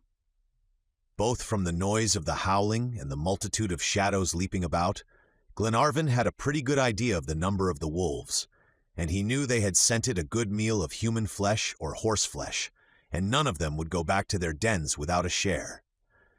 It was certainly a very alarming situation to be in. The assailants were gradually drawing closer. The horses displayed signs of the liveliest terror, with the exception of Tauka, who stamped his foot and tried to break loose and get out. His master could only calm him by keeping up a low, continuous whistle. Glenarvan and Robert had posted themselves so as to defend the opening of the ramada. They were just going to fire into the nearest ranks of the wolves when Thalcave lowered their weapons. "What does Thalcave mean?" asked Robert. "He forbids our firing. And why? Perhaps he thinks it is not the right time." But this was not the Indian's reason, and so Glenarvan saw when he lifted the powder flask, showed him it was nearly empty. "What's wrong?" asked Robert. "We must husband our ammunition," was the reply. "Today's shooting has cost us dear, and we are short of powder and shot. We can't fire more than 20 times. The boy made no reply, and Glenarvan asked him if he was frightened. "No, my lord," he said. "That's right," returned Glenarvan. A fresh report resounded that instant. Thalcave had made short work of one assailant more audacious than the rest, and the infuriated pack had retreated to within 100 steps of the enclosure. On a sign from the Indian, Glenarvan took his place, while Thalcave went back into the enclosure and gathered up all the dried grass and alfafaras, and indeed all the combustibles he could rake together, and made a pile of them at the entrance. Into this he flung one of the still glowing embers, and soon the bright flames shot up into the dark night. Glenarvan could now get a good glimpse of his antagonists, and saw that it was impossible to exaggerate their numbers or their fury. The barrier of fire just raised by Thalcave had redoubled their anger, though it had cut off their approach. Several of them, however, urged on by the hindmost ranks, pushed forward into the very flames, and burned their paws for their pains. From time to time another shot had to be fired, notwithstanding the fire, to keep off the howling pack, and in the course of an hour 15 dead animals lay stretched on the prairie. The situation of the besieged was, relatively speaking, less dangerous now. As long as the powder lasted and the barrier of fire burned on, there was no fear of being overmastered. But what was to be done afterward, when both means of defense failed at once? Glenarvan's heart swelled as he looked at Robert. He forgot himself in thinking of this poor child, as he saw him showing a courage so far above his years. Robert was pale, but he kept his gun steady, and stood with firm foot ready to meet the attacks of the infuriated wolves. However, after Glenarvan had calmly surveyed the actual state of affairs, he determined to bring things to a crisis. "In an hour's time," he said, "we shall neither have powder nor fire. It will never do to wait till then before we settle what to do." Accordingly, he went up to Thalcave and tried to talk to him by the help of the few Spanish words his memory could muster, though their conversation was often interrupted by one or the other having to fire a shot. It was no easy task for the two men to understand each other, but most fortunately Glenarvan knew a great deal of the peculiarities of the red wolf. Otherwise he could never have interpreted the Indian's words and gestures. As it was, fully a quarter of an hour elapsed before he could get any answer from Thalcave to tell Robert in reply to his inquiry. "What does he say?" "He says that at any price we must hold out till daybreak. The iguara only prowls about at night, and goes back to his lair with the first streak of dawn. It is a cowardly beast that loves the darkness and dreads the light, an owl on 4 feet. "Very well, let us defend ourselves then till morning." "Yes, my boy, and with knife thrusts when gun and shots fail." Already Thalcave had set the example, for whenever a wolf came too near the burning pile, the long arm of the Patagonian dashed through the flames and came out again reddened with blood. But very soon this means of defense would be at an end. About 2 o'clock, Thalcave flung his last armful of combustibles into the fire, and barely enough powder remained to load a gun 5 times. Glenarvan threw a sorrowful glance round him. He thought of the lad standing there and of his companions and those left behind, whom he loved so dearly. Robert was silent. Perhaps the danger seemed less imminent to his imagination. But Glenarvan thought for him, and pictured to himself the horrible fate that seemed to await him inevitably. Quite overcome by his emotion, he took the child in his arms and, straining him convulsively to his heart, pressed his lips on his forehead, while tears he could not restrain streamed down his cheeks. Robert looked up into his face with a smile and said, "I am not frightened." "No, my child, no, and you are right. In 2 hours daybreak will come, and we shall be saved. Bravo, Thalcave, my brave Patagonian. Bravo," he added as the Indian that moment leveled 2 enormous beasts who endeavored to leap across the barrier of flames. But the fire was fast dying out, and the denouement of the terrible drama was approaching. The flames got lower and lower. Once more the shadows of night fell on the prairie, and the glaring eyes of the wolves glowed like phosphorescent balls in the darkness. A few minutes longer, and the whole pack would be in the enclosure.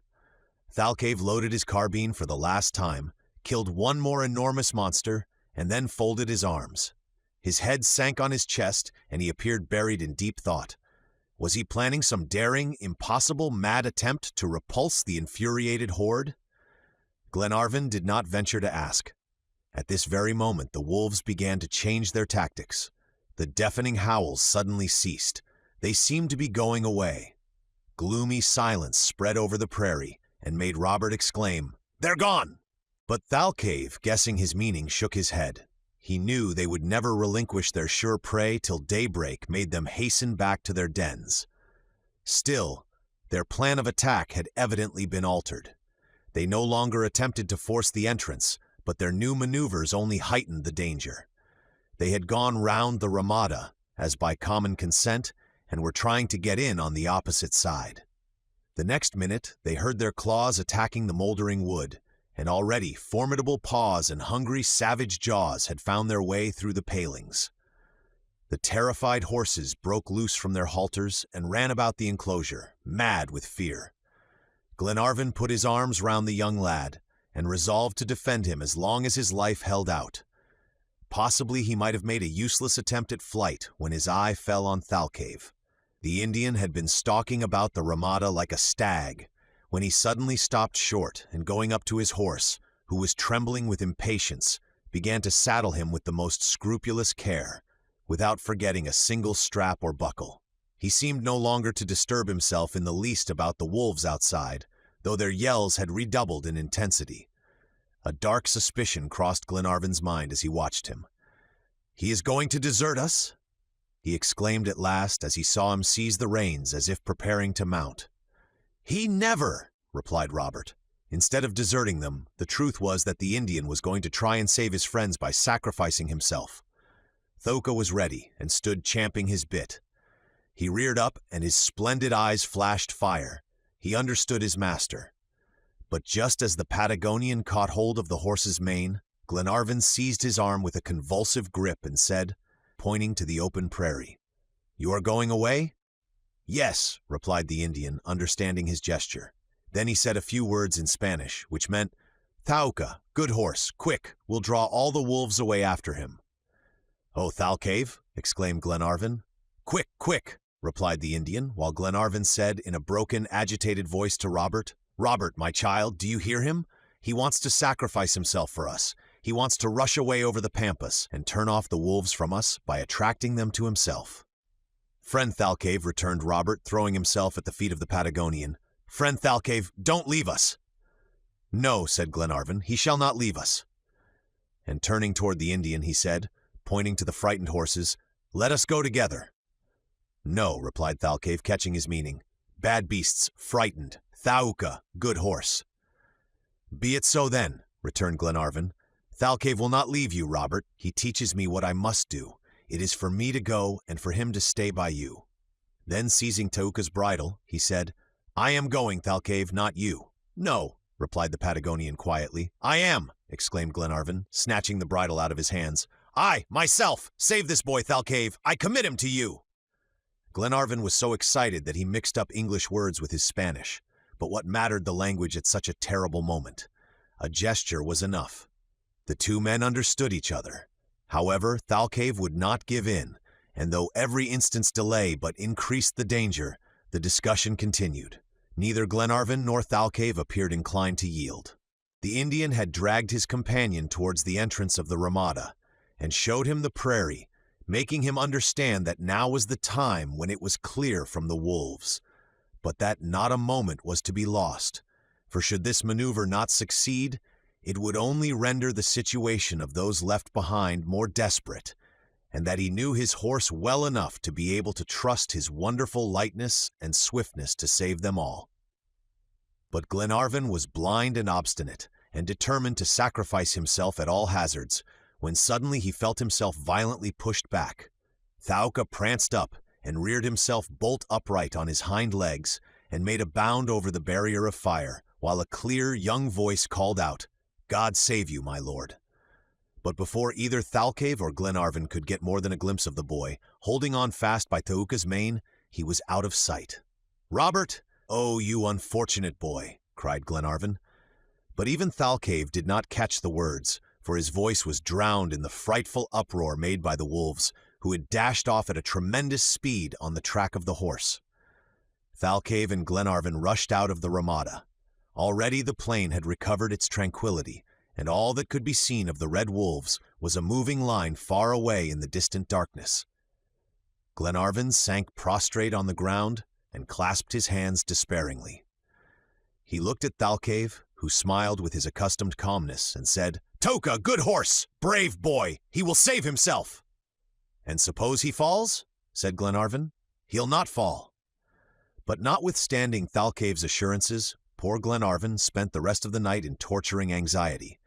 He seemed quite insensible now to the danger they had escaped through the departure of the wolves, and would have hastened immediately after Robert if the Indian had not kept him back by making him understand the impossibility of their horses overtaking Thaouka, and also that boy and horse had outdistanced the wolves long since, and that it would be useless going to look for them till daylight. At 4 o'clock morning began to dawn. A pale glimmer appeared in the horizon, and pearly drops of dew lay thick on the plain and on the tall grass, already stirred by the breath of day. The time for starting had arrived. "Now!" cried Thalcave. "Come!" Glenarvan made no reply, but took Robert's horse and sprung into the saddle. Next minute both men were galloping at full speed toward the west, in the line in which their companions ought to be advancing. They dashed along at a prodigious rate for a full hour, dreading every minute to come across the mangled corpse of Robert. Glenarvan had torn the flanks of his horse with his spurs in his mad haste, when at last gunshots were heard in the distance at regular intervals, as if fired as a signal. "There they are!" exclaimed Glenarvan, and both he and the Indian urged on their steeds to a still quicker pace, till in a few minutes more they came up to the little detachment conducted by Paganel. A cry broke from Glenarvan's lips, for Robert was there, alive and well, still mounted on the superb Thaouka, who neighed loudly with delight at the sight of his master. "Oh, my child!" cried Glenarvan with indescribable tenderness in his tone. Both he and Robert leaped to the ground and flung themselves into each other's arms. Then the Indian hugged the brave boy in his arms. "He is alive! He is alive!" repeated Glenarvan again and again. "Yes," replied Robert, "and thanks to Thaouka." This great recognition of his favorite's services was wholly unexpected by the Indian, who was talking to him that minute, caressing and speaking to him, as if human blood flowed in the veins of the proud creature. Then turning to Paganel, he pointed to Robert and said, "A brave!" And employing the Indian metaphor, he added, "His spurs did not tremble." But Glenarvan put his arms round the boy and said, "Why wouldn't you let me or Thalcave run the risk of this last chance of deliverance, my son?" "My lord," replied the boy in tones of gratitude, "wasn't it my place to do it? Thalcave has saved my life already, and you are going to save my father." Chapter 20. Strange Signs. After the first joy of the meeting was over, Paganel and his party, except perhaps the Major, were only conscious of one feeling. They were dying of thirst. Most fortunately for them, the Guamini ran not far off, and about 7 in the morning the little troop reached the enclosure on its banks. The precincts were strewed with the dead wolves, and judging from their numbers, it was evident how violent the attack must have been, and how desperate the resistance. As soon as the travelers had drunk their fill, they began to demolish the breakfast prepared in the ramada, and did ample justice to the extraordinary viands. The Nandu fillets were pronounced first-rate, and the armadillo was delicious. "To eat moderately," said Paganel, "would be positive ingratitude to Providence. We must eat immoderately." And so they did, but were none the worse for it. The water of the Guamini greatly aided digestion, apparently. Glenarvan, however, was not going to imitate Hannibal at Capua, and at 10 o'clock next morning gave the signal for starting. The leathern bottles were filled with water, and the day's march commenced. The horses were so well rested that they were quite fresh again, and kept up a canter almost constantly. The country was not so parched up now, and consequently less sterile, but still a desert. No incident occurred of any importance during the 2d and 3d of November, and in the evening they reached the boundary of the Pampas, and camped for the night on the frontiers of the province of Buenos Aires. 2/3 of their journey was now accomplished. It was 22 days since they left the Bay of Talcahuano, and they had gone 450 miles. Next morning, they crossed the conventional line, which separates the Argentine plains from the region of the Pampas. It was here that Thalcave hoped to meet the caciques, in whose hands, he had no doubt, Harry Grant and his men were prisoners. From the time of leaving the Guamini, there was marked change in the temperature, to the great relief of the travelers. It was much cooler, thanks to the violent and cold winds from Patagonia, which constantly agitate the atmospheric waves. Horses and men were glad enough of this after what they had suffered from the heat and drought, and they felt animated with fresh ardor and confidence. But contrary to what Thalcave had said, the whole district appeared uninhabited, or rather abandoned. Their route often led past or went right through small lagoons, sometimes of fresh water, sometimes of brackish. On the banks and bushes about these, king wrens were hopping about and larks singing joyously in concert with the tangaras, the rivals in color of the brilliant hummingbirds.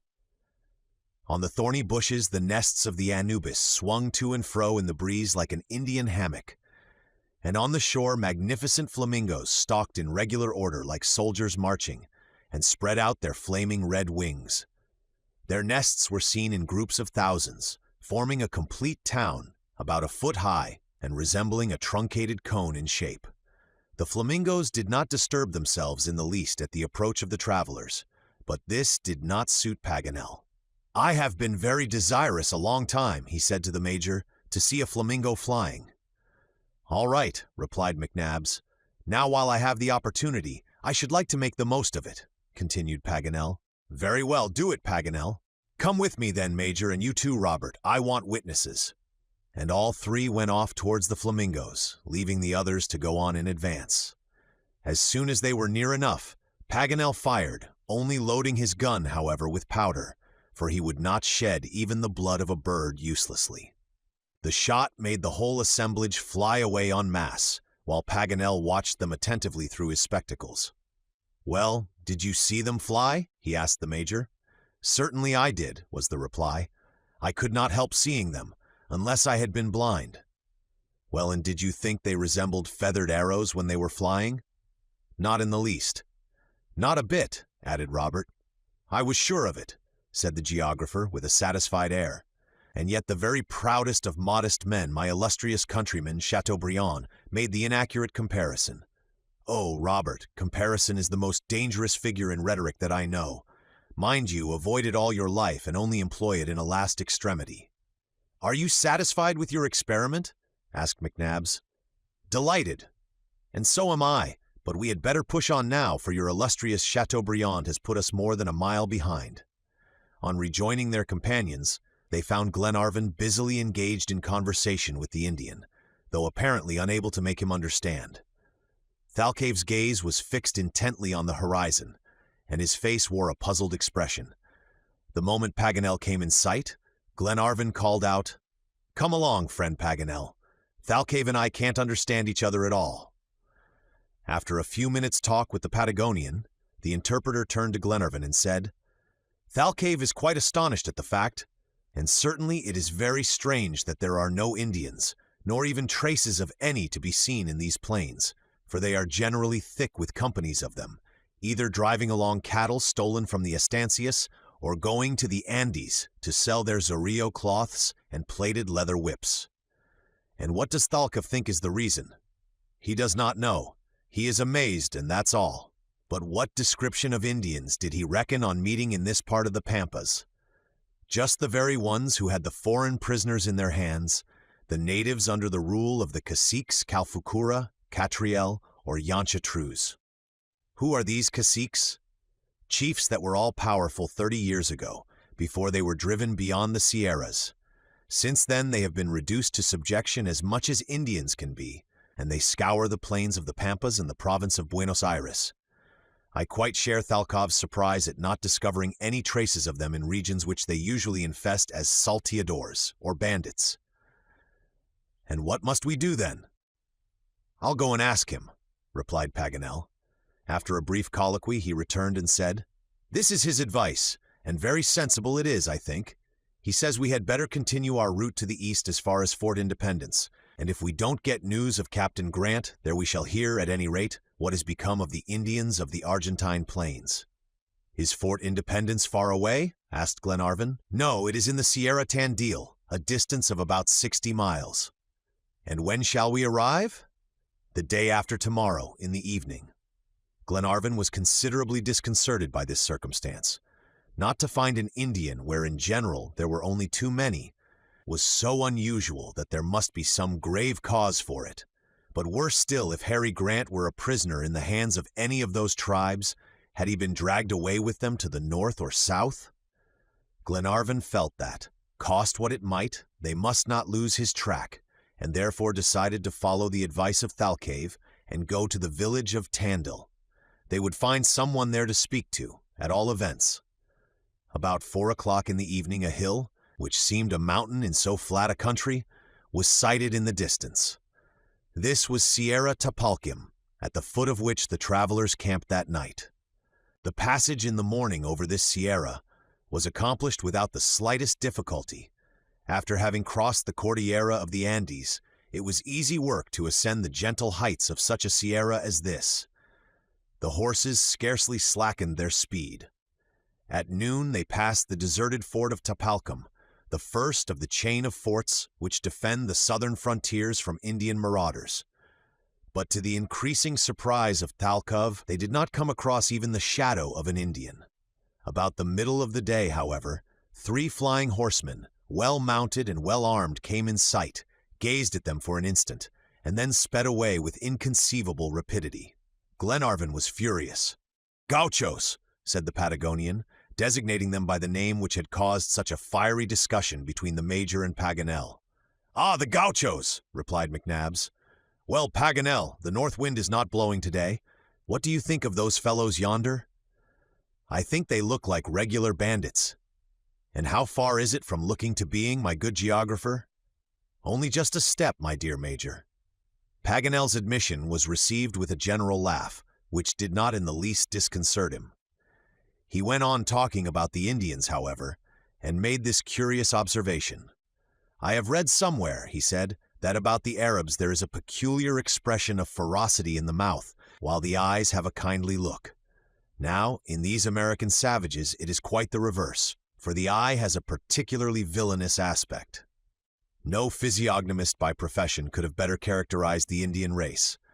But desolate as the country appeared, Thalcave was on his guard against surprises, and gave orders to his party to form themselves in a close platoon. It was a useless precaution, however, for that same evening they camped for the night in an immense tolderia, which they not only found perfectly empty, but which the Patagonian declared, after he had examined it all round, must have been uninhabited for a long time. Next day, the first estancias of the Sierra Tandil came in sight. The estancias are large cattle stations for breeding cattle, but Thalcave resolved not to stop at any of them, but to go straight on to Fort Independence. They passed several farms fortified by battlements and surrounded by a deep moat, the principal building being encircled by a terrace, from which the inhabitants could fire down on the marauders in the plain. Glenarvan might perhaps have got some information at these houses, but it was the surest plan to go straight on to the village of Tandil. Accordingly, they went on without stopping, fording the Rio of Los Huasos and also the Chapaleofu, a few miles further on. Soon they were treading the grassy slopes of the first ridges of the Sierra Tandil, and an hour afterward, the village appeared in the depths of a narrow gorge, and above it towered the lofty battlements of Fort Independence. Chapter 21: A False Trail. The Sierra Tandil rises 1,000 feet above the level of the sea. It is a primordial chain, that is to say, anterior to all organic and metamorphic creation. It is formed of a semicircular ridge of gneiss hills covered with fine short grass. The district of Tandil, to which it has given its name, includes all the south of the province of Buenos Aires, and terminates in a river which conveys north all the rios that take their rise on its slopes. After making a short ascent up the Sierra, they reached the postern gate, so carelessly guarded by an Argentine sentinel that they passed through without difficulty, a circumstance which betokened extreme negligence or extreme security. A few minutes afterward, the commandant appeared in person. He was a vigorous man about 50 years of age, of military aspect, with grayish hair, and an imperious eye, as far as one could see through the clouds of tobacco smoke which escaped from his short pipe. His walk reminded Paganel instantly of the old subalterns in his own country. Thalcave was spokesman, and addressing the officer, presented Lord Glenarvan and his companions. While he was speaking, the commandant kept staring fixedly at Paganel in rather an embarrassing manner. The geographer could not understand what he meant by it, and was just about to interrogate him, when the commandant came forward, and seizing both his hands in the most free and easy fashion, said in a joyous voice in the mother tongue of the geographer, "A Frenchman." "Yes, a Frenchman," replied Paganel. "Ah, delightful. Welcome, welcome. I am a Frenchman too," he added, shaking Paganel's hand with such vigor as to be almost alarming. "Is he a friend of yours, Paganel?" asked the major. "Yes," said Paganel somewhat proudly. "One has friends in every division of the globe." After he had succeeded in disengaging his hand, though not without difficulty, from the living vice in which it was held, a lively conversation ensued. Glenarvan would fain have put in a word about the business on hand, but the commandant related his entire history and was not in a mood to stop till he had done. It was evident that the worthy man must have left his native country many years back, for his mother tongue had grown unfamiliar, and if he had not forgotten the words, he certainly did not remember how to put them together. He spoke more like a Negro belonging to a French colony. The fact was that the governor of Fort Independence was a French sergeant, an old comrade of Parachapee. He had never left the fort since it had been built in 1828, and strange to say, he commanded it with the consent of the Argentine government. He was a man about 50 years of age, a Basque by birth, and his name was Manuel Afaraguer, so that he was almost a Spaniard. A year after his arrival in the country he was naturalized, took service in the Argentine army, and married an Indian girl who was then nursing twin babies 6 months old. 2 boys, be it understood, for the good wife of the commandant would have never thought of presenting her husband with girls. Manuel could not conceive of any state but a military one, and he hoped in due time, with the help of God, to offer the Republic a whole company of young soldiers. "You saw them. Charming. Good soldiers are Jose Juan and Miquel. Pepe, 7-year-old. Pepe can handle a gun." Pepe, hearing himself complimented, brought his 2 little feet together and presented arms with perfect grace. "He'll get on," added the sergeant. "He'll be colonel major or brigadier general someday." Sergeant Manuel seemed so enchanted that it would have been useless to express a contrary opinion, either to the profession of arms or the probable future of his children. He was happy, and as Goethe says, "Nothing that makes us happy is an illusion." All this talk took up a quarter of an hour, to the great astonishment of Thalcave. The Indian could not understand how so many words could come out of one throat. No one interrupted the sergeant, but all things come to an end, and at last he was silent, but not till he had made his guests enter his dwelling, and be presented to Madame Farraguer. Then, and not till then, did he ask his guests what had procured him the honor of their visit. Now or never was the moment to explain, and Paganel, seizing the chance at once, began an account of their journey across the Pampas, and ended by inquiring the reason of the Indians having deserted the country. "Ah, there was no one," replied the sergeant, shrugging his shoulders. "Really no one, and us too, our arms crossed. Nothing to do." "But why?"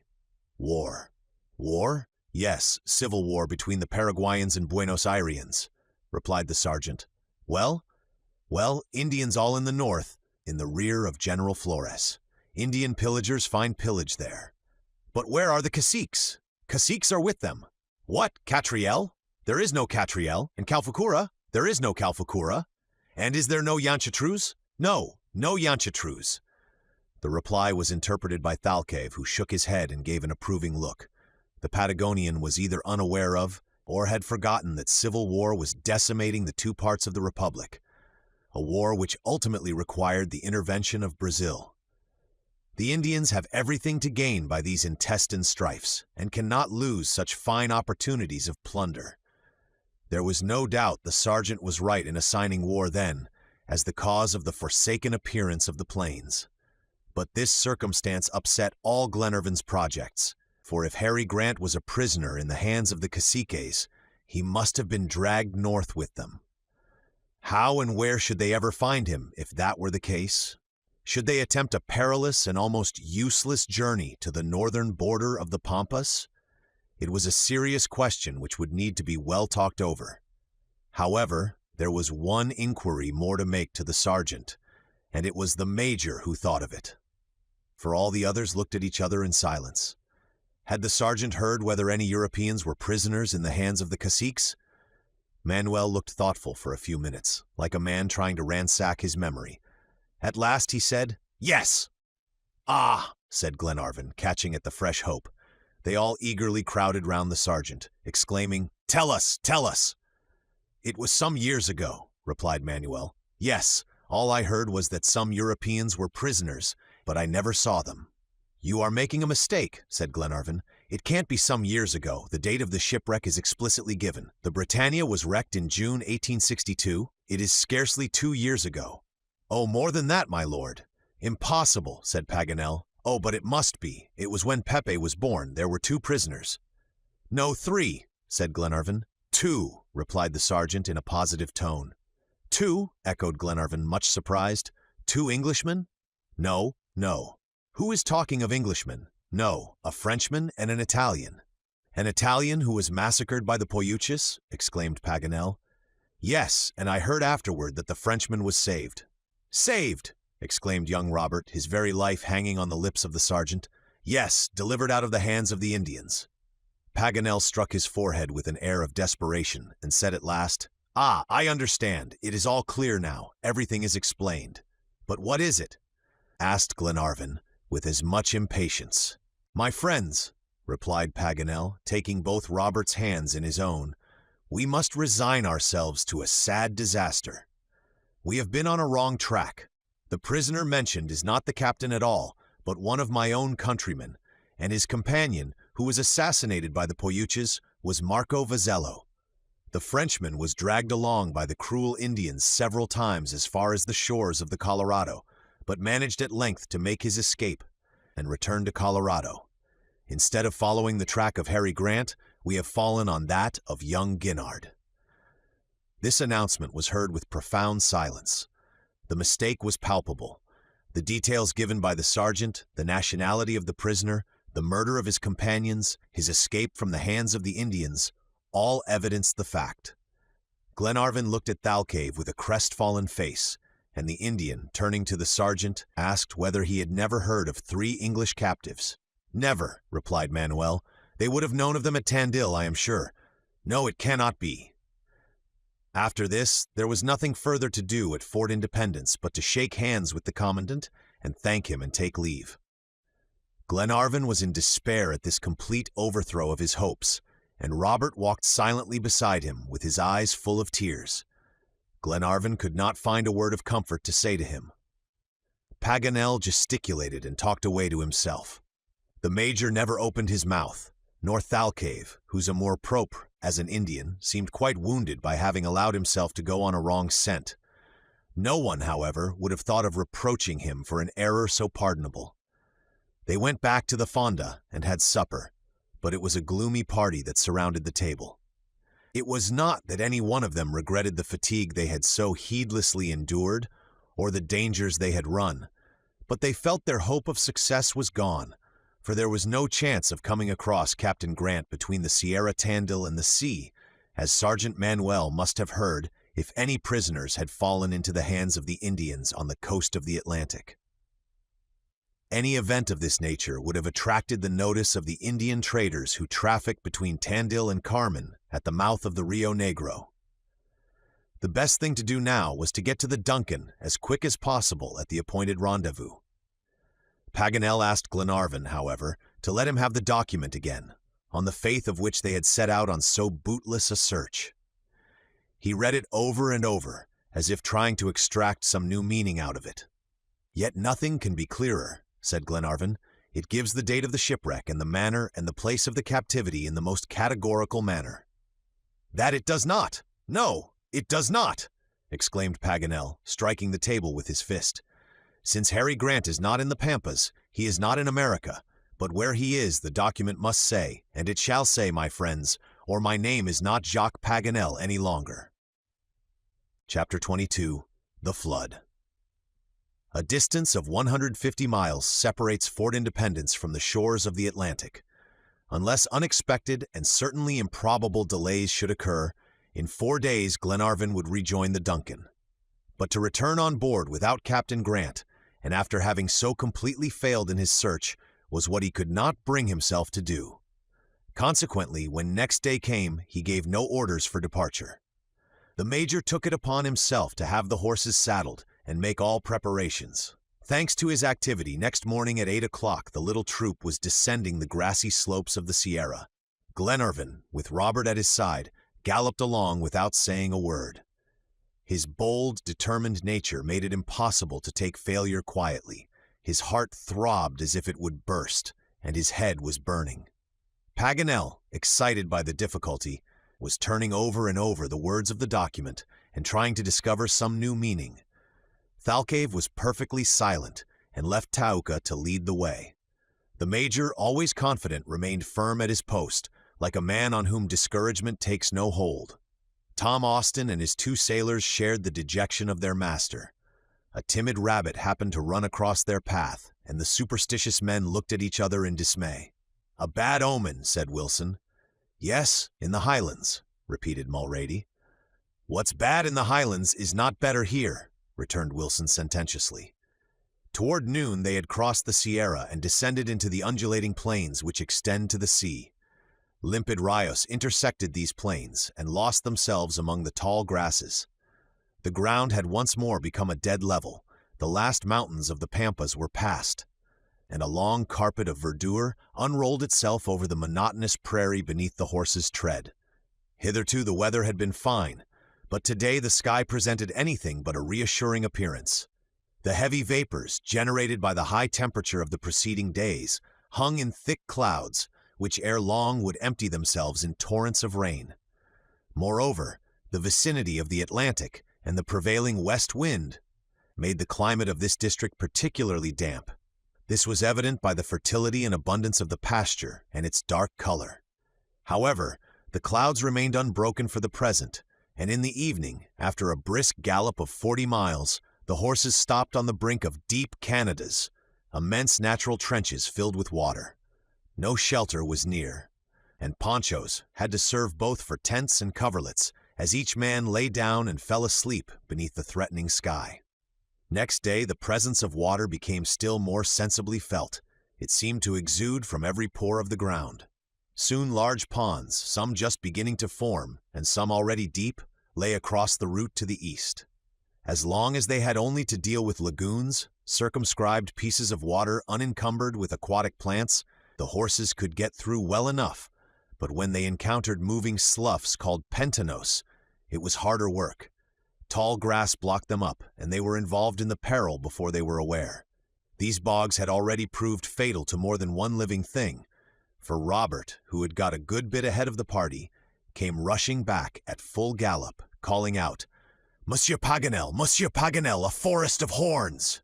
"What?" exclaimed the geographer. "You have found a forest of horns?" Yes, or at any rate a coppice." "A coppice," replied Paganel, shrugging his shoulders. "My boy, you are dreaming." "I am not dreaming, and you will see for yourself. Well, this is a strange country. They sow horns, and they sprout up like wheat. I wish I could get some of the seed." "The boy is really speaking seriously," said the Major. "Yes, Mr. Major, and you will soon see I am right." The boy had not been mistaken, for presently they found themselves in front of an immense field of horns, regularly planted and stretching far out of sight. It was a complete copse, low and close packed, but a strange sort. "Well," said Robert. "This is peculiar, certainly," said Paganel, and he turned round to question Thalcave on the subject. "The horns come out of the ground," replied the Indian, "but the oxen are down below." "What?" exclaimed Paganel. "Do you mean to say that a whole herd was caught in that mud and buried alive?" "Yes," said the Patagonian, and so it was. An immense herd had been suffocated side by side in this enormous bog, and this was not the first occurrence of the kind which had taken place in the Argentine plains. An hour afterward, and the field of horns lay 2 miles behind.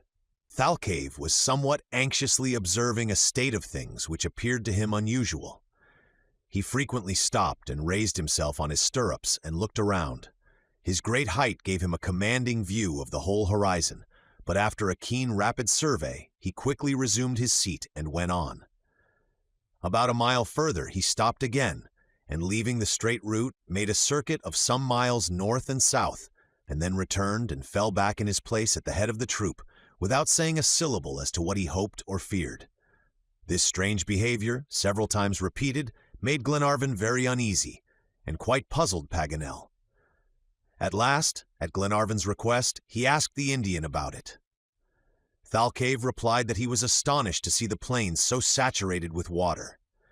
Never, to his knowledge, since he had followed the calling of guide, had he found the ground in this soaking condition. Even in the rainy season, the Argentine plains had always been passable.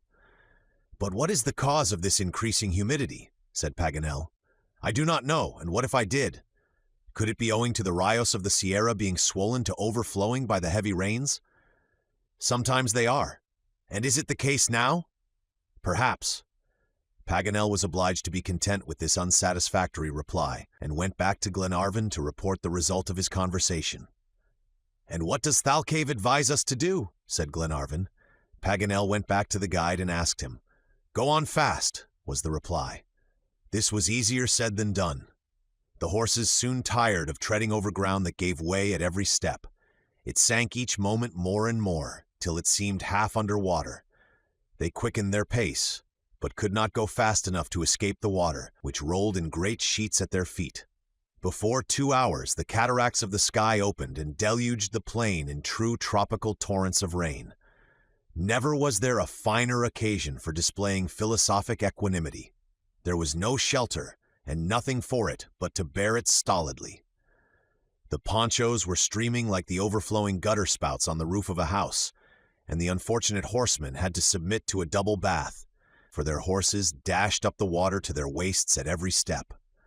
In this drenching, shivering state, and worn out with fatigue, they came toward evening to a miserable rancho, which could only have been called a shelter by people not very fastidious, and certainly only travelers in extremity would even have entered it. But Glenarvan and his companions had no choice, and were glad enough to burrow in this wretched hovel, though it would have been despised by even a poor Indian of the Pampas. A miserable fire of grass was kindled, which gave out more smoke than heat, and was very difficult to keep alight, as the torrents of rain which dashed against the ruined cabin outside found their way within and fell down in large drops from the roof. 20 times over the fire would have been extinguished if Mulrady and Wilson had not kept off the water. The supper was a dull meal, and neither appetizing nor reviving. Only the Major seemed to eat with any relish. The impassive McNabbs was superior to all circumstances. Paganel, Frenchman as he was, tried to joke, but the attempt was a failure. "My jests are damp," he said. "They miss fire." The only consolation in such circumstances was to sleep, and accordingly each one lay down and endeavored to find in slumber a temporary forgetfulness of his discomforts and his fatigues. The night was stormy, and the planks of the rancho cracked before the blast as if every instant they would give way. The poor horses outside, exposed to all the inclemency of the weather, were making piteous moans, and their masters were suffering quite as much inside the ruined rancho. However, sleep overpowered them at length. Robert was the first to close his eyes and lean his head against Glenarvan's shoulder, and soon all the rest were soundly sleeping too under the guardian eye of heaven. The night passed safely, and no one stirred till Thaouka woke them by tapping vigorously against the rancho with his hoof. He knew it was time to start, and at a push could give the signal as well as his master. They owed the faithful creature too much to disobey him, and set off immediately. The rain had abated, but floods of water still covered the ground. Paganel, on consulting his map, came to the conclusion that the Rios Grande and Vivarota, into which the water from the plains generally runs, must have been united in one large bed several miles in extent. Extreme haste was imperative, for all their lives depended on it. Should the inundation increase, where could they find refuge?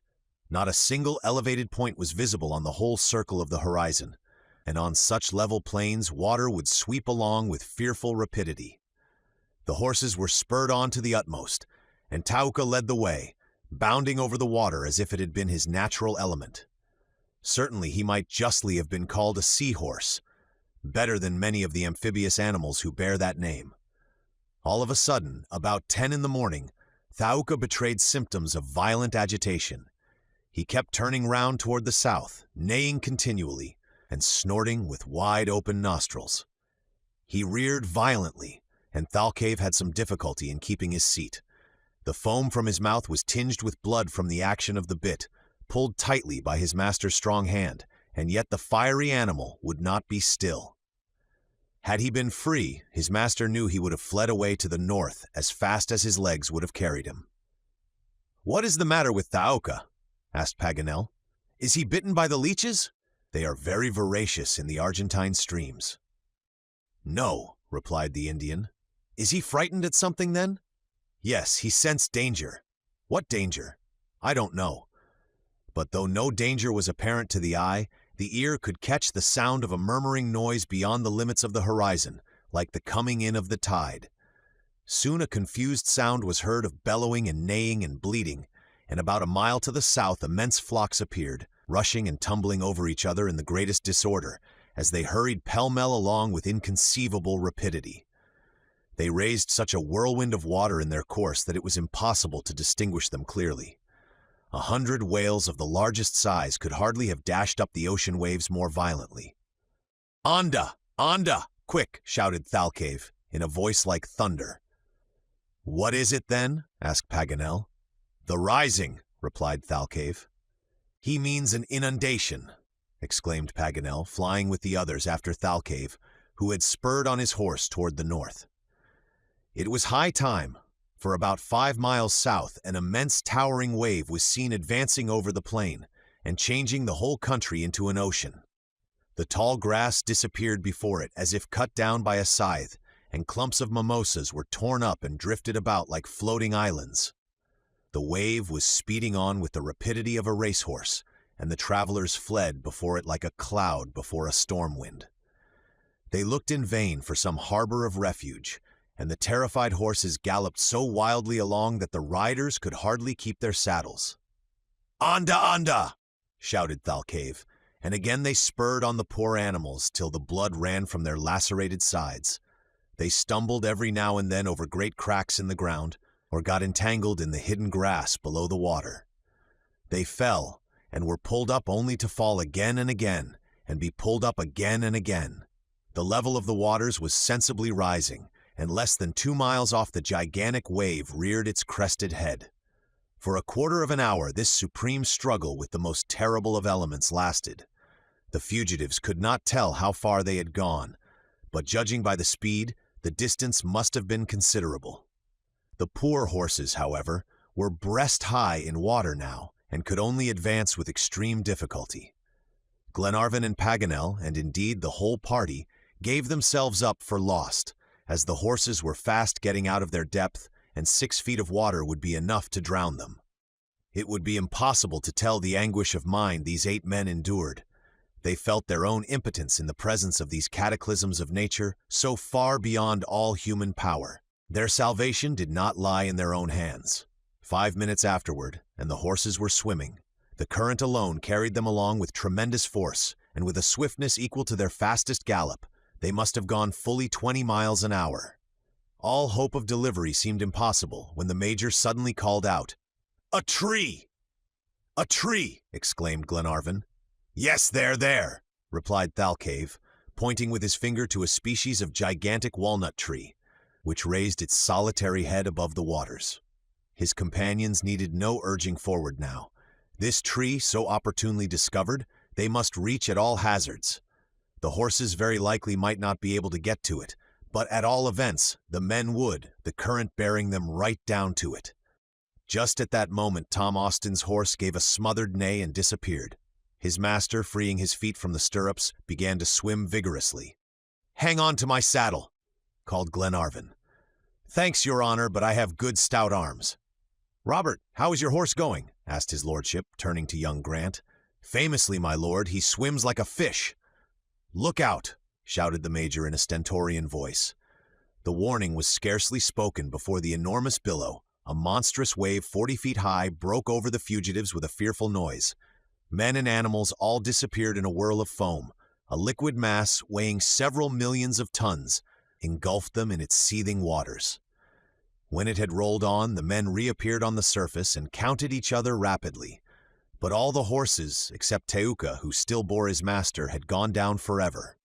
"Courage, courage," repeated Glenarvan, supporting Paganel with one arm and swimming with the other. I can manage, said the worthy savant. "I am even not sorry." But no one ever knew what he was not sorry about, for the poor man was obliged to swallow down the rest of his sentence with half a pint of muddy water. The Major advanced quietly, making regular strokes, worthy of a master swimmer. The sailors took to the water like porpoises, while Robert clung to Teuka's mane and was carried along with him. The noble animal swam superbly, instinctively making for the tree in a straight line. The tree was only 20 fathoms off, and in a few minutes was safely reached by the whole party, but for this refuge they must all have perished in the flood. The water had risen to the top of the trunk, just to where the parent branches fork out. It was consequently quite easy to clamber up to it. Thalcave climbed up first, and got off his horse to hoist up Robert and help the others. His powerful arms had soon placed all the exhausted swimmers in a place of security. But, meantime, Teuka was being rapidly carried away by the current. He turned his intelligent face toward his master, and shaking his long mane, neighed as if to summon him to his rescue. "Are you going to forsake him, Thalcave?" asked Paganel. "Aye," replied the Indian, and forthwith he plunged down into the tumultuous waters, and came up again 10 fathoms off. A few instants afterward his arms were round Teuka's neck, and master and steed were drifting together toward the misty horizon of the north. Chapter 23. A Singular Abode. The tree on which Glenarvan and his companions had just found refuge resembled a walnut tree, having the same glossy foliage and rounded form. In reality, however, it was the ombu, which grows solitarily on the Argentine plains. The enormous and twisted trunk of this tree is planted firmly in the soil, not only by its great roots, but still more by its vigorous shoots, which fasten it down in the most tenacious manner. This was how it stood proof against the shock of the mighty billow. This ombu measured in height 100 feet, and covered with its shadow a circumference of 120 yards. All this scaffolding rested on 3 great boughs which sprang from the trunk. 2 of these rose almost perpendicularly and supported the immense parasol of foliage, the branches of which were so crossed and intertwined and entangled, as if by the hand of a basket-maker, that they formed an impenetrable shade. The 3rd arm, on the contrary, stretched right out in a horizontal position above the roaring waters, into which the lower leaves dipped. There was no want of room in the interior of this gigantic tree, for there were great gaps in the foliage, perfect glades, with air in abundance and freshness everywhere. To see the innumerable branches rising to the clouds, and the creepers running from bough to bough, and attaching them together while the sunlight glinted here and there among the leaves, one might have called it a complete forest instead of a solitary tree sheltering them all. On the arrival of the fugitives, a myriad of the feathered tribes fled away into the topmost branches, protesting by their outcries against this flagrant usurpation of their domicile. These birds, who themselves had taken refuge in the solitary ombu, were in hundreds, comprising blackbirds, starlings, isicas, hilgueros, and especially the picaflor hummingbirds of most resplendent colors. When they flew away, it seemed as though a gust of wind had blown all the flowers off the tree. Such was the asylum offered to the little band of Glenarvan. Young Grant and the agile Wilson were scarcely perched on the tree before they had climbed to the upper branches and put their heads through the leafy dome to get a view of the vast horizon. The ocean made by the inundation surrounded them on all sides, and far as the eye could reach, seemed to have no limits. Not a single tree was visible on the liquid plain. The ombu stood alone amid the rolling waters, and trembled before them. In the distance, drifting from south to north, carried along by the impetuous torrent, they saw trees torn up by the roots, twisted branches, roofs torn off, destroyed ranchos, planks of sheds stolen by the deluge from estancias, carcasses of drowned animals, blood-stained skins, and on a shaky tree a complete family of jaguars howling and clutching hold of their frail raft. Still farther away, a black spot, almost invisible, already caught Wilson's eye. It was Thalcave and his faithful Teuka. "Thalcave! Thalcave!" shouted Robert, stretching out his hands toward the courageous Patagonian. "He will save himself, Mr. Robert," replied Wilson. "We must go down to his lordship." Next minute they had descended the 3 stages of bows and landed safely on the top of the trunk, where they found Glenarvan, Paganel, the Major, Austin, and Mulrady, sitting either astride or in some position they found more comfortable. Wilson gave an account of their investigations aloft, and all shared his opinion with respect to Thalcave. The only question was whether it was Thalcave who would save Thaouka, or Thaouka save Thalcave. Their own situation meantime was much more alarming than his. No doubt the tree would be able to resist the current, but the waters might rise higher and higher till the topmost branches were covered, for the depression of the soil made this part of the plain a deep reservoir. Glenarvan's first care, consequently, was to make notches by which to ascertain the progress of the inundation. For the present it was stationary, having apparently reached its height. This was reassuring. "And now what are we going to do?" said Glenarvan. "Make our nest, of course," replied Paganel. "Make our nest!" exclaimed Robert. "Certainly, my boy, and live the life of birds, since we can't that of fishes." "All very well, but who will fill our bills for us?" said Glenarvan. "I will," said the Major. All eyes turned toward him immediately, and there he sat in a natural armchair, formed of 2 elastic boughs, holding out his alforges damp but still intact. "Oh, McNabbs, that's just like you!" exclaimed Glenarvan. "You think of everything, even under circumstances which would drive all out of your head." "Since it was settled we were not going to be drowned, I had no intention of starving of hunger." "I should have thought of it too," said Paganel, "but I am so distrait." "And what is in the alforjas?" asked Tom Austin. "Food enough to last 7 men for 2 days," replied McNabbs.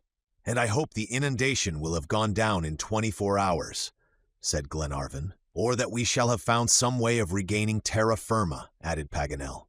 "Our first business, then, now is to breakfast," said Glenarvan. "I suppose you mean after we have made ourselves dry," observed the Major. "And where's the fire?" asked Wilson. "We must make it," returned Paganel. "Where?" "On the top of the trunk, of course." "And what with?" "With the dead wood we cut off the tree." "But how will you kindle it?" asked Glenarvan.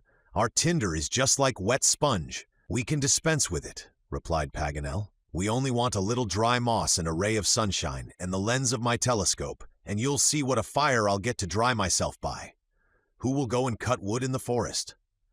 "I will," said Robert, and off he scampered like a young cat into the depths of the foliage, followed by his friend Wilson. Paganel set to work to find dry moss, and had soon gathered sufficient. This he laid on a bed of damp leaves, just where the large branches began to fork out, forming a natural hearth, where there was little fear of conflagration. Robert and Wilson speedily reappeared, each with an armful of dry wood, which they threw on the moss. By the help of the lens it was easily kindled, for the sun was blazing overhead. In order to ensure a proper draught, Paganel stood over the hearth, with his long legs straddled out in the Arab manner. Then stooping down and raising himself with a rapid motion, he made a violent current of air with his poncho, which made the wood take fire, and soon a bright flame roared in the improvised brazier. After drying themselves, each in his own fashion, and hanging their ponchos on the tree, where they were swung to and fro in the breeze, they breakfasted, carefully however rationing out the provisions, for the morrow had to be thought of. The immense basin might not empty so soon as Glenarvan expected, and anyway, the supply was very limited. The ombu produced no fruit, though fortunately, it would likely abound in fresh eggs, thanks to the numerous nests stowed away among the leaves, not to speak of their feathered proprietors. These resources were by no means to be despised. The next business was to install themselves as comfortably as they could, in prospect of a long stay. "As the kitchen and dining room are on the ground floor," said Paganel, "we must sleep on the first floor. The house is large, and as the rent is not dear, we must not cramp ourselves for room. I can see up yonder natural cradles, in which, once safely tucked up, we shall sleep as if we were in the best beds in the world. We have nothing to fear. Besides, we will watch, and we are numerous enough to repulse a fleet of Indians and other wild animals. We only want firearms." "I have my revolvers," said Glenarvan, "And I have mine," replied Robert. "But what's the good of them?" said Tom Austin, "unless Monsieur Paganel can find out some way of making powder." "We don't need it," replied McNabbs, exhibiting a powder flask in a perfect state of preservation. "Where did you get it from, Major?" asked Paganel. "From Thalcave. He thought it might be useful to us, and gave it to me before he plunged into the water to save Tauka." "Generous, brave Indian!" exclaimed Glenarvan. "Yes," replied Tom Austin. "If all the Patagonians are cut after the same pattern, I must compliment Patagonia." "I protest against leaving out the horse," said Paganel. "He is part and parcel of the Patagonian, and I'm much mistaken if we don't see them again, the one on the other's back." "What distance are we from the Atlantic?" asked the Major. "About 40 miles at the outside," replied Paganel. "And now, friends, since this is Liberty Hall, I beg to take leave of you. I am going to choose an observatory for myself up there, and by the help of my telescope, let you know how things are going on in the world." Forthwith, the geographer set off, hoisting himself up very cleverly from bow to bough till he disappeared beyond the thick foliage. His companions began to arrange the night quarters and prepare their beds. But this was neither a long nor difficult task, and very soon they resumed their seats round the fire to have a talk. As usual, their theme was Captain Grant. In 3 days, should the water subside, they would be on board the Duncan once more. But Harry Grant and his 2 sailors, those poor, shipwrecked fellows, would not be with them. Indeed, it even seemed after this ill success in this useless journey across America that all chance of finding them was gone forever. Where could they commence a fresh quest? What grief Lady Helena and Mary Grant would feel on hearing there was no further hope.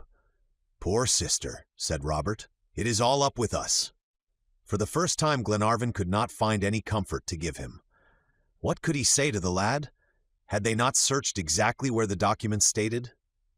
"And yet," he said, "this 37th degree of latitude is not a mere figure, and that it applies to the shipwreck or captivity of Harry Grant is no mere guess or supposition. We read it with our own eyes." "All very true, your honor," replied Tom Austin, "and yet our search has been unsuccessful." "It is both a provoking and hopeless business," replied Glenarvan. "Provoking enough, certainly," said the Major, "but not hopeless. It is precisely because we have an uncontestable figure provided for us that we should follow it up to the end." "What do you mean?" asked Glenarvan. "What more can we do?" "A very logical and simple thing, my dear Edward. When we go on board the Duncan, turn her beak head to the east, and go right along the 37th parallel till we come back to our starting point if necessary." "Do you suppose that I have not thought of that, Mr. McNabbs?" replied Glenarvan. "Yes, 100 times. But what chance is there of success? To leave the American continent, wouldn't it be to go away from the very spot indicated by Harry Grant, from this very Patagonia so distinctly named in the document? And would you recommence your search in the Pampas, when you have the certainty that the shipwreck of the Britannia neither occurred on the coasts of the Pacific nor the Atlantic?" Glenarvan was silent. "And however small the chance of finding Harry Grant by following up the given parallel, ought we not to try?" "I don't say no," replied Glenarvan. "And are you not of my opinion, good friends?" added the Major, addressing the sailors. "Entirely," said Tom Austin, while Mulrady and Wilson gave an assenting nod. "Listen to me, friends," said Glenarvan after a few minutes' reflection. "And remember, Robert, this is a grave discussion. I will do my utmost to find Captain Grant. I am pledged to it, and will devote my whole life to the task if needs be. All Scotland would unite with me to save so devoted a son as he has been to her. I, too, quite think with you that we must follow the 37th parallel round the globe if necessary, however slight our chance of finding him. But that is not the question we have to settle. There is one much more important than that is, should we from this time, and altogether, give up our search on the American continent?" No one made any reply. Each one seemed afraid to pronounce the word. "Well," resumed Glenarvan, addressing himself especially to the Major. "My dear Edward," replied McNabbs, "it would be incurring too great a responsibility for me to reply hic et nunc. It is a question which requires reflection. I must know first through which countries the 37th parallel of southern latitude passes." "That's Paganel's business, he will tell you that," said Glenarvan. "Let's ask him then," replied the major. But the learned geographer was nowhere to be seen. He was hidden among the thick leafage of the ombu, and they must call out if they wanted him. "Paganel, Paganel!" shouted Glenarvan. "Here," replied a voice that seemed to come from the clouds. "Where are you?" "In my tower." "What are you doing there? Examining the wide horizon? Could you come down for a minute? Do you want me? Yes, what for? To know what countries the 37th parallel passes through. That's easily said. I need not disturb myself to come down for that. Very well, tell us now. Listen then, after leaving America, the 37th parallel crosses the Atlantic Ocean. And then, it encounters Isle Tristan d'Acunha. Yes, it goes on 2 degrees below the Cape of Good Hope, and afterwards runs across the Indian Ocean and just touches Isle St. Pierre in the Amsterdam group. Go on. It cuts Australia by the province of Victoria. And then, after leaving Australia in... This last sentence was not completed. Was the geographer hesitating, or didn't he know what to say? No, but a terrible cry resounded from the top of the tree. Glenarvan and his friends turned pale and looked at each other. What fresh catastrophe had happened now? Had the unfortunate Paganel slipped his footing? Already Wilson and Mulrady had rushed to his rescue when his long body appeared tumbling down from branch to branch. But was he living or dead? For his hands made no attempt to seize anything to stop himself. A few minutes more, and he would have fallen into the roaring waters had not the major's strong arm barred his passage. "Much obliged, McNabbs," said Paganel. "How's this? What is the matter with you? What came over you? Another of your absent fits?" "Yes, yes," replied Paganel in a voice almost inarticulate with emotion. "Yes, but this was something extraordinary." "What was it?"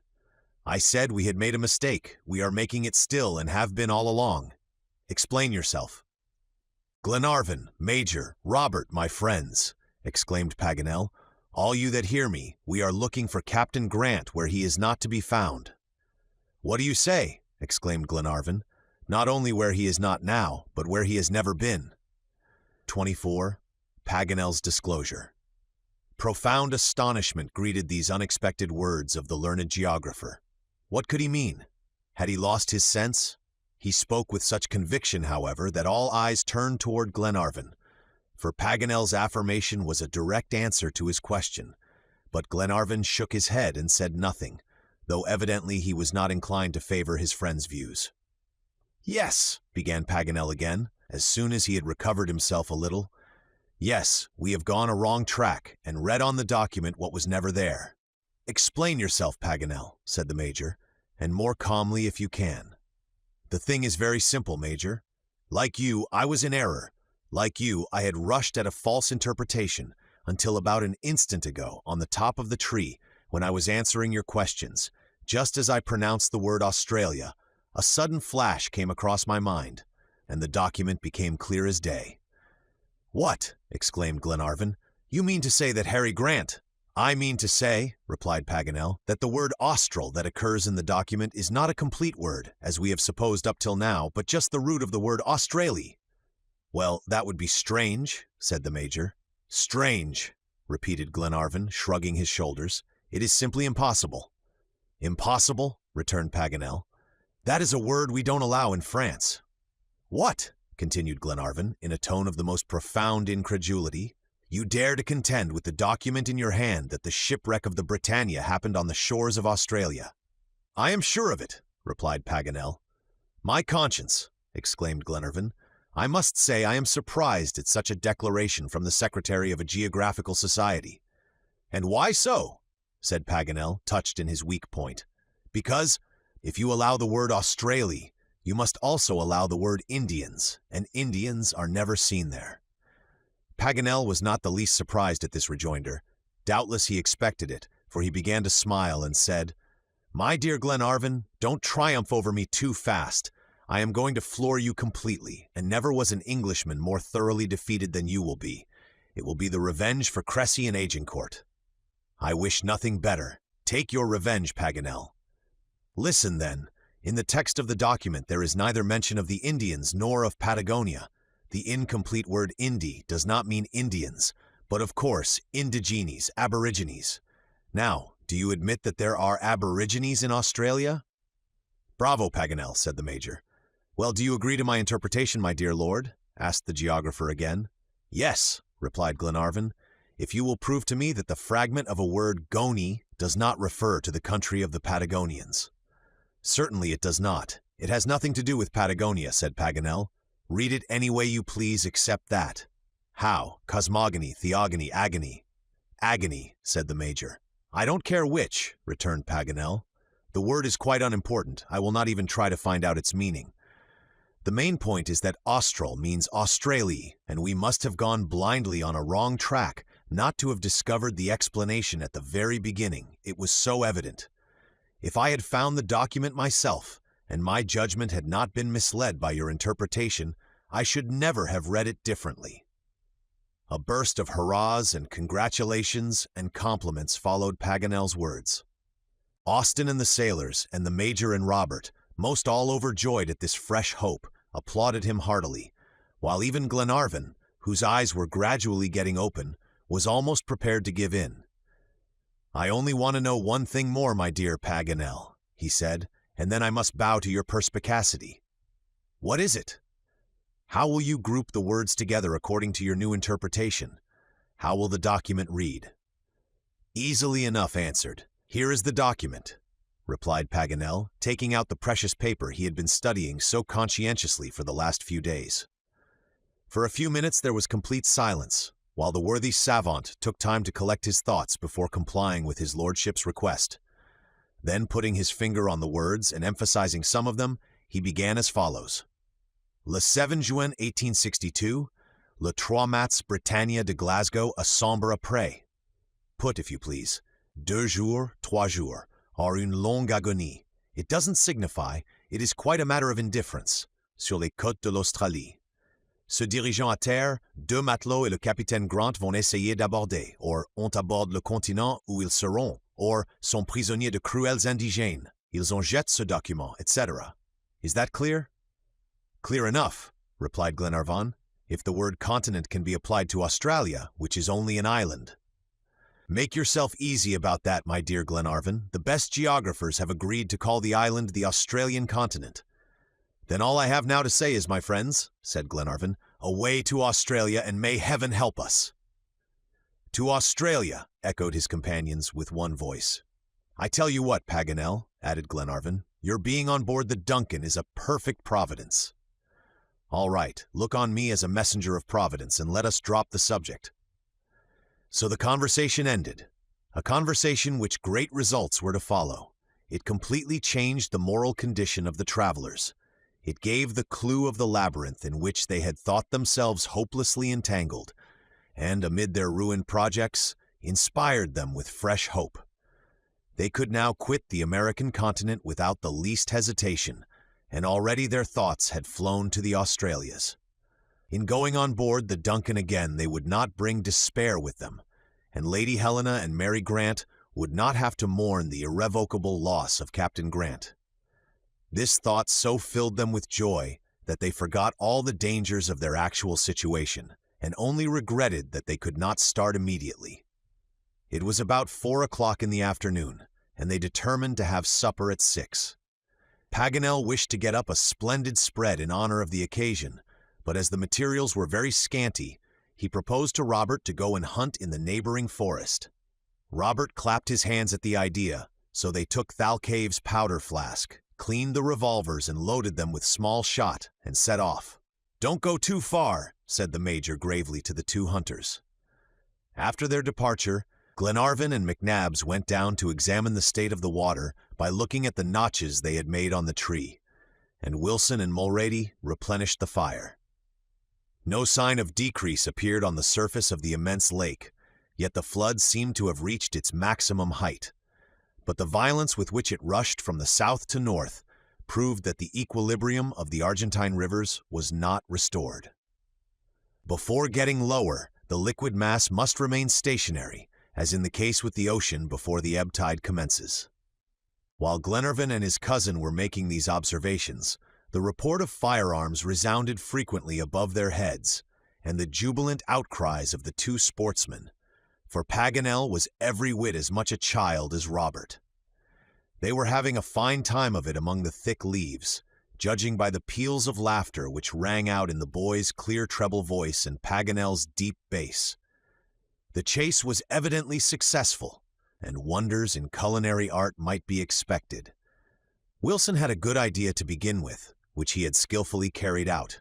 For when Glenarvan came back to the brazier, he found that the brave fellow had actually managed to catch, with only a pin and a piece of string, several dozen small fish as delicate as smelts, called moharas, which were all jumping about in a fold of his poncho, ready to be converted into an exquisite dish. At the same moment the hunters reappeared. Paganel was carefully carrying some black swallow's eggs and a string of sparrows, which he meant to serve up later under the name of field larks. Robert had been clever enough to bring down several brace of hilgaros, small green and yellow birds, which are excellent eating and greatly in demand in the Montevideo market. Paganel, who knew 50 ways of dressing eggs, was obliged for this once to be content with simply hardening them on the hot embers. But notwithstanding this, the viands at the meal were both dainty and varied. The dried beef, hard eggs, grilled mojaras, sparrows, and roast jilgueros made one of those gala feasts the memory of which is imperishable. The conversation was very animated. Many compliments were paid Paganel on his twofold talents as hunter and cook, which the savant accepted with the modesty which characterizes true merit. Then he turned the conversation on the peculiarities of the ombu, under whose canopy they had found shelter, and whose depths he declared were immense. Robert and I, he added jestingly, thought ourselves hunting in the open forest. I was afraid for the minute we should lose ourselves, for I could not find the road. The sun was sinking below the horizon. I sought vainly for footmarks. I began to feel the sharp pangs of hunger, and the gloomy depths of the forest resounded already with the roar of wild beasts. No, not that. There are no wild beasts here, I am sorry to say. What? Exclaimed Glenarvan. You are sorry there are no wild beasts? Certainly I am, and yet we should have every reason to dread their ferocity. Their ferocity is non-existent, scientifically speaking, replied the learned geographer. Now come, Paganel, said the Major, you'll never make me admit the utility of wild beasts. What good are they? Why, Major, exclaimed Paganel, for purposes of classification into orders and families and species and subspecies. A mighty advantage, certainly, replied McNabbs. I could dispense with all that. If I had been one of Noah's companions at the time of the deluge, I should most assuredly have hindered the imprudent patriarch from putting in pairs of lions and tigers and panthers and bears and such animals, for they are as malevolent as they are useless. You would have done that? Asked Paganel. Yes, I would. Well, you would have done wrong in a zoological point of view, returned Paganel. But not in a humanitarian one, rejoined the Major. It is shocking, replied Paganel. Why, for my part, on the contrary, I should have taken special care to preserve megatheriums and pterodactyls, and all the antediluvian species of which we are unfortunately deprived by his neglect. And I say, returned McNabbs, that Noah did a very good thing when he abandoned them to their fate. That is, if they lived in his day. And I say he did a very bad thing, retorted Paganel, and he has justly merited the malediction of savants to the end of time. The rest of the party could not help laughing at hearing the two friends disputing over old Noah. Contrary to all his principles, the Major, who all his life had never disputed with anyone, was always sparring with Paganel. The geographer seemed to have a peculiarly exciting effect on him. Glenarvan, as usual, always the peacemaker, interfered in the debate and said, whether the loss of ferocious animals is to be regretted or not, in a scientific point of view there is no help for it now. We must be content to do without them. Paganel can hardly expect to meet with wild beasts in this aerial forest. Why not? Asked the geographer. Wild beasts on a tree, exclaimed Tom Austin. Yes, undoubtedly. The American tiger, the jaguar, takes refuge in the trees when the chase gets too hot for him.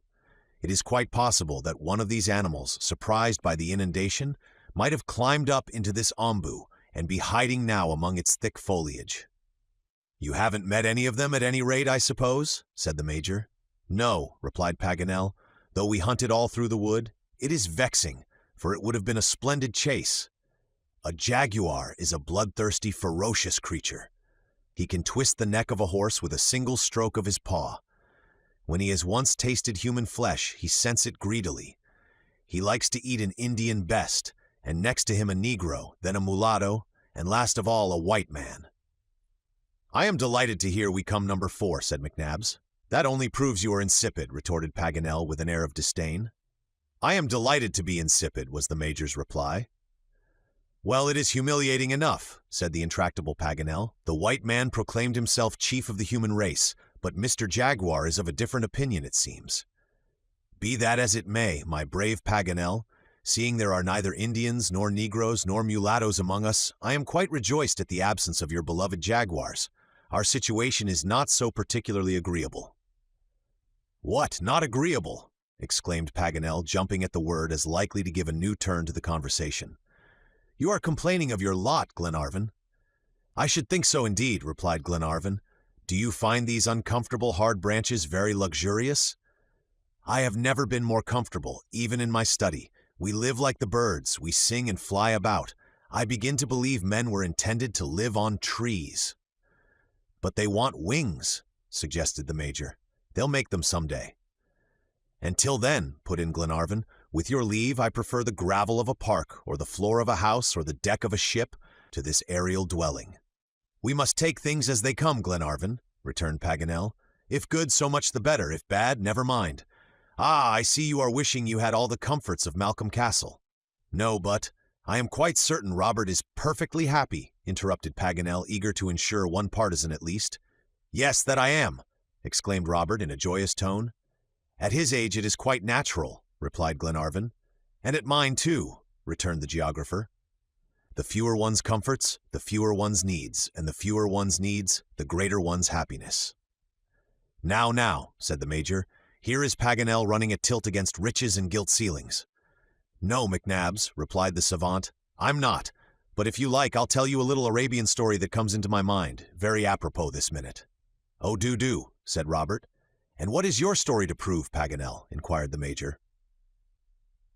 Much what all stories prove, my brave comrade. Not much, then, rejoined McNabbs, but go on, Scheherazade, and tell us the story. There was once, said Paganel, a son of the great Harun al-Rashid, who was unhappy and went to consult an old dervish. The old sage told him that happiness was a difficult thing to find in this world. However, he added, I know an infallible means of procuring your happiness. What is it? Asked the young prince. It is to put the shirt of a happy man on your shoulders. Whereupon the prince embraced the old man and set out at once to search for his talisman. He visited all the capital cities in the world. He tried on the shirts of kings and emperors and princes and nobles, but all in vain. He could not find a man among them that was happy. Then he put on the shirts of artists and warriors and merchants, but these were no better. By this time he had traveled a long way without finding what he sought. At last he began to despair of success, and began sorrowfully to retrace his steps back to his father's palace, when one day he heard an honest peasant singing so merrily as he drove the plow, that he thought, surely this man is happy, if there is such a thing as happiness on earth. Forthwith he accosted him and said, Are you happy? Yes, was the reply. There is nothing you desire? Nothing. You would not change your lot for that of a king? Never. Well then sell me your shirt. My shirt, I haven't one. Chapter 25, Between Fire and Water. Before turning into their nest, as Paganel had called it, he and Robert and Glenarvan climbed up into the observatory to have one more inspection of the liquid plain. It was about 9 o'clock. The sun had just sunk behind the glowing mists of the western horizon. The eastern horizon was gradually assuming a most stormy aspect. A thick, dark bar of cloud was rising higher and higher, and by degrees extinguishing the stars. Before long, half the sky was overspread. Evidently, motive power lay in the cloud itself, for there was not a breath of wind. Absolute calm reigned in the atmosphere. Not a leaf stirred on the tree, not a ripple disturbed the surface of the water. There seemed to be scarcely any air even, as though some vast pneumatic machine had rarefied it. The entire atmosphere was charged to the utmost with electricity, the presence of which sent a thrill through the whole nervous system of all animated beings. "We are going to have a storm," said Paganel. "You're not afraid of thunder, are you, Robert?" asked Glenarvan. "No, my lord," exclaimed Robert. "Well, my boy, so much the better, for a storm is not far off." "And a violent one, too," added Paganel, "if I may judge by the look of things." "It is not the storm I care about," said Glenarvan, "so much as the torrents of rain that will accompany it. We shall be soaked to the skin. Whatever you may say, Paganel, a nest won't do for a man, and you will learn that soon, to your cost." "With the help of philosophy, it will," replied Paganel. "Philosophy, that won't keep you from getting drenched." "No, but it will warm you." "Well," said Glenarvan, "we had better go down to our friends and advise them to wrap themselves up in their philosophy and their ponchos as tightly as possible, and above all to lay in a stock of patience, for we shall need it before very long." Glenarvan gave a last glance at the angry sky. The clouds now covered it entirely. Only a dim streak of light shone faintly in the west. A dark shadow lay on the water, and it could hardly be distinguished from the thick vapors above it. There was no sensation of light or sound. All was darkness and silence around. "Let us go down," said Glenarvan. "The thunder will soon burst over us." On returning to the bottom of the tree, they found themselves, to their great surprise, in a sort of dim twilight, produced by myriads of luminous specks which appeared buzzing confusedly over the surface of the water. "It is phosphorescence, I suppose," said Glenarvan. "No, but phosphorescent insects, positive glowworms, living diamonds which the ladies of Buenos Aires convert into magnificent ornaments." "What?" exclaimed Robert. "Those sparks flying about are insects." "Yes, my boy." Robert caught one in his hand, and found Paganel was right. It was a kind of large drone, an inch long, and the Indians call it tuco tuco. This curious specimen of the Coleoptera sheds its radiance from two spots in the front of its breastplate, and the light is sufficient to read by. Holding his watch close to the insect, Paganel saw distinctly that the time was 10 p.m. On rejoining the Major and his 3 sailors, Glenarvan warned them of the approaching storm, and advised them to secure themselves in their beds of branches as firmly as possible, for there was no doubt that after the first clap of thunder the wind would become unchained, and the ombu would be violently shaken. Though they could not defend themselves from the waters above, they might at least keep out of the rushing current beneath. They wished one another good night, though hardly daring to hope for it, and then each one rolled himself in his poncho and lay down to sleep. But the approach of the great phenomena of nature excites vague uneasiness in the heart of every sentient being, even in the most strong-minded. The whole party in the OMBU felt agitated and oppressed, and not one of them could close his eyes. The first peal of thunder found them wide awake. It occurred about 11 p.m. and sounded like a distant rolling. Glenarvan ventured to creep out of the sheltering foliage, and made his way to the extremity of the horizontal branch to take a look round. The deep blackness of the night was already scarified with sharp bright lines which were reflected back by the water with unerring exactness. The clouds had rent in many parts, but noiselessly, like some soft cotton material. After attentively observing both the zenith and horizon, Glenarvan went back to the center of the trunk. "Well, Glenarvan, what's your report?" asked Paganel. "I say it is beginning in good earnest, and if it goes on so we shall have a terrible storm." "So much the better," replied the enthusiastic Paganel. "I should like a grand exhibition, since we can't run away." "That's another of your theories," said the Major, "and one of my best, McNabbs. I am of Glenarvan's opinion that the storm will be superb. Just a minute ago, when I was trying to sleep, several facts occurred to my memory that make me hope it will, for we are in the region of great electrical tempests. For instance, I have read somewhere that in 1793, in this very province of Buenos Aires, lightning struck 37 times during one single storm. My colleague M. Martin de Musi counted 55 minutes of uninterrupted rolling." "Watch in hand?" asked the Major. "Watch in hand? Only one thing makes me uneasy," added Paganel, "if it is any use to be uneasy, and that is, that the culminating point of this plain is just this very ombu where we are. A lightning conductor would be very serviceable to us at present. For it is this tree especially, among all that grow in the pampas, that the thunder has a particular affection for. Besides, I need not tell you, friend, that learned men tell us never to take refuge under trees during a storm." "Most seasonable advice, certainly, in our circumstances," said the Major. "I must confess, Paganel," replied Glenarvan, "that you might have chosen a better time for this reassuring information." "Bah!" replied Paganel. "All times are good for getting information. Ha! Now it's beginning." Louder peals of thunder interrupted this inopportune conversation, the violence increasing with the noise till the whole atmosphere seemed to vibrate with rapid oscillations. The incessant flashes of lightning took various forms. Some darted down perpendicularly from the sky 5 or 6 times in the same place in succession. Others would have excited the interest of a savant to the highest degree, for though Arago, in his curious statistics, only cites 2 examples of forked lightning, it was visible here hundreds of times.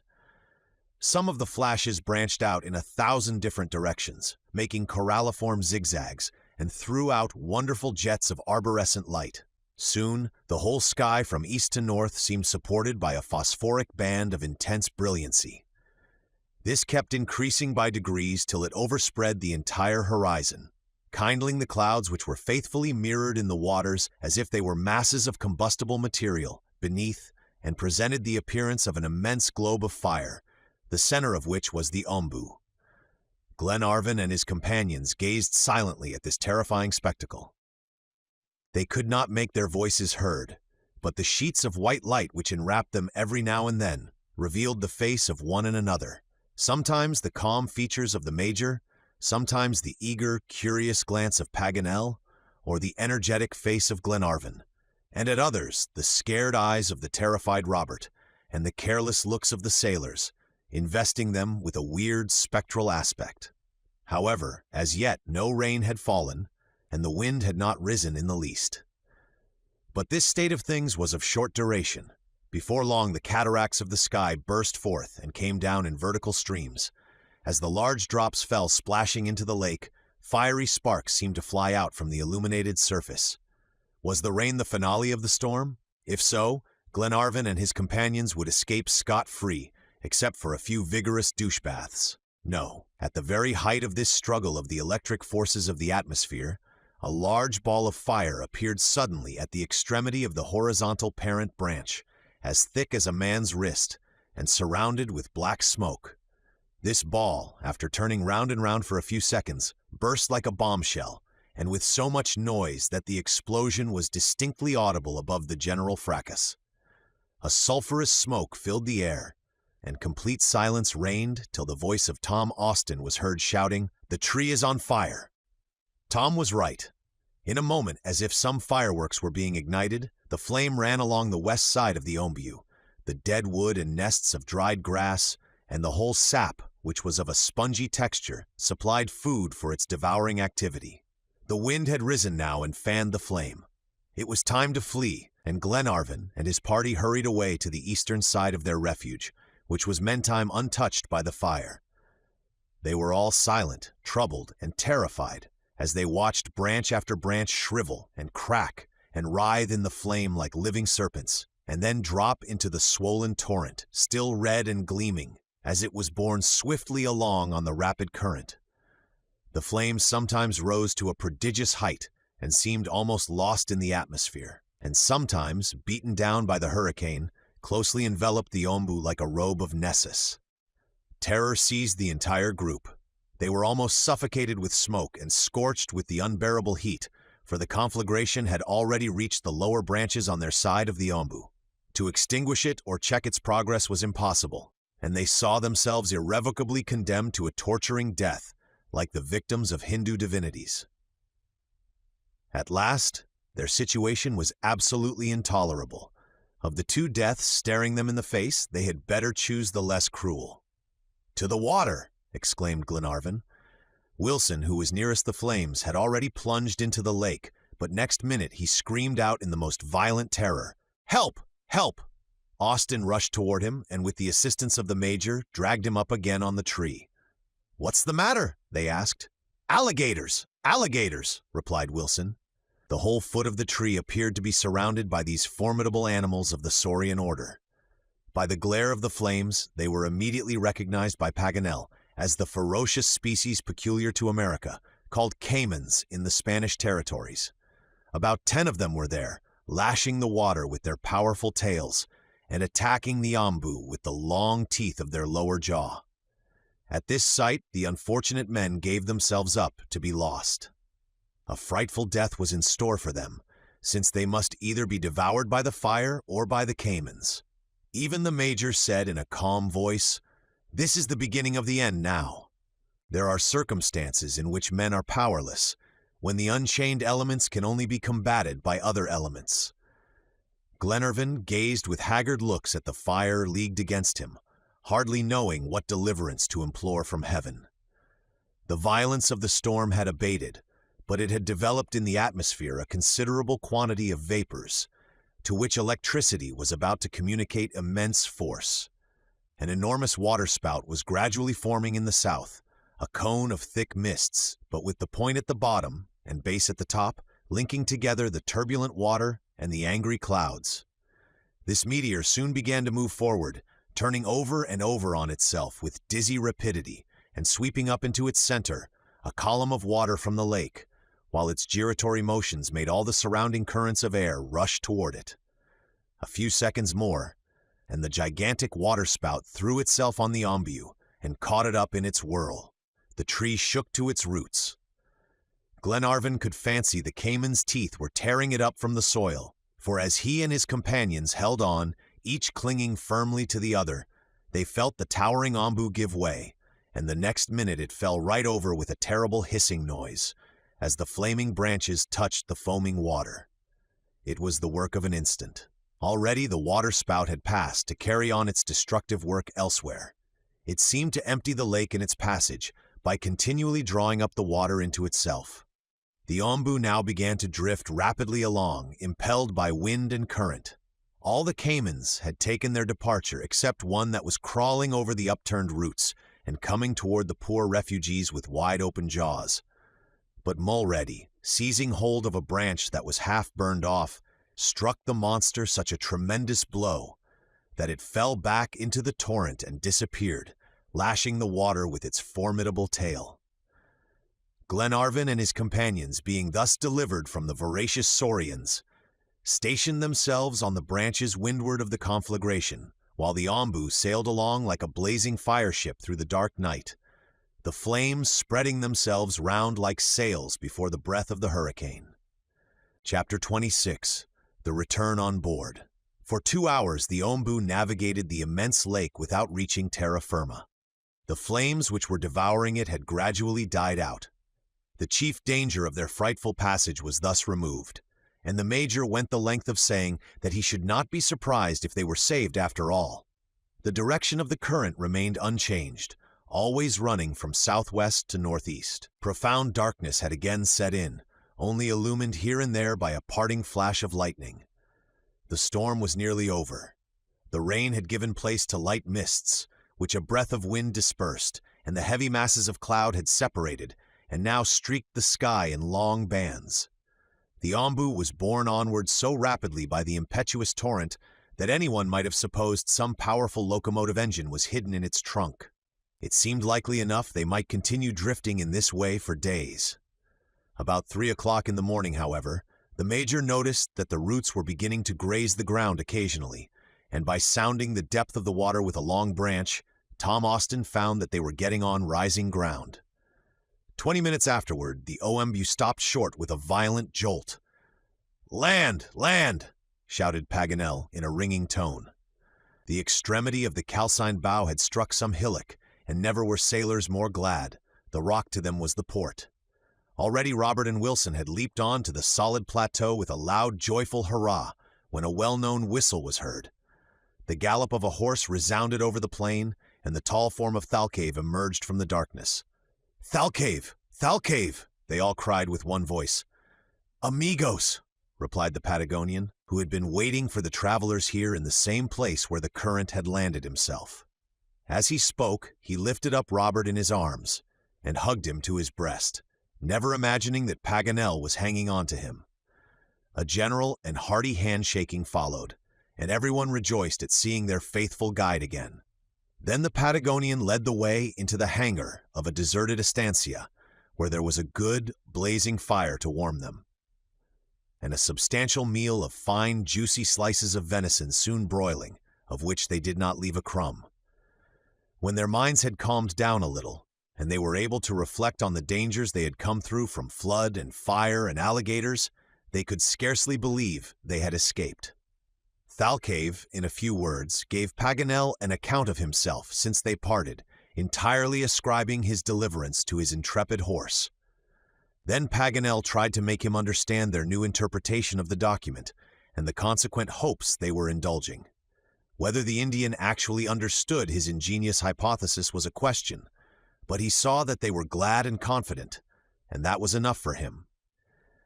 As can easily be imagined, after their compulsory rest on the Ombiu, the travelers were up betimes and ready to start. At 8 o'clock they set off.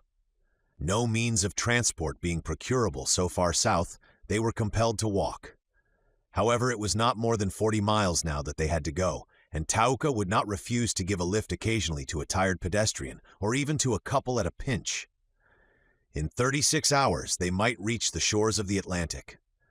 The low-lying tract of marshy ground still under water soon lay behind them, as Thalcave led them upward to the higher plains.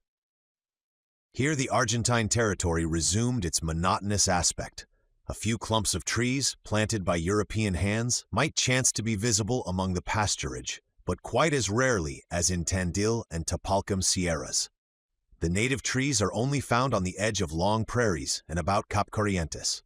Next day, though still 15 miles distant, the proximity of the ocean was sensibly felt.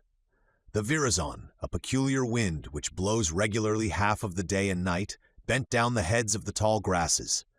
Thinly planted woods rose to view, and small tree-like mimosas, bushes of acacia, and tufts of coromantel.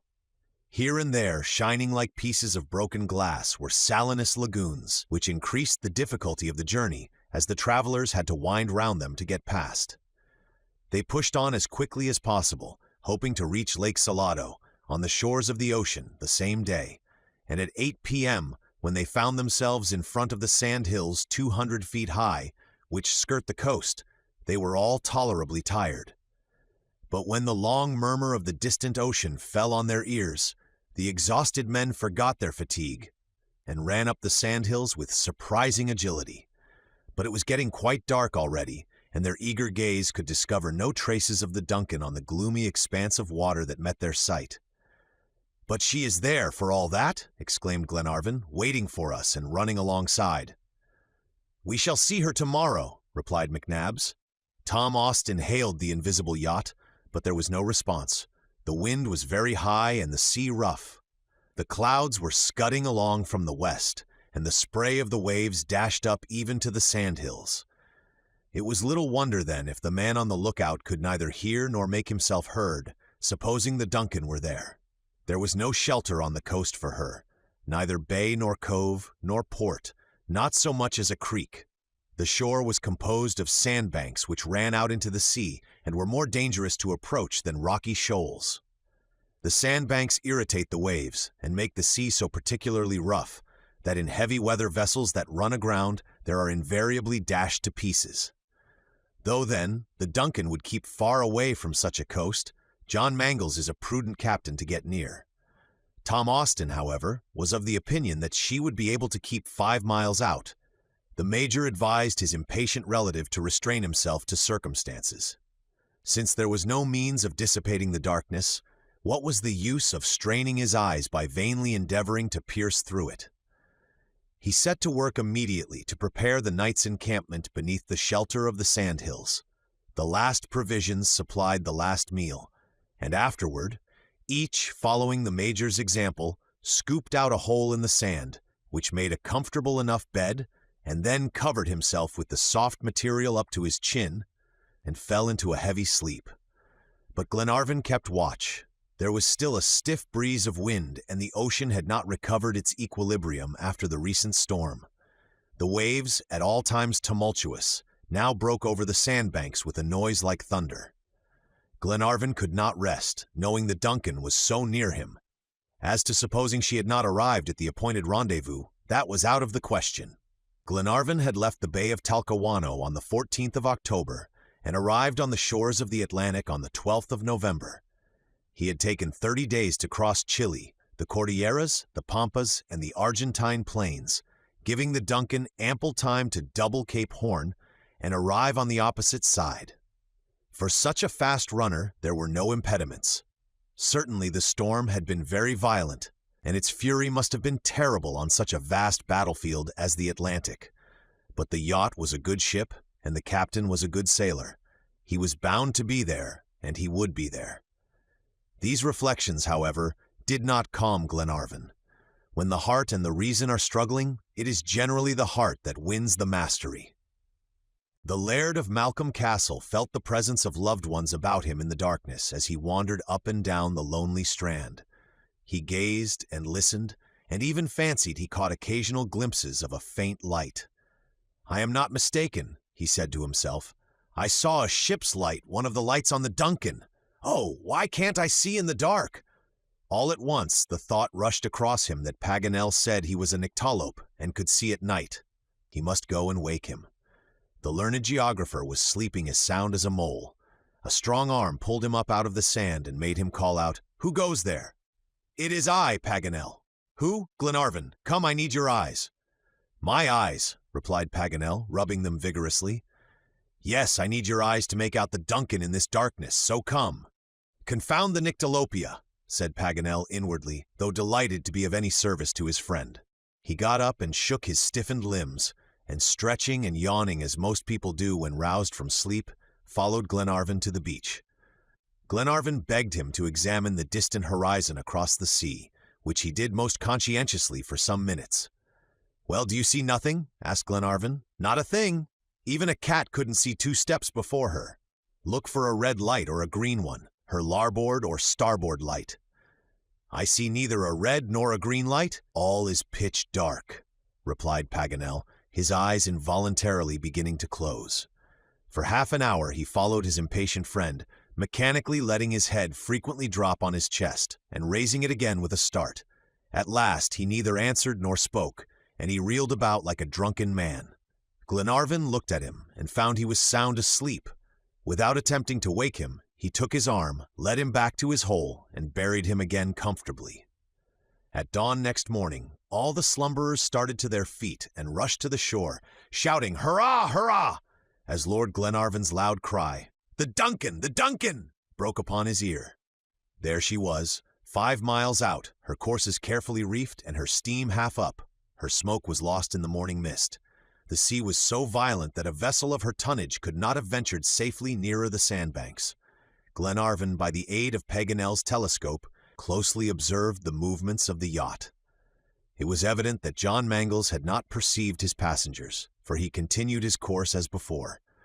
But at this very moment Thalcave fired his carbine in the direction of the yacht. They listened and looked, but no signal of recognition was returned.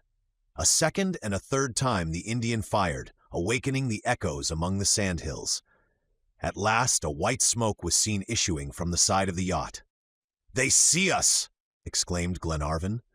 "That's the cannon of the Duncan." A few seconds, and the heavy boom of the cannon came across the water and died away on the shore. The sails were instantly altered, and the steam got up so as to get as near the coast as possible. Presently, through the glass, they saw a boat lowered. "Lady Helena will not be able to come," said Tom Austin. "It is too rough." "Nor John Mangles," added McNabbs. "He cannot leave the ship." My sister, cried Robert, stretching out his arms toward the yacht, which was now rolling violently. "Oh, how I wish I could get on board," said Glenarvan. "Patience, Edward. You will be there in a couple of hours," replied the Major. 2 hours. But it was impossible for a boat, a 6-oared one, to come and go in a shorter space of time.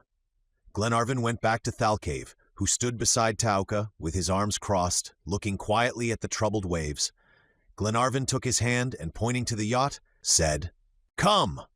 The Indian gently shook his head. "Come, friend," repeated Glenarvan. "No," said Thalcave gently.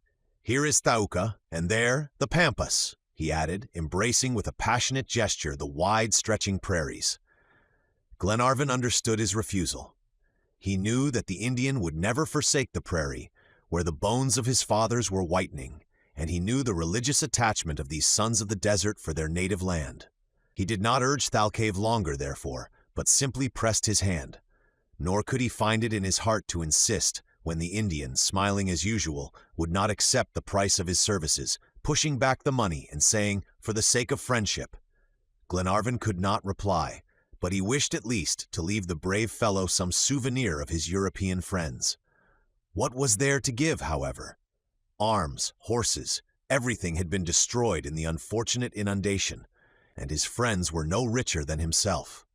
He was quite at a loss how to show his recognition of the disinterestedness of this noble guide, when a happy thought struck him. He had an exquisite portrait of Lady Helena in his pocket, a chef d'oeuvre of Lawrence.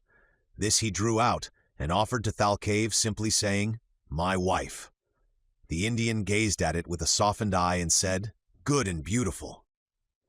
Then Robert and Paganel and the Major and the rest exchanged touching farewells with the faithful Patagonian.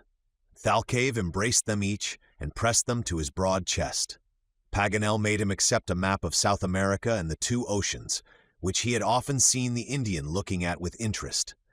It was the most precious thing the geographer possessed. As for Robert, he had only caresses to bestow, and these he lavished on his friend, not forgetting to give a share to Thaouka. The boat from the Duncan was now fast approaching, and in another minute had glided into a narrow channel between the sandbanks and run ashore. "My wife?" were Glenarvan's first words. "My sister?" said Robert. "Lady Helena and Miss Grant are waiting for you on board," replied the coxswain. "But lose no time, your honor. We have not a minute, for the tide is beginning to ebb already." The last kindly adieu were spoken, and Thalcave accompanied his friends to the boat, which had been pushed back into the water. Just as Robert was going to step in, the Indian took him in his arms and gazed tenderly into his face. Then he said, "Now go, you are a man." "Goodbye, goodbye, friend," said Glenarvan once more. "Shall we never see each other again?" Paganel called out. "Quien sabe? Who knows?" replied Thalcave, lifting his arms toward heaven. These were the Indian's last words, dying away on the breeze, as the boat receded gradually from the shore.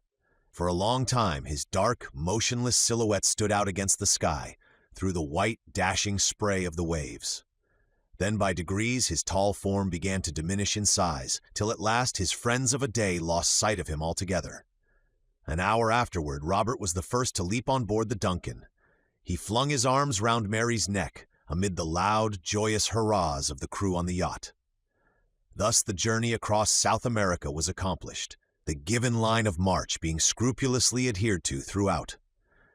Neither mountains nor rivers had made the travelers change their course, and though they had not had to encounter any ill will from men, their generous intrepidity had been often enough roughly put to the proof by the fury of the unchained elements.